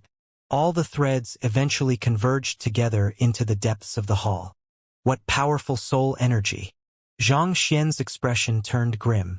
For an individual to manipulate more than 100 soulless metal humanoid to attack them simultaneously using different moves was an incredibly difficult task, requiring an unbelievably level of multitasking. This could only possibly be carried out by one who possessed extremely powerful soul energy, and even Xianxia was not confident that he would necessarily be able to do the same. Xianxia frowned. "There's a formation blocking us in front." Gazing ahead, before he could see the other end of the thread, a formation blocked his view, preventing him from seeing any further. If he could not reach the other end of the thread, he would not be able to uncover Vicious' true position. If so, their group would remain in a disadvantageous position, being in the open whereas the enemy remained hidden in the shadows. Hold on for a little longer. I'll quickly go ahead to take a look, Xianxia said before leaping out of the group's protection. He swiftly flew toward where the threads were converging. Only while their group appeared to be in a disadvantageous position would the other party continue manipulating the puppets, allowing him to trace the other party down via the threads. Otherwise, once all the soulless metal humanoids were destroyed, the threads would be severed, making it impossible for him to track down the other party. Hula! Before Xianxia could get far, 3 soulless metal humanoids suddenly charged toward him with rampaging might, seemingly wanting to tear him into pieces. Principal Zhang, be care! Division Head Liao shouted. But before he could finish his word, Xianxia abruptly leaped into the air. Without even paying a glance to the soulless metal humanoid, he stepped lightly in the air. Pada! Pada! Pada! The 3 soulless metal humanoids fell forcefully back onto the ground, buried deep into the earth. Ah! The soulless metal humanoids instinctively struggled furiously, wanting to free themselves. Yet, as if there was a mountain weighing on them, they found themselves unable to escape at all. Powerful! Division Head Liao's lips twitched wildly. Those soulless metal humanoids did not even fear death, making them difficult opponents even for a combat master like him. Yet, with just a light step in the air, Xianxia managed to forcefully pin 3 of them to the ground. Just from this, he could tell that even 3 of him would not be a match for Xianxia. Just half a month ago, he barely escaped from our grasp. But now, he has already become a formidable expert possessing strength far surpassing us. His talent is truly... Division Head Liao shook his head with a helpless smile. It had not been too long ago when he, Hall Master Xing, and Division Head Wei were able to easily subdue the young man, almost killing him even. While the young man's combat sense was formidable, his strength and speed had been still severely lacking, making him far from a match for them. But now, he could already see that even if the 3 of them were to collaborate once more to deal with him, they would be utterly defeated within moments. Having lived for several centuries, he had encountered plenty of geniuses in his time, but the rate at which this young man was growing was truly inconceivable, possibly unseen throughout history. Not knowing that the blow he had executed casually would actually leave Division Head Liao so immensely shocked, Xianxia continued advancing forward after subduing the 3 soulless metal humanoids with a single step.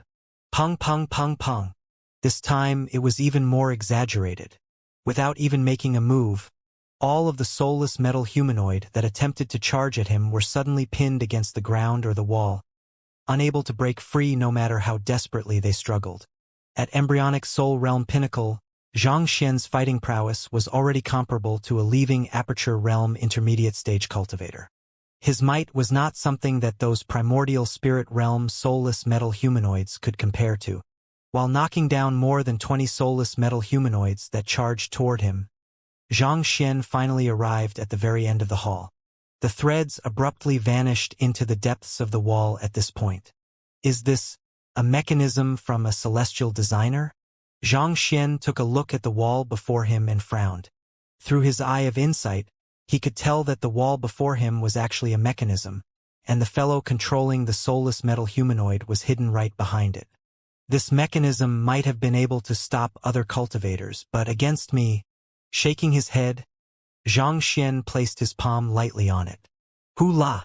A book emerged in the Library of Heaven's Path.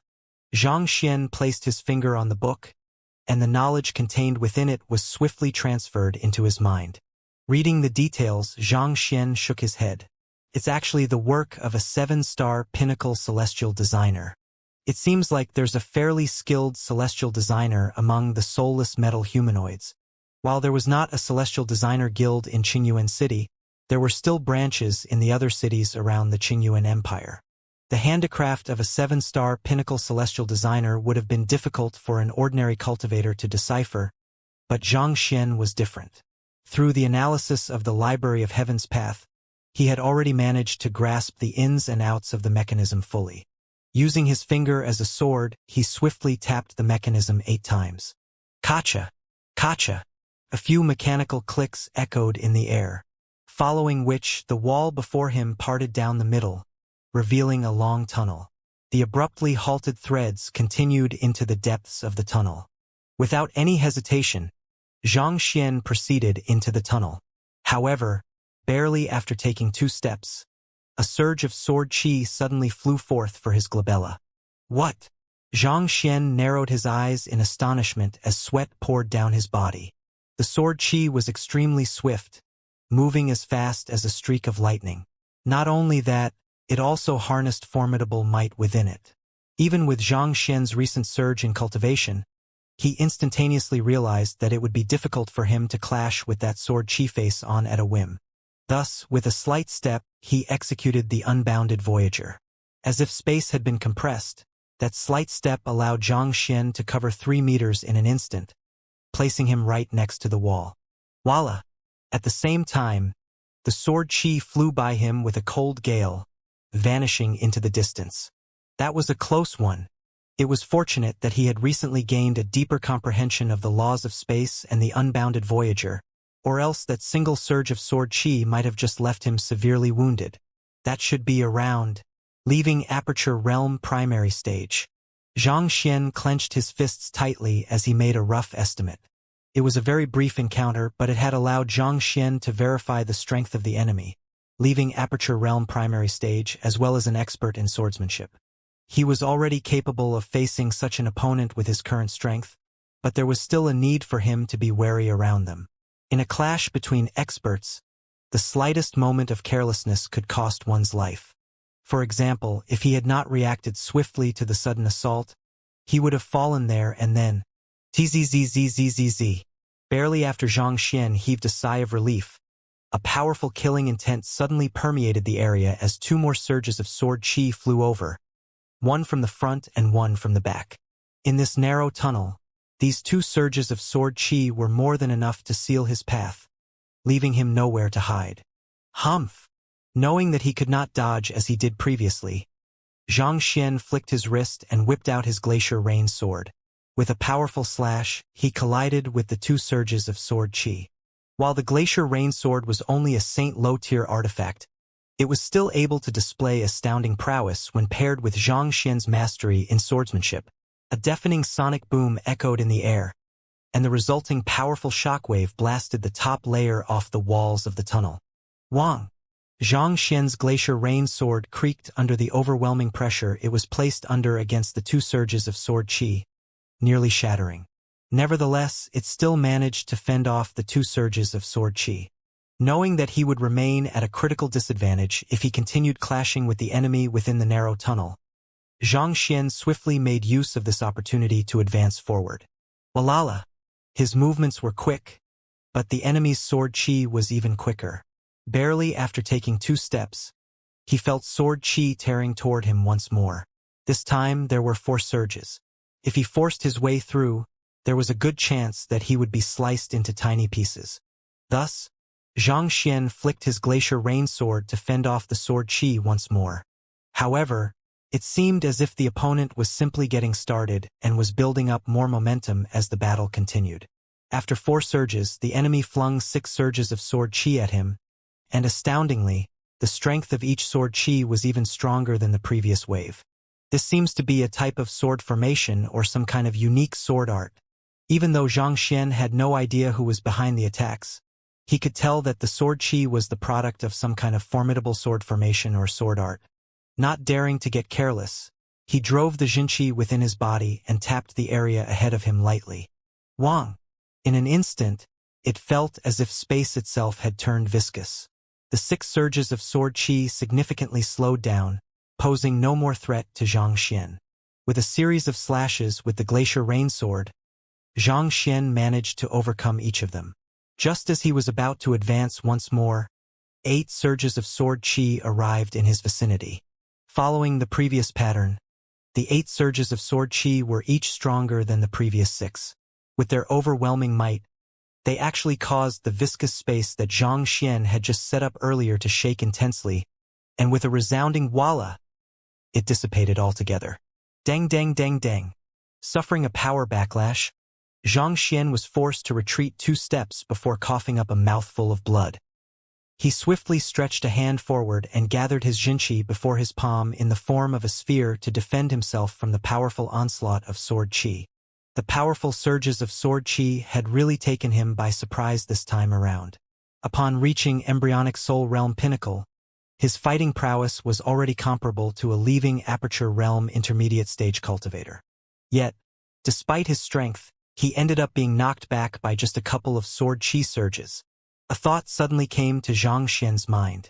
Each wave of sword qi is faster and stronger than the last. Could this be the legendary Crimson Emerald Duplet Swordsmanship? Having read all the books in the Qingyuan Empire Combat Master Hall, he was rather familiar with the legendary formations and battle techniques that had appeared in the history of the Qingyuan Empire. Many years ago, there had been 2 extremely talented sword practitioners in the Combat Master Hall. They had managed to earn the opportunity to head to the Qianchong Empire's Sword Lagoon, and over there, they had comprehended a unique sword formation known as the Crimson Emerald Duplet Swordsmanship. In a sense, it could also be considered as a collaborative formation centered around swords. Through the sheer might of the sword formation, they had been able to overwhelm even leaving aperture realm intermediate stage cultivators with ease. But more than 1,000 years ago, the duo had abruptly gone missing without leaving behind their heritage, and there were many who presumed that they had died. However, to see this legendary sword formation appear here, could it be that the duo had been killed by Vicious, and their bodies had been forged into soulless metal humanoids? If that was the case, Xianxia would truly be in a bad position. If I can't see them in action, I won't be able to compile a book on them and analyze the flaws in the battle technique. This won't do.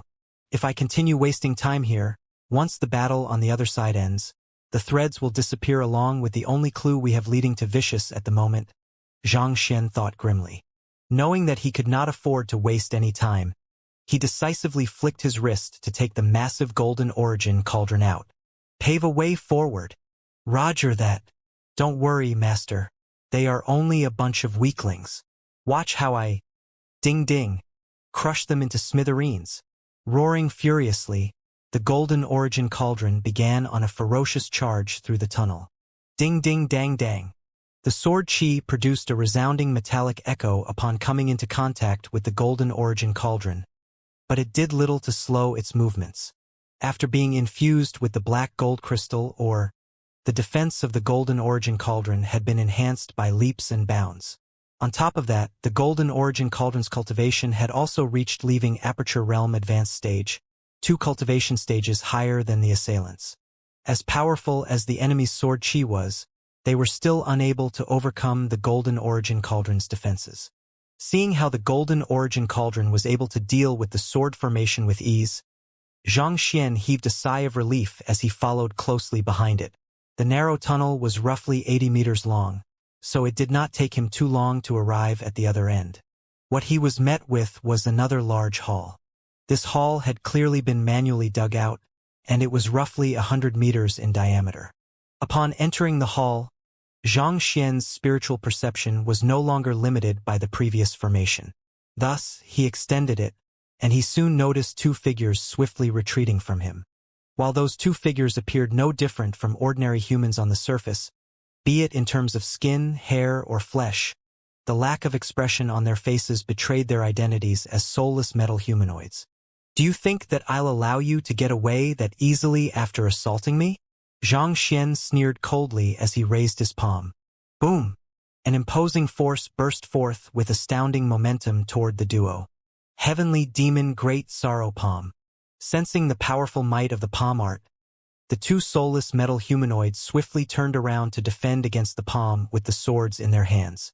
However, having broken their sword formation, the momentum they had built up all this while had vanished without a trace. As such, the might of their sword qi was only comparable to the first wave of assault that they had launched previously. Xianxia's Heavenly Demon Great Sorrow Palm crushed their sword qi in a flash, following which, the sound of ribcages shattering filled the hall as the 2 soulless metal humanoids were smacked into the wall. Seeing how Xianxia incapacitated the both of them with a single blow, the golden origin cauldron exclaimed anxiously, Master, please leave one of them to me. This was a rare opportunity for it to try out its newfound strength, so naturally, it wanted cannon fodder to pummel as well. Fine, I'll leave them to you then, Xianxia said. His main goal was vicious. As for these small fries, it would suffice to render them powerless. Wonderful! Hearing those words, the Golden Origin Cauldron exclaimed in excitement. It immediately charged forward and crashed right into one of the two soulless metal humanoids with its powerful body. Paji! The soulless metal humanoid did not even last for an instant before being reduced to a pancake plastered on the wall. Ha ha ha ha! There's no one who is a match for Grandpa Ding. Ha ha ha ha ha! Gripped with excitement, the Golden Origin Cauldron burst into laughter before abruptly turning to face the remaining soulless metal humanoid. Horrified, the soulless metal humanoid swiftly struggled free from the wall and began to run away. Do you think that you will be able to flee from your Grandpa Ding? Harumphing coldly, the Golden Origin Cauldron charged forward once more, perhaps realizing that it would not be able to outrun the Golden Origin Cauldron. The soulless metal humanoid drew its sword and launched a powerful chop toward it. The powerful chop produced a crisp metallic sound on the Golden Origin Cauldron before the sword abruptly snapped into two, following which the soulless metal humanoid was smacked into the wall. Paji! Its bones were immediately shattered into non-existence, and it became another painting on the wall, just like the previous soulless metal humanoid. Xianxia was rendered speechless. He had thought that the Golden Origin Cauldron would only subdue them. After all, these two soulless metal humanoids had once been honorable experts of the Combat Master Hall, so it would have been good to have Hall Master Xing take them back to be buried. Yet, who would have thought that the Golden Origin Cauldron would actually destroy their bodies so utterly? Oh well, it was not a big deal. Ultimately, they were already dead. It would suffice to relinquish their bodies from vicious control and allow them to rest in peace. Besides, the combat masters of the Combat Master Hall were not as sentimental as the Master Teacher Pavilion. On the battlefield, there was nothing more important than preserving one's life, so how could they possibly have attention to spare for any of those formalities? I have insight. Xianxia began tracing down the threads once more, only to find that they extended underground. Xianxia walked over and placed his hand on the area where the threads disappeared. As expected, there was a trapdoor there. Xianxia lightly pushed it open with his forefinger. Jai. Instead of entering the trapdoor immediately, Xianxia beckoned for the Golden Origin Cauldron. Come over here for a moment. Coming. The Golden Origin Cauldron swiftly flew over. Head in first to check if there is any danger inside, Xianxia instructed. The sword chi he had faced in the tunnel had reminded him of the need to remain cautious in the ghost cavern. If not for the recent rise in his cultivation, he could have died under the onslaught of sword chi. In any case, since he had the Golden Origin Cauldron, there was no need for him to take the risk to explore uncharted territory by himself. He could have the cauldron enter first, and depending on what it encountered, he would be able to take preparations in advance. Roger that! The Golden Origin Cauldron replied before decisively jumping into the trapdoor. Pada! Master! I think that I am stuck. Xianxia was speechless. The Golden Origin Cauldron happened to be the perfect size to plug up the trapdoor. Never mind. Come out first. Shaking his head, Xianxia plucked the Golden Origin Cauldron out before driving his Xinqi and stepping into the trapdoor himself warily. There was not a sound to be heard in the passageway beyond the trapdoor. Nevertheless, with the previous experience, Xianxia dared not lower his guard. Holding the glacier rain sword tightly in his grasp, he proceeded forward a step at a time. Soon, he arrived at the very end of the flight of stairs. Surprisingly, the enemy did not spring a sudden assault on him this time around. Xianxia flicked his wrist to whip out a night illumination pearl before tossing it on the ground ahead of him, lighting up the room before him. It was yet another vast hall just like the one above. Scanning the room, a frown surfaced on Xianxia's forehead. The threads manipulating the soulless metal humanoids vanished in this room, so he had expected to see Vicious there. But contrary to his expectations, there was not a person to be seen in the area. Jai. Xianxia was just about to scan the room thoroughly to see if he could find anything when the mechanical clicking of a mechanism suddenly echoed behind him. Turning around, he saw that the passageway that he had come from had already been sealed shut. While it was not the dragon-severing lock, it was not a seal that he could break within a short period of time either. Xianxia was dazed for a moment before realization struck him. They are intending to separate me from Hall Master Xing and the others. At this point, it was clear that the other party's intention was to divide their group up so as to deal with them one by one. Knowing that there would be something lying in wait for him within the hall, he did not rush to break the seal. Instead, taking a deep breath, he began examining the hall carefully. Since you have already succeeded in isolating me from the rest of my group, isn't it about time for you to show yourself? A wise man you are, Xianxia. A faint voice sounded from the depths of the hall, following which a human-like figure suddenly emerged from the wall on the opposite side. Thinking that it was an effect produced by some kind of illusion, Xianxia did not pay much heed to it. However, when he took a closer look at the appearance of the figure, he could not help but frown. You still aren't dead? The person before him was none other than the person he had conducted soul search on back in Qingyuan City, the individual whom he had given vicious to consume, the Qingtian Emperor. Wasn't the Qingtian Emperor dead? Why had he suddenly appeared in the ghost cavern? Dead? If I, the Qingtian Emperor, could be killed that easily, how could I possibly be qualified to rule over the entire Qingtian lineage? The Qingtian Emperor sneered coldly as the killing intent he emanated swiftly permeated the entire hall.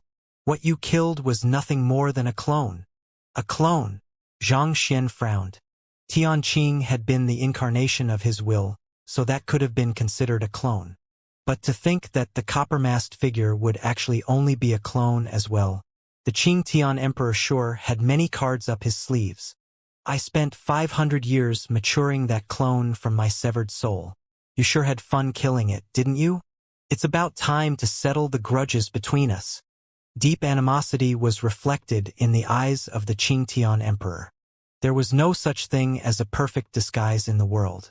As an emperor of the otherworldly demonic tribe, he was well aware of this fact.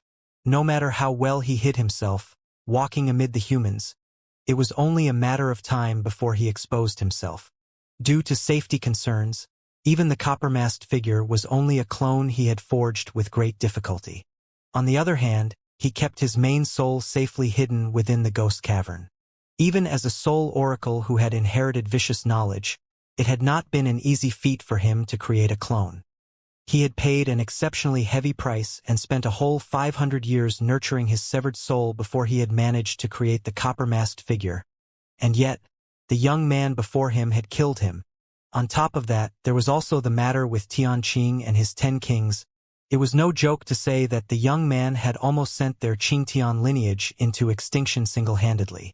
Naturally, it went without saying how much he wanted to rip the young man into pieces and see him suffer. Tell me, how do you want to die? Perhaps, if I'm feeling merciful today, I might just grant your wish. The Qingtian Emperor mocked coldly. How about death by old age? Xianxia asked. You have no choice in this. The Qingtian Emperor harumphed angrily as the killing intent he emanated intensified. Boom! Suddenly, Xianxia felt a powerful force tugging at his soul, attempting to pull it out. Knowing that the other party was utilizing the soul-nabbing secret art, Xianxia frowned. While his soul was massive, due to the lack of suitable cultivation techniques, its fighting prowess was still severely limited. Currently, he was relying more on his physical body and jinchi cultivation in fights. Given that his opponent was a Saint 5 Dan Soul Oracle, it would be disastrous for him if the fight became a battle between souls instead. Thus, Xianxia drove his Heaven's Path jinchi to hold his soul firmly in place, preventing it from being taken. At the same time, he pushed his feet against the ground and dashed forward. Voila! In that instant, Xianxia seemed to have transformed into a sword himself, as if the sword in his hand was a mere extension of himself. Man-Sword Union. He had collected all the books concerning swordsmanship back at the Combat Master Hall's weapon division, allowing him to advance his Heaven's Path sword art to Saint Low tier. His man-sword union state had become far sharper and stronger than before, and the sword qi that shot forth from his blade formed a perfect arc as it headed toward the Qingtian Emperor. Not too bad. Not expecting the young man to be able to withstand his soul-nabbing secret art and even counterattack, the Qingtian Emperor narrowed his eyes menacingly. He immediately gave up his attempt to draw out Zhang Xian's soul and extended his hand forward instead. Wang! In an instant, the air around Zhang Xian seemed to have frozen, and the sword qi he had shot forward suddenly slowed down significantly. Zhang Xian's heart tensed. Leaving Aperture Realm advanced stage? He could easily deduce the Qingtian Emperor's cultivation just from that single move, and the latter was actually far stronger than the copper-masked figure.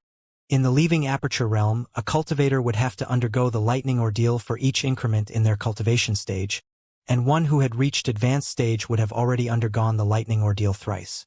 Such an opponent was not someone that an embryonic soul realm pinnacle cultivator like him could deal with. Break! Zhang Xian roared as he flicked his wrist forcefully and shot out an incredibly sharp burst of sword qi. The powerful might of the sword qi swiftly shattered the frozen air around him. But just as he finally felt the force surrounding his body loosen, he suddenly saw the Qingtian Emperor thrusting his palm over. Without much time to respond, Zhang Xian hurriedly raised his sword to defend against the other party's attack. As the set of actions was done in a rush, he was not able to gather his full might beforehand. Pong! The glacier rain sword was sent flying, lodging itself deeply into the wall not too far away. On the other hand, Zhang Xian was also smacked into the ground, forming a huge depression beneath him. While he was able to rival opponents superior to him, he could only match Leaving Aperture Realm intermediate stage opponents at the very maximum. Against advanced stage opponents, he was still severely lacking. After smacking Zhang Xian into the ground, the Qingtian Emperor sneered coldly. If this is all you have, it'll be difficult for you to escape death today. Another surge of killing intent burst across the room as his hand reached forth to deal the killing blow to the fallen Zhang Xian. You want to kill me? Let's see if you have the strength and the means to do so, Zhang Xian said as he leaped up from the depression, and with a flick of his wrist, he formed a palm print before his hand and thrust it forward. Heavenly Demon Great Sorrow Palm. Boom!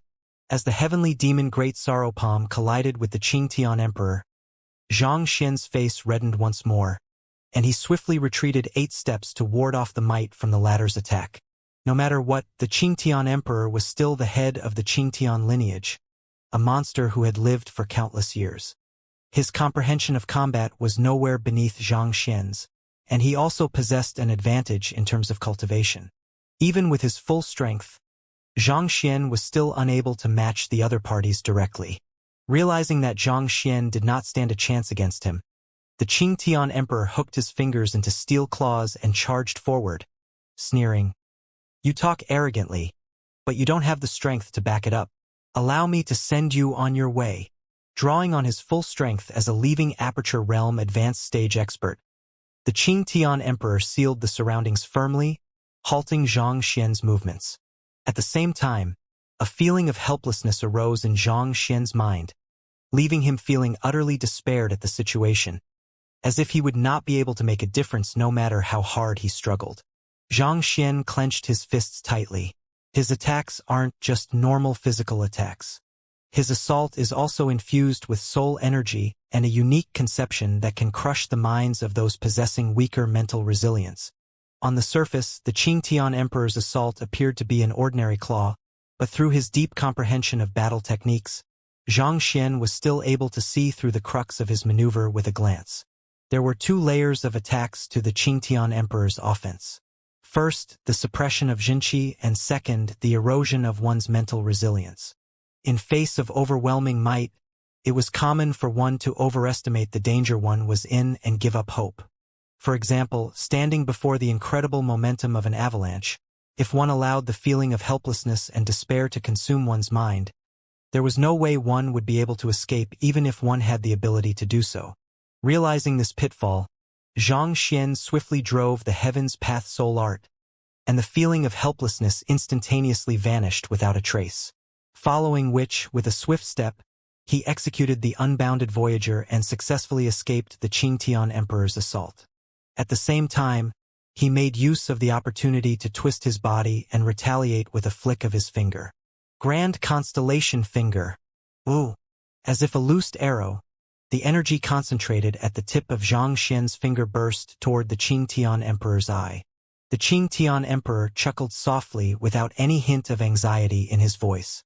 Instead, he turned around and counterattacked with a flick of his finger. As expected of a 7-star pinnacle master teacher, you sure did notice my flaws rather quickly. Pong! A burst of light collided with the Grand Constellation Finger, and the two forces ended up neutralizing one another perfectly. However, possessing inferior strength, Xianxia still ended up being forced to retreat once more. From the very start of the battle, he had been using his library of Heaven's Path to peer through the other party's flaws in order to come up with a countermeasure against him. However, the gap in terms of fundamental power between him and the Qingtian Emperor was simply too great, especially given the latter's ability to manipulate the surrounding environment. Even if he knew where the other party's Mingmen lay, there was nothing he could do if his attacks could not even come close to the other party. At higher realms, it becomes harder and harder to exploit the Mingmen of others. Xianxia shook his head and sighed. When he was still at the fighter realm, he could easily defeat opponents many cultivation realms higher than him just by exploiting the latter's Mingmen. However, as his cultivation grew, the opponents he faced became stronger and stronger, and the concepts of space became an integral part of battle as well. This limited his ability to abuse others' weaknesses. However, it was fortunate that this worked both ways. It was true that he would be unable to kill the Qingtian Emperor easily, but the reverse happened to be true as well. Clenching his hands tightly together into fists, Xianxia began on a barrage of punches toward the Qingtian Emperor. Kacha! Kacha! A rift seemed to appear in the space before him as his fists fell relentlessly on the Qingtian Emperor at an unbelievable frequency. 1,000 punches of the lightning sea. This was a technique created by a leaving aperture realm expert who had suddenly happened upon inspiration in the midst of watching the lightning gathering for his leaving aperture ordeal. It was considered one of the stronger battle techniques in the Qingyuan Empire, and its power was further enhanced in Xianxia's hands. Before he even fully brought out the full strength of the battle technique, the hall was filled with lightning. While the might of the 1,000 punches of the lightning sea could not be compared with the heavenly demon Great Sorrow Palm, it was harnessed with the power of lightning, which made it extremely effective. It was not exactly true to say that the more profound and powerful a battle technique was, the more effective it would be in battle. To truly maximize one's fighting prowess, the key lay in the effective use of battle techniques according to the situation instead. It was for this reason that experts would strive to create more battle techniques so that they would have a greater number of cards to play in battle. Not expecting a mere Saint 3-Dan embryonic soul realm cultivator to be able to withstand his assaults and even launch a counterattack, the Qingtian Emperor's face turned livid. He subconsciously took 2 steps back before spreading his hands open to claw at the barrage of punches around him. Voila! The lightning in the area suddenly dissipated into nothingness, as if some kind of mysterious might had burst them. I am a leaving aperture realm advanced stage cultivator, a person who has been through 3 lightning ordeals. Even the lightning from the heavens is unable to kill me. Did you really naively believe that this lightning attribute battle technique of yours would be able to phase me? The Qingtian Emperor harumphed coldly. A powerful surge of aura burst from the Qingtian Emperor, and for a moment, his presence suddenly seemed to tower, as if an infallible giant who could not be felled no matter what kind of means one used against him. I know that just lightning itself won't be sufficient to deal with you, but what if I paired that with my glacier rain sword? Xianxia replied with a smirk. The Qingtian Emperor frowned. Your glacier rain sword? He distinctively recalled that he had knocked away the young man's sword at the very start of the battle. It should be lodged in the wall. With this thought in mind, he subconsciously turned his gaze toward where he remembered the glacier rain sword to be, and the next moment, his eyes narrowed in shock. Where's the sword? To his astonishment, the sword had already vanished from sight. At some point in time, the young man had actually managed to retrieve the sword behind his back. Why don't you try looking behind you? Xianxia advised kindly as he gestured to the Qingtian Emperor's back. The Qingtian Emperor's eyes widened as he quickly turned around fearfully. However, there was nothing behind him at all. Damn! I fell for his trap. Realizing that he had been tricked, without even bothering to turn around to look at Xianxia, he immediately leaped to the side in hopes to dodging any attack that could soon be landing on him. However, it was already too late. A dull pain pervaded his chest, and glancing downward, he realized that a palm had landed squarely on his body. Under the impact of the palm, his face paled, and he retreated multiple steps. As the young man had to move swiftly in order to launch this surprise assault, the palm strike did not wield too much strength, so he actually was not too severely injured by it. However, the very fact that he had been had by such a crude trick left him feeling deeply frenzied within. He was the emperor of the Qingtian lineage, an old monster who had lived for countless years, as well as a leaving Aperture Realm advanced stage expert. And yet, he had actually been injured by such a ridiculous maneuver conducted by a mere embryonic soul realm lad. Unforgivable. I'll kill you. Roaring furiously, the Qingtian Emperor drove the slaughter of Jinqi in his body furiously as he prepared his strongest move. At that moment, however, the young man's voice sounded once more. Below you. Humph. Once bitten, twice shy. Do you think that I'll fall for your crude ploys twice? Seeing that the young man was still taking him for a fool, the Qingtian Emperor clenched his jaws furiously in anger. But before he could make his move, he suddenly heard a woo sound beneath him, and his eyebrows shot up in alarm. Lowering his head, he saw the glacier rain sword, which should have been lodged in the wall, surging straight up toward him. Do you honestly think that a mere Saint low-tier sword will be able to kill me? Brat, you are really underestimating me far too much. The Qingtian Emperor sneered coldly as he directed the energy he had just gathered toward the sword.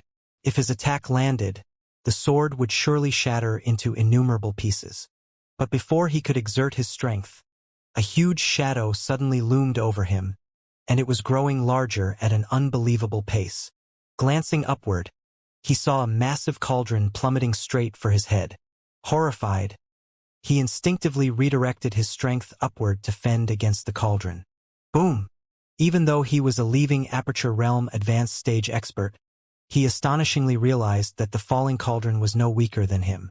The momentum with which the cauldron fell was simply so great that it ended up pushing his body downward. Puha! The sword stabbed right into the opening of his alimentary canal. Red blood trickled down his thigh, as if signifying the blossoming of a new flower. A moment later, a piercing scream of agony resounded in the air. Tsk tisk. Xianxia clicked his tongue as he covered his eyes with his hands. It was so gruesome that he could not even bring himself to look at it. It was true that the glacier rainsword had followed him for many years, but now that it had been sullied by the other party in such a horrendous manner, how was he supposed to bring himself to use it in the future? Just thinking about the stench on it was enough to make him cringe. His poor glacier rain sword. Hopefully that poor sword will be able to walk out of its mental trauma from this incident one day. While Xianxia was pitying his weapon, the Qingtian Emperor felt as if he was going mad.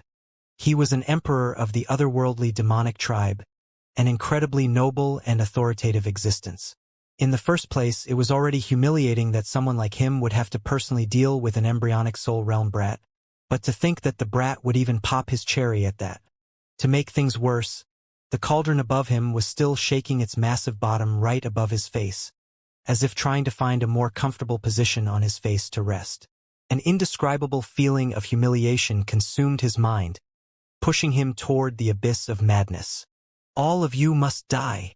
Roaring furiously, the Qingtian Emperor drove his Jinqi of slaughter at full strength. So, the sword that was lodged up his bottom was sent flying, and the massive cauldron was knocked off his face as well. Master, he's really powerful. Seeing how the other party was actually able to knock it off and singe its bottom red, the golden origin cauldron eyed the Qingtian Emperor warily. He's indeed powerful, Xianxia remarked grimly. He had already known that it would be hard for him to deal with the Qingtian Emperor with his current strength. The Golden Origin Cauldron was at leaving Aperture Realm advanced stage as well, and while it possessed sufficient strength to fend off the Qingtian Emperor, it was not strong enough to kill the latter. Additionally, he did not want to expose Vicious' existence yet. As such, he had slowly made preparations to lure the Qingtian Emperor into his trap so as to launch a decisive two-pronged attack against the latter. He had thought that it would at least be able to incapacitate the Qingtian Emperor even if it was not sufficient to kill the latter, but who would have thought that the latter would actually be able to force the Glacier Rain Sword out with his Jinqi? As expected of the Emperor of the Qingtian lineage, even his cherry was made of steel. Admirable indeed. Voila! At this moment, the Qingtian Emperor suddenly roared furiously, and all of a sudden, his body began growing bigger and bigger, as if he had eaten some kind of growth stimulant. In the blink of an eye, he had already grown to 3 meters tall. Seeing the sight before him, Xianxia blinked his eyes in a daze. What was the point of growing so big? With too large a physique, one's flexibility and agility would face a steep decline. Furthermore, there would also be a larger surface area for an enemy to strike. Thus, no cultivator would enlarge their size in battle unless there was a compelling reason to do so. No matter how he looked at it, it seemed as if the Qingtian Emperor was only putting himself in a disadvantageous situation. While Xianxia was still confused by what the Qingtian Emperor was up to, the latter suddenly used his right hand to grab his left hand and pulled forcefully. Sila! To Xianxia's horror, the Qingtian Emperor split in two. Is he committing suicide because he is unable to face the humiliation of being deflowered? Xianxia widened his eyes. Xianxia was not the only one bewildered by the current situation. The Golden Origin Cauldron was also flabbergasted. At the same time, the Glacier Rain Sword stopped its retching as it stared at the Qingtian Emperor as if it had seen a ghost. If anyone should commit suicide, the sword should have been the first one to do so. Sullied by the other party, it felt dirty from head to toe. Just the thought of what had happened earlier was enough to send its stomach, if it had one, churning in disgust. But did it cry? Did it cause a fuss? No. A person should live strong in this world. Don't seek the end so easily. This applied to weapons as well, of course. Even when it was put through such agony, it still gritted its teeth and bore with it, believing that there would be a brighter future ahead. But as the emperor of the Qingtian lineage, why was the Qingtian emperor so weak-minded? To actually tear himself apart over something like this, he sure was vicious to himself. Was this some kind of custom among the otherworldly demonic tribe? While the human and the two artifacts were staring at the sight dumbstruck, Vicious' voice suddenly sounded in Xianxia's head. Master, he's not bleeding. I think he has used some kind of secret art, so be careful. Secret art. Xianxia frowned. My memory is still in tatters, so I can't really remember clearly at this point, but from the looks of it, it seems like resemble a secret art exclusive to the emperors of the otherworldly demonic tribe, Vicious said. By bearing with the overwhelming pain from tearing oneself into two, that secret art allows one to divide oneself into two. Once it is successfully executed, it will effectively double one's fighting prowess. However, there is a limited duration to how long the secret art can be sustained for, and once that duration is over, one's cultivation will fall steeply.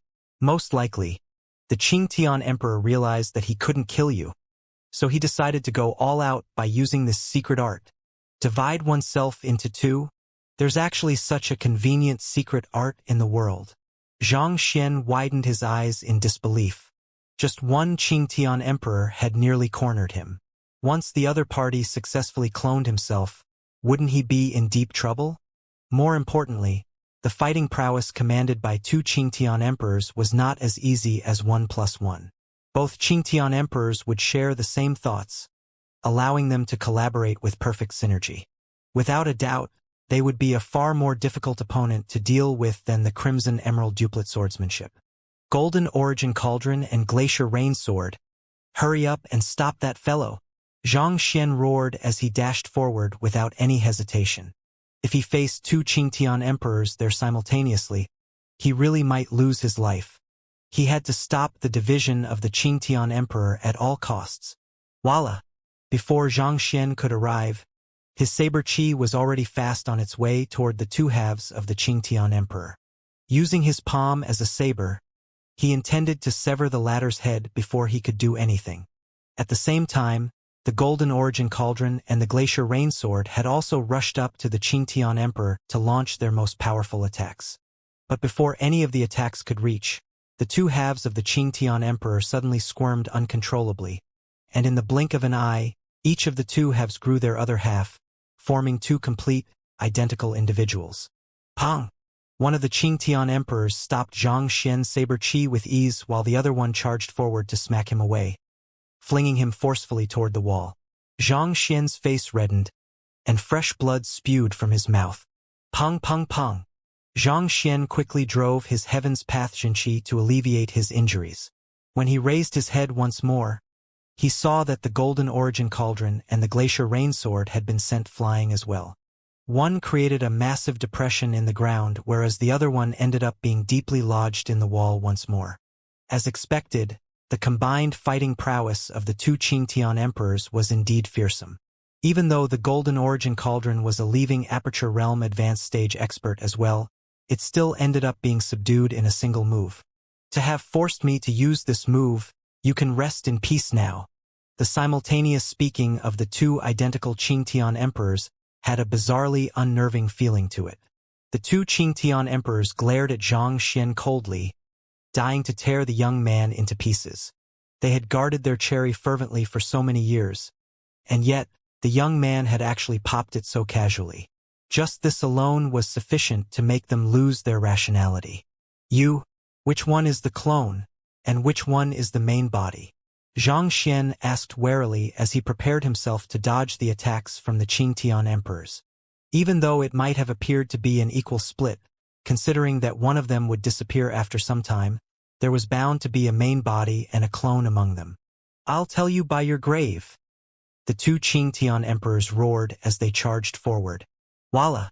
In an instant, it felt as if the air in the hall had been replaced with killing intent, making every move that Zhang Xian wanted to make incredibly difficult. Block him! Zhang Xian roared at the Golden Origin Cauldron as he waved his hand to destroy the spatial seal hindering his movements. Upon hearing his instruction, the Golden Origin Cauldron charged toward the Qingtian emperors furiously, roaring, "You pop cherry brats! I'll relinquish my name as Ding Ding if I don't kill you today." Hearing the Golden Origin Cauldron's taunting, fury immediately blazed like an inferno in the eyes of the two Qingtian emperors. You're courting your death. That was their greatest injury at the moment, and yet that damned cauldron actually dared speak of it so easily. There was no way they would let the other party get away with that. Thus, one of the Qingtian emperors turned around to deal with the Golden Origin Cauldron. Boom, boom, boom. Before long, the duo began clashing with one another. Seeing that the Golden Origin Cauldron had managed to lure one of the Qingtian emperors away, Zhang Xian heaved a sigh of relief. He swiftly flicked his wrist and drew a spear as he prepared to face the other Qingtian emperor. Just like the Glacier Rain Sword, the spear was a Saint Low-tier spear as well. However, just like the other weapons in the Qiu Wu Palace, it did not have a spirit. Voila! With a swiftly thrust of his hand, the spear pierced forward with frightening momentum. Tzzzzzzzzzzz. A piercing shrill echoed loudly from the friction between the spear and the surrounding air. Even though Zhang Xian rarely practiced his spear arts, the fact that Zhang Yang's spearmanship had originated from him was something that should not be neglected. His Heaven's Path spear art was nowhere weaker than his swordsmanship. Goo goo goo. In the face of Zhang Xian's spear, the Qingtian emperor showed no signs of dodging at all. Instead, he narrowed his eyes and clashed with the incoming spear with a flick of his black fingernail. Judging from how resilient and sharp the Qingtian emperor's fingernail was, it seemed to be some kind of powerful artifact as well. Upon making contact, Zhang Xian suddenly felt immense strength surging from the tip of his spear toward his arms, and he swiftly retreated several steps. Had it been anyone else, the multiple clashes with the Qingtian emperor surely would have left injuries piling up on them, rendering them weaker and weaker. However, as one who possessed the Heaven's Path Xianxia, Zhang Xian was able to heal any injuries at an astounding speed. Even if he sustained an injury, it would not remain for long. As such, at least for the time being, he was still able to maintain his fighting prowess at its peak. However, the Golden Origin Cauldron and the Glacier Rainsword were different. Even with their collaboration, they still were not a match for the powerful Qingtian Emperor without Xianxia's pointers. The situation really did not look good at all. Putting aside the question whether Xianxia had sufficient jinqi to drag the battle out or not, once the Golden Origin Cauldron and Glacier Rainsword were defeated, he would be forced to face the two Qingtian emperors simultaneously, and there was no way he would stand a chance in that situation. This secret art is really troublesome to deal with, Xianxia thought grimly as he took a few steps back to heal up his injuries.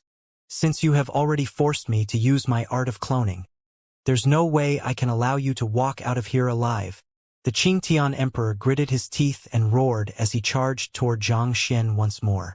With a flick of his fingers, he sent 5 surges of sword qi toward Xianxia, intending to rip him into pieces. On the other hand, Xianxia swiftly activated the Unbounded Voyager to flee several dozen meters back. Hoo-hoo! But barely after Xianxia escaped from the area, the Qingtian Emperor arrived before him once more to launch his second wave of assault. To his surprise, the divided Qingtian Emperor was actually able to move at speed that was in no way inferior to his. Xianxia repeated the same cycle 8 more times, even abruptly changing his directions from time to shake off the Qingtian Emperor, but his efforts were to no avail. This left cold sweat trickling down his back. All of a sudden, another Qingtian Emperor appeared right in front of him. To Xianxia's astonishment, the Golden Origin Cauldron's massive feet were already twitching on the ground uncontrollably, seemingly pummeled badly by the other Qingtian Emperor. From the looks of it, it did not seem like it would be able to battle for some time. On the other hand, the Glacier Rainsword was stabbed deeply into the ground, not moving at all. You, as an emperor of the otherworldly demonic tribe, don't you think that it's embarrassing for the two of you to gang up on me? This is unfair. Xianxia spat through gritted teeth as he slowly backed away. Unfair? Ha ha ha ha.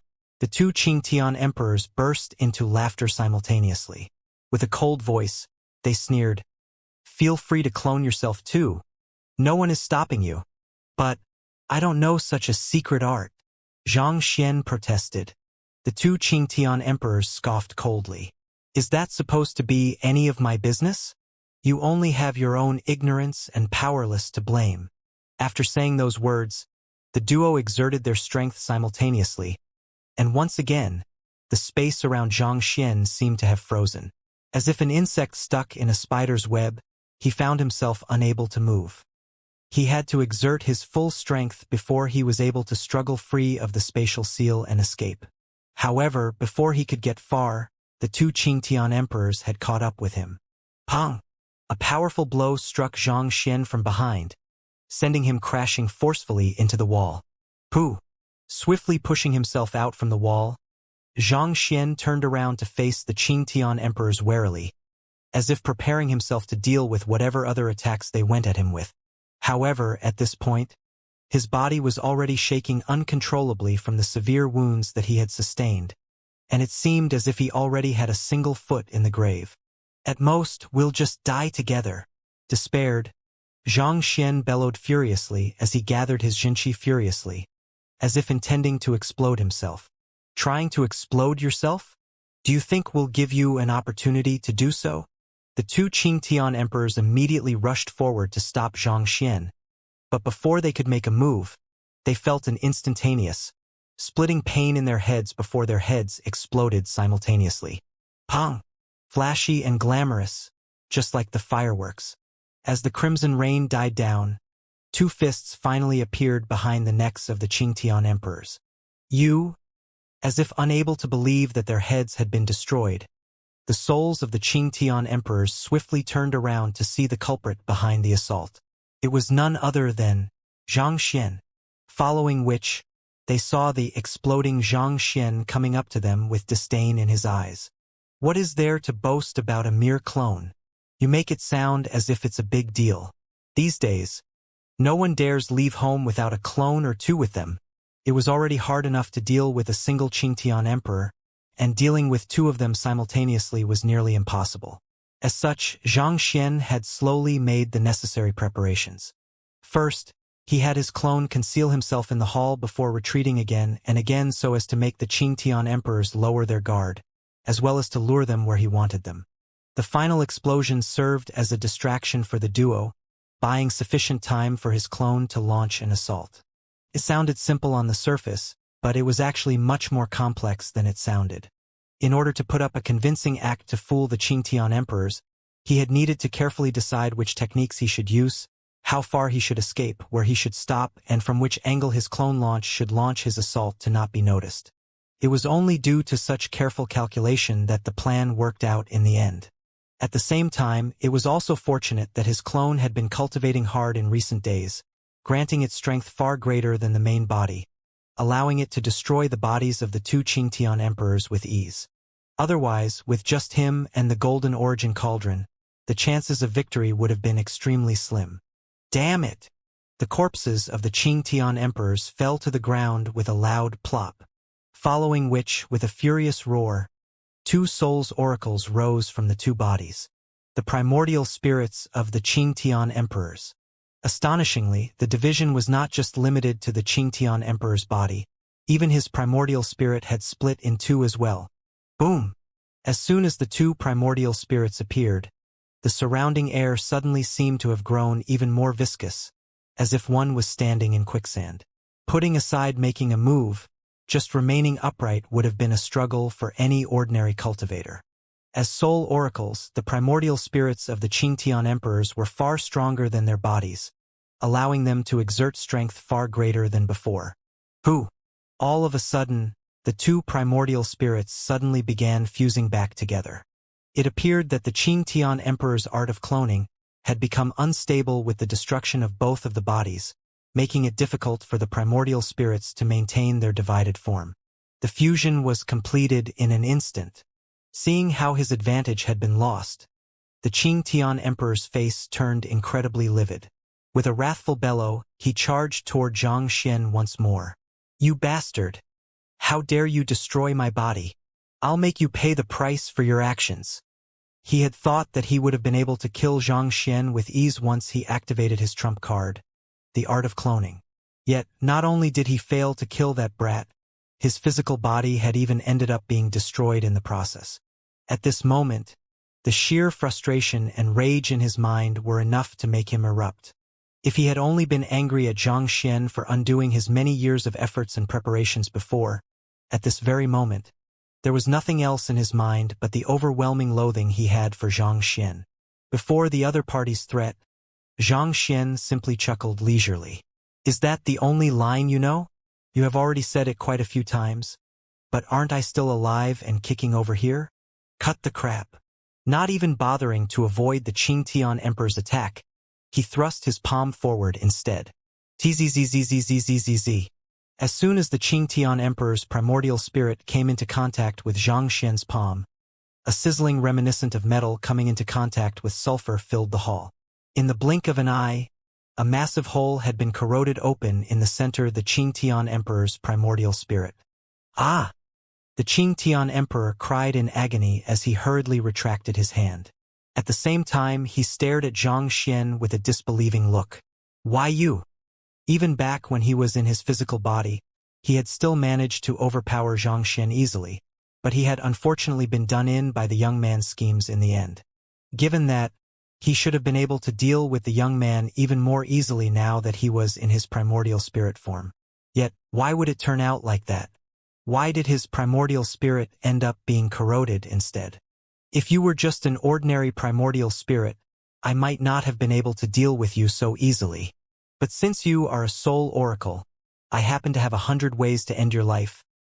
Paying no heed to the other party's shock, Xianxia smirked haughtily as he swiftly shrouded the entire hall with his Heaven's Path Xinqi, not intending to give the Qingtian emperor any opportunity to escape at all. Typically speaking, with his current strength, he should not have been a match for the primordial spirit of a leaving Aperture Realm advanced stage cultivator. However, the Qingtian emperor just happened to be a soul oracle, resulting in the Yin energy in his primordial spirit being far more concentrated compared to ordinary primordial spirits, and the Heaven's Path Xianxia happened to be the very nemesis of that. Just as a metal hammer would eventually be corroded into nothing no matter how hard it pounded on sulfur, as powerful the Qing Tian Emperor might have been, there was no way he stood a chance against the Heaven's Path Xianxia. Damn you! The Qing Tian Emperor glared at Zhang Xian coldly. At this moment, he finally realized how far he had screwed up. With his superior strength, he had wielded the decisive advantage at the very start of the battle, but with the scheming of the young man, his advantage had gradually been lost throughout the course of the battle, and now he was in the weaker position. Glancing at the Xianxia shrouding the entire hall, his face turned ghastly pale. At this point, while he could not understand the reason behind it, he had already come to realize that the Xianxia in the area had the ability to corrode his primordial spirit. If he attempted to charge out of the encirclement, he would only wear himself thin and worsen his position. Even if I die here, I'll bring you down with me. Gritting his teeth furiously, the Qing Tian Emperor roared furiously as he focused his soul energy together and charged at Zhang Xian once more. At this point, it was already a do-or-die situation.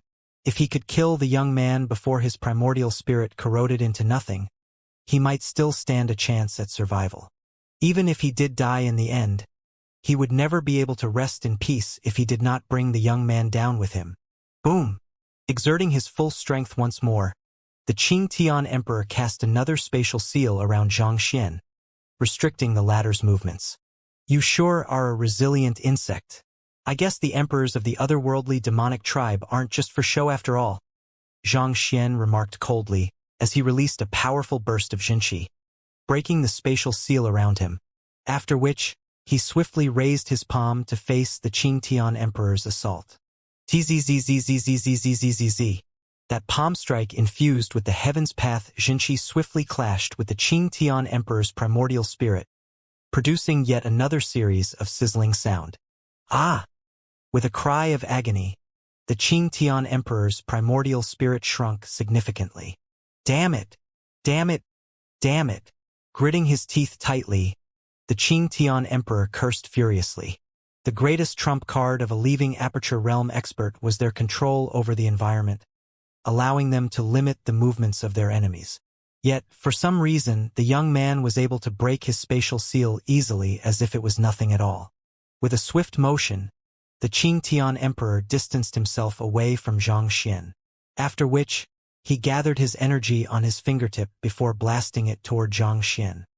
He was thinking that as long as he could distance himself from the young man, it would be more difficult for the young man's Xianxia to get to him. Wang!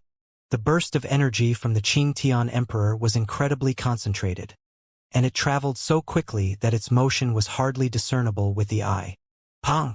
As expected, Zhang Xian failed to withstand the burst of energy, and it struck him squarely in his chest, sending him flying into the distance. Using the same method, the Qing Tian Emperor also sent Zhang Xian's clone flying as well. Without his Heaven's Path Xianxia to suppress the Qing Tian Emperor's strength, there was no way Zhang Xian would be able to face the leaving Aperture Realm Advanced Stage Soul Oracle head-on. Seeing how the Qing Tian Emperor was able to come up with a countermeasure against him so quickly, Zhang Xian's face turned grim. As expected of an old monster who has lived for countless years, he sure does react swiftly. While using his Heaven's Path Xianxia to heal his injuries, he swiftly reanalyzed his current situation. The further he spread out his Heaven's Path Xianxia, the less concentrated it would be. While it was true that he would be able to defeat the Qing Tian Emperor if he just bombarded the entire hall with his Heaven's Path Xianxia, the problem with that was that the consumption of Xianxia would be insane as well. He might very well deplete his entire Xianxia reserves for that. Considering how he had not even met Vicious yet, depleting his Xianxia reserves at this point would likely be an unwise move. What should I do? Zhang Xian thought with a frown. However, the Qing Tian Emperor did not intend to grant him any time to think. With a furious roar, he sent another burst of energy toward him. Woo! The sheer accumulation of power burst through the air, seemingly wanting to tear a hole through the world. Having anticipated the move, Zhang Xian easily dodged the attack with a swift sidestep. Just when he was about to counterattack, a thought suddenly came to his mind. A smile slowly crept up his lips, and he flicked his wrist. Bam! an altar fell onto the ground. Xianxia placed his palm on it lightly. Hula! The inscriptions atop the altar swiftly lit up, and a powerful suction force began pulling the primordial spirit of the Qingtian Emperor in. Feeling the powerful suction force pulling him in, the Qingtian Emperor widened his eyes in astonishment. What? Isn't that the altar that I set up in Qingyuan City? That was the altar that his clone had set up in Qingyuan City to kill master teachers and nab their souls. Who would have thought that the other party would actually bring it with him and even use it against him? Supposedly, that altar could only be activated with the slaughter of Xianxia unique to otherworldly demons. Furthermore, the formation for it was extremely complicated. Even he would require much preparation in order to activate the altar once, and the energy consumption was massive. So how in the world did that fellow do it so easily? Noticing something, the eyebrows of the Qingtian Emperor shot up in astonishment. Wait a moment, he's using his own Xianxia to activate the altar? The other party was actually using his own Xianxia to fuel the altar. Just how much Xianxia did he possess to squander it like that? The Qingtian Emperor was convinced that Xianxia would not be able to maintain the activation of the altar for too long, but as time passed, he found the suction power from the altar growing stronger and stronger. Eventually, he was unable to hold on anymore, and his primordial spirit was swiftly dragged all the way to the top of the altar. The altar was crafted using a unique method from Vicious. Those whose soul or primordial spirit was still grounded by a physical body might have been able to withstand the suction force of the altar, but with only his primordial spirit remaining at the moment, the Qingtian Emperor stood no chance at all. The Qingtian Emperor struggled furiously as he was helplessly dragged toward the altar, but it was to no avail. At this point, he suddenly saw two Xianxians charging up to him before launching a furious barrage of attacks on him. Elbow, palm strike, punch, kick. Every single possible attack that could be launched by a human rained down on him relentlessly. Damn it! With a cry of anger, the Qingtian Emperor roared furiously as he released an overwhelming burst of energy with his full might.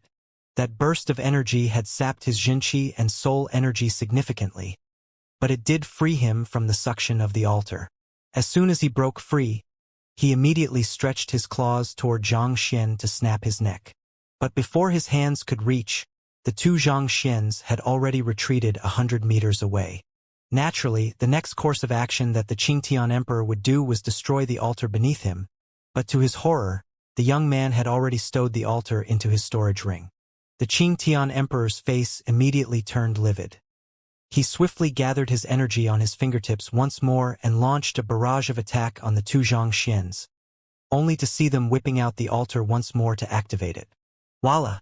He was swiftly dragged over, and the two Xianxians charged over to pummel him. You bastard! I swear that I'll rip you into pieces. Feeling so furious that he could have exploded on the spot, the Qingtian Emperor tapped into the reserves of his strength and successfully broke free of the altar once more. However, again, he found that the two fellows had already fled to somewhere even further away to activate the altar. Pada! He was pulled over once more, and yet another barrage of attacks fell on him. The cycle continued a few more times, and the Qingtian Emperor's primordial spirit grew smaller and smaller. Feeling that he would dissipate at any moment, the Qingtian Emperor finally burst into tears. How can there be someone that shameless in the world? He had seen plenty of capable and powerful master teachers in his time, but this was the first time he was seeing someone as shameless as that. The golden origin cauldron, which had been smashed into the ground previously by the Qingtian Emperor, finally came to and struggled to its feet. Upon seeing the sight above, it could not help but shudder in fear. Master sure is vicious. It had thought that after fusing with the black gold crystal or and undergoing 3 lightning ordeals to reach leaving Aperture Realm advanced stage, it could finally be considered an expert among experts. Yet, who would have thought that it was still a level beneath its master? For someone as keen, resourceful, and powerful as the Qingtian Emperor to be reduced to such a state, it really felt like a dream. The Golden Origin Cauldron made a mental note that no matter what it did in the future, it should never cross its master regardless of the situation. The cauldron did not even dare imagine what kind of plight it would be put into if it did so. Enough! After a series of pummeling, Xianxia finally waved his hand. Upon hearing those words, his clone had a look of disappointment on his face. Spending day after day trapped within the myriad anthive nest, it was not easy for it to have an opportunity to come out and pummel someone. It had not even had its fair share of fun yet when everything suddenly came to a halt. At this moment, the Qing Tian Emperor's primordial spirit was already as weak as it could get, and it seemed as if it would dissipate at any moment. It had sustained significant damage from the art of cloning, and the relentless pummeling from the two Xianxians had really done nothing to help. Not only had his primordial spirit grown incredibly weak, his mind was also on the verge of snapping as well. "I will kill you." Despite his frailty, the eyes of the Qing Tian Emperor were still burning with hatred. Yes, I know. There's no need to get anxious now. I'll just do a quick soul search on you, so bear with it. It'll be over before you know it." Xianxia consoled as he tapped his finger on the glabella of the Qing Tian Emperor's primordial spirit. "No!" Seeing that Xianxia was going to use soul search against him, the eyes of the Qing Tian Emperor widened in fright. He immediately struggled, wanting to escape, but the suction power of the altar was simply too strong. His primordial spirit just would not move an inch no matter what he did. The struggling of the Qing Tian Emperor was interfering with his soul search, so Xianxia turned to his clone and instructed, "Clone, come over and help me hold him in place. I'll conduct a soul search on him to get the intelligence we need first." "Sure thing." Excited, Xianxia's clone immediately hopped over to the Qing Tian Emperor and sent a forceful kick to the latter's head. "Paji!" In an instant, the emperor of the otherworldly demonic tribe was reduced to a Da shape on the altar. With an indignant look in his eyes, he continued struggling with all his might, but things simply would not go as he wished. "Still being disobedient here? Eh?"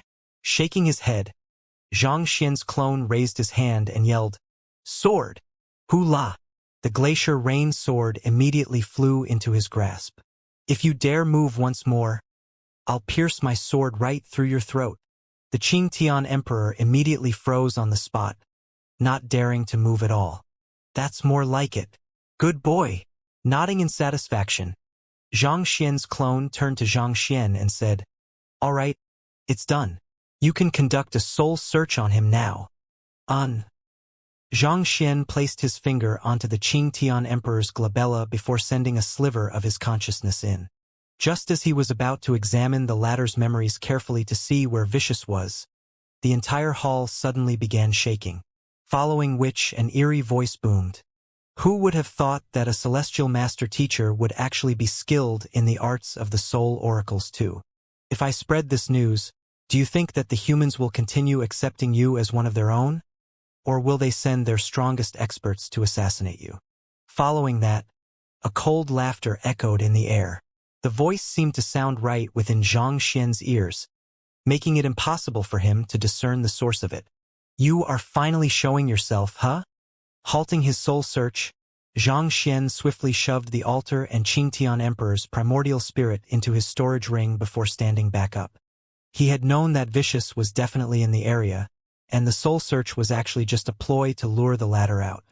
Despite being only at St. 3 Dan Pinnacle, you were able to defeat the St. 5 Dan Advanced Stage Qing Tian Emperor. I must say, as expected of a celestial master teacher. Just like Kong Shi back then, you do have a unique insight into cultivation and combat that far surpasses other geniuses, Vicious remarked meaningfully. However, you are still too young. In your current state, it's simply too easy for me to kill you. Right after saying those words, Xianxia suddenly felt the world spin around him. A powerful might tugged at his soul forcefully, nearly dragging it out of his body. Xianxia's face darkened. It was the same feeling that he had felt from the massive eye he had encountered back when he was in Xianxia's residence. It felt as if he had lost control of his soul, and the slightest mistake in his control would result in his soul being devoured whole. Driving his heaven's path Xianxia furiously, Xianxia struggled desperately against the powerful suction force. However, the other party was simply too powerful. In the blink of an eye, it felt as if a black hole had materialized right before him, as if it would not rest until it devoured him whole. Hula! Eventually, Xianxia's soul was dragged out of his body and pulled over to the altar. To this, "What a huge soul you have!" Vicious was visibly stunned by what he saw.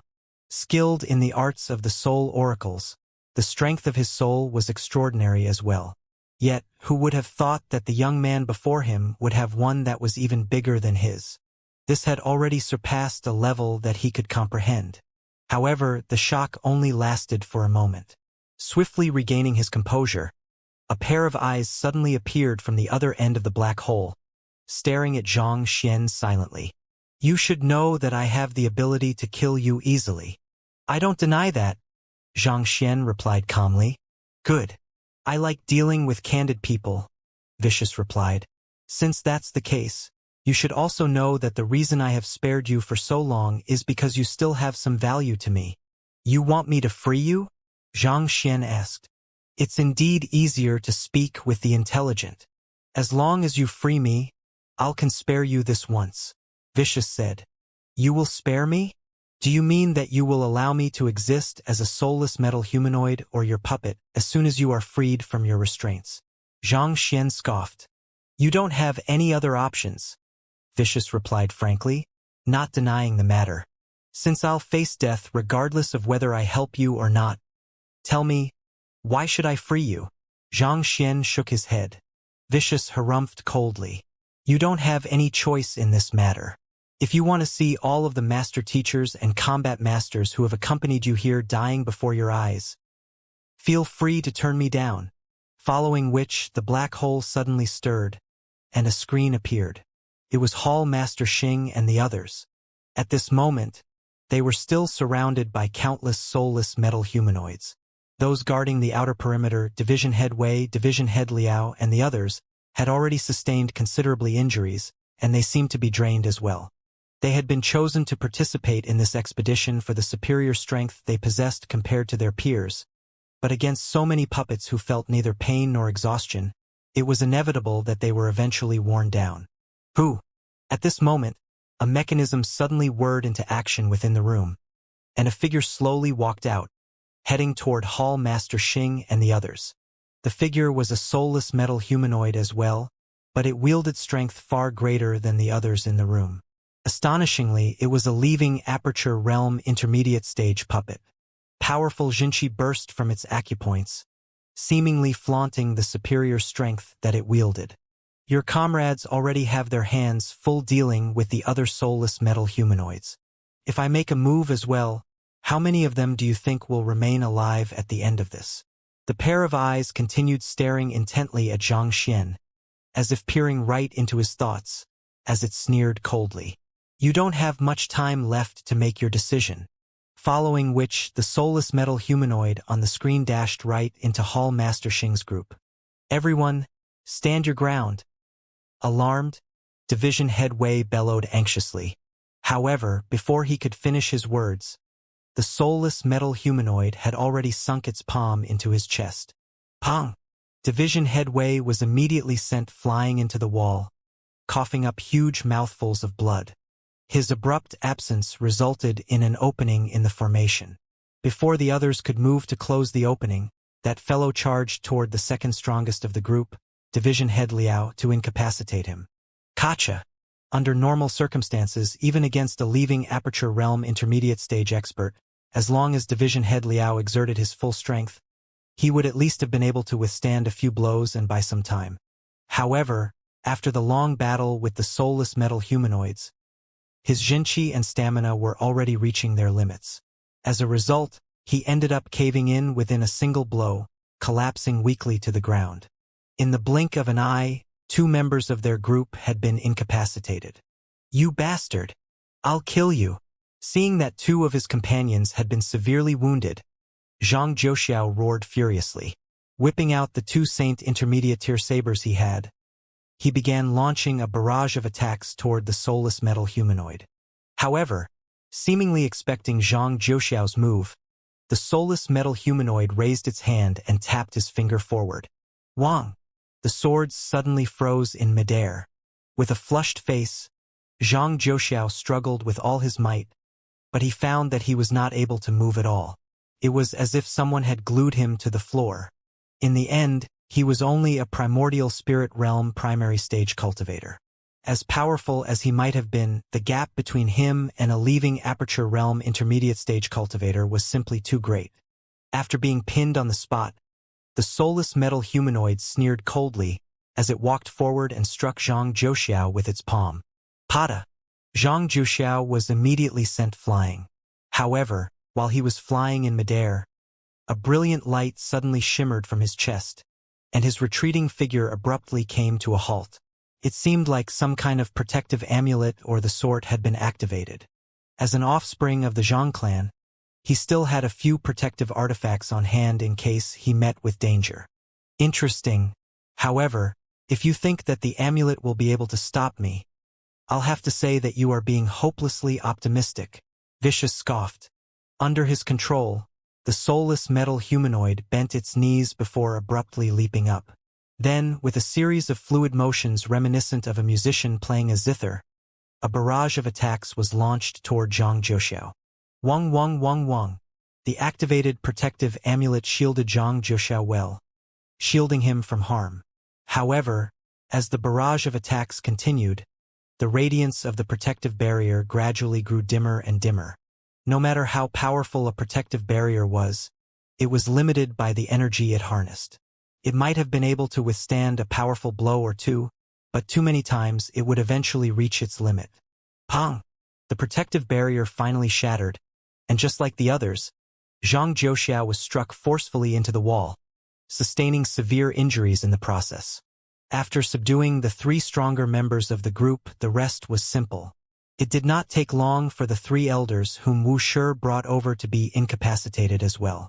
Other than the severely wounded Wuxia and Hall Master Xing, it could be said that their entire group had been wiped out. With a cold smile on its lips, the soulless metal humanoid slowly walked over to Hall Master Xing with its palm raised, seemingly ready to kill the other party at any moment. Knowing that the two severely wounded individuals wouldn't be able to withstand the might of his soulless metal humanoid's attacks, Vicious glanced at Xianxia provocatively. How about it? Submit to me and I can spare your comrades. As a celestial master teacher, surely you won't watch your comrades die one by one before your eyes, right? The principles of the master teachers were not just mere guidelines. Rather, it was a faith that they embraced, and their state of mind was built upon this faith, giving them the strength to stand resiliently in the face of fear and despair. However, if a master teacher abandoned their principles and watched idly as their comrades die before their eyes, it could potentially lead to a collapse of their faith and their state of mind, making it difficult for them to make any advancement in their cultivation in the future. Watch my comrades die before my eyes? Hearing Vicious words, Xianxia abruptly burst into laughter. Of course I won't. You? Bewildered by Xianxia's bizarre outburst, Vicious was just about to speak when the scene within the screen abruptly changed. The severely wounded Wuxia and Hall Master Xing abruptly leaped up from their positions to attack simultaneously. Pong! Their attack was extremely abrupt, and the soulless metal humanoid was simply too close. As a result, before the soulless metal humanoid could react, a massive hole was plunged through its chest, causing its ribcage to shatter entirely. Vicious was completely taken aback by the course of events. At that moment, Xianxia suddenly spoke. How about it? Submit to me, and I can consider sparing your soulless metal humanoid. As a person who once successfully trapped Kongshi, surely you won't watch your comrades die one by one before your eyes, right? Vicious.